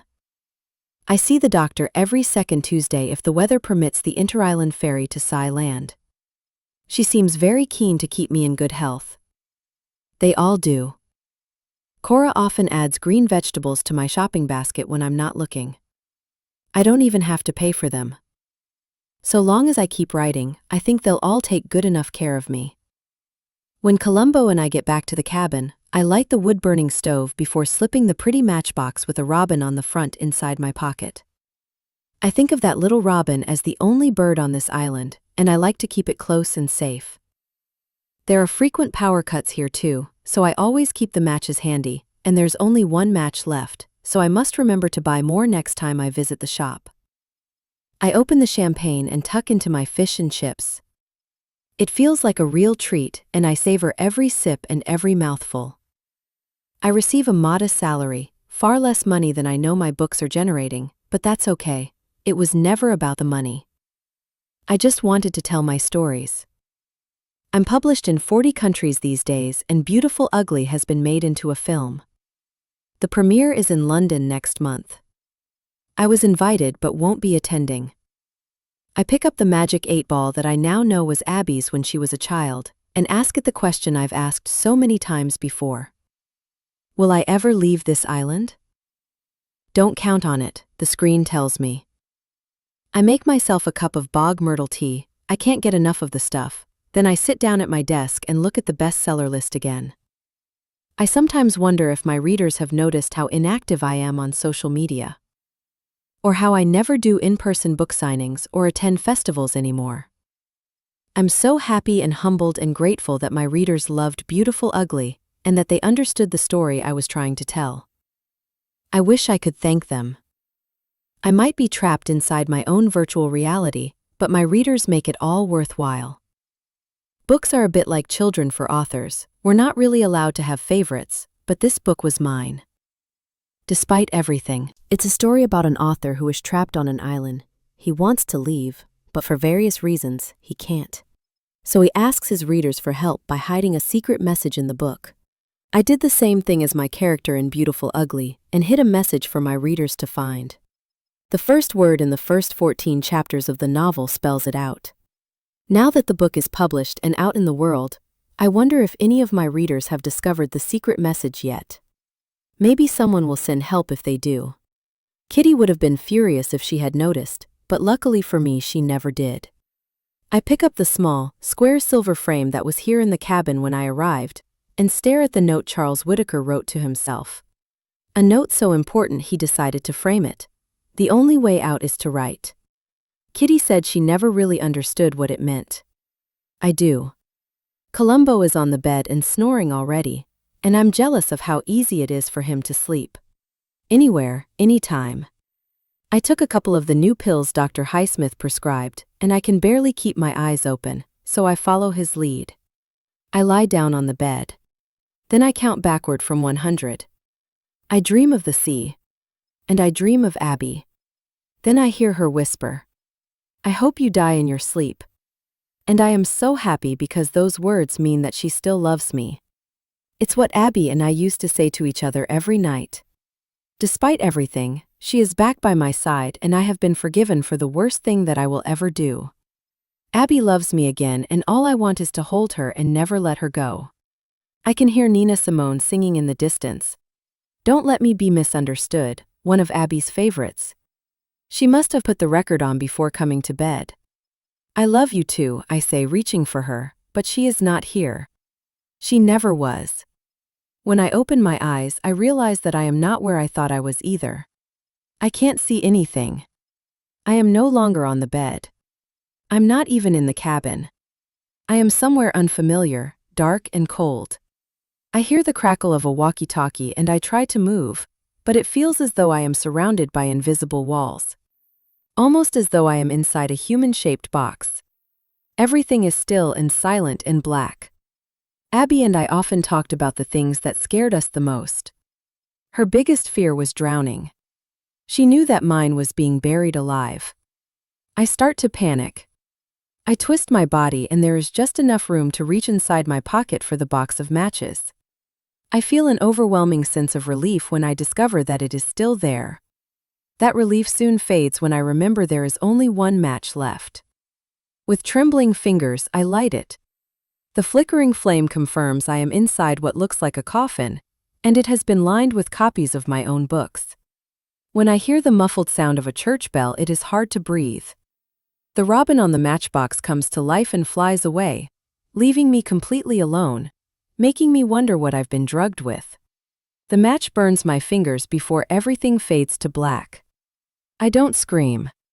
I don't shout. But I do cry. Silent tears dampen my face in the darkness. Tears for the person I was and the person I could have been. Then I hear the crackle of a walkie-talkie again, but I can't reach it. It's getting harder to breathe and I'm so tired. I close my eyes, part of me still wondering if this is just a bad dream. Deep down, I know that it isn't. Life is a fairy tale that rarely hands out happy endings. Life is beautiful ugly, my wife taught me that. The walkie-talkie crackles again, it is her, and the last words I hear are the only ones I want to. "I hope you die in your sleep."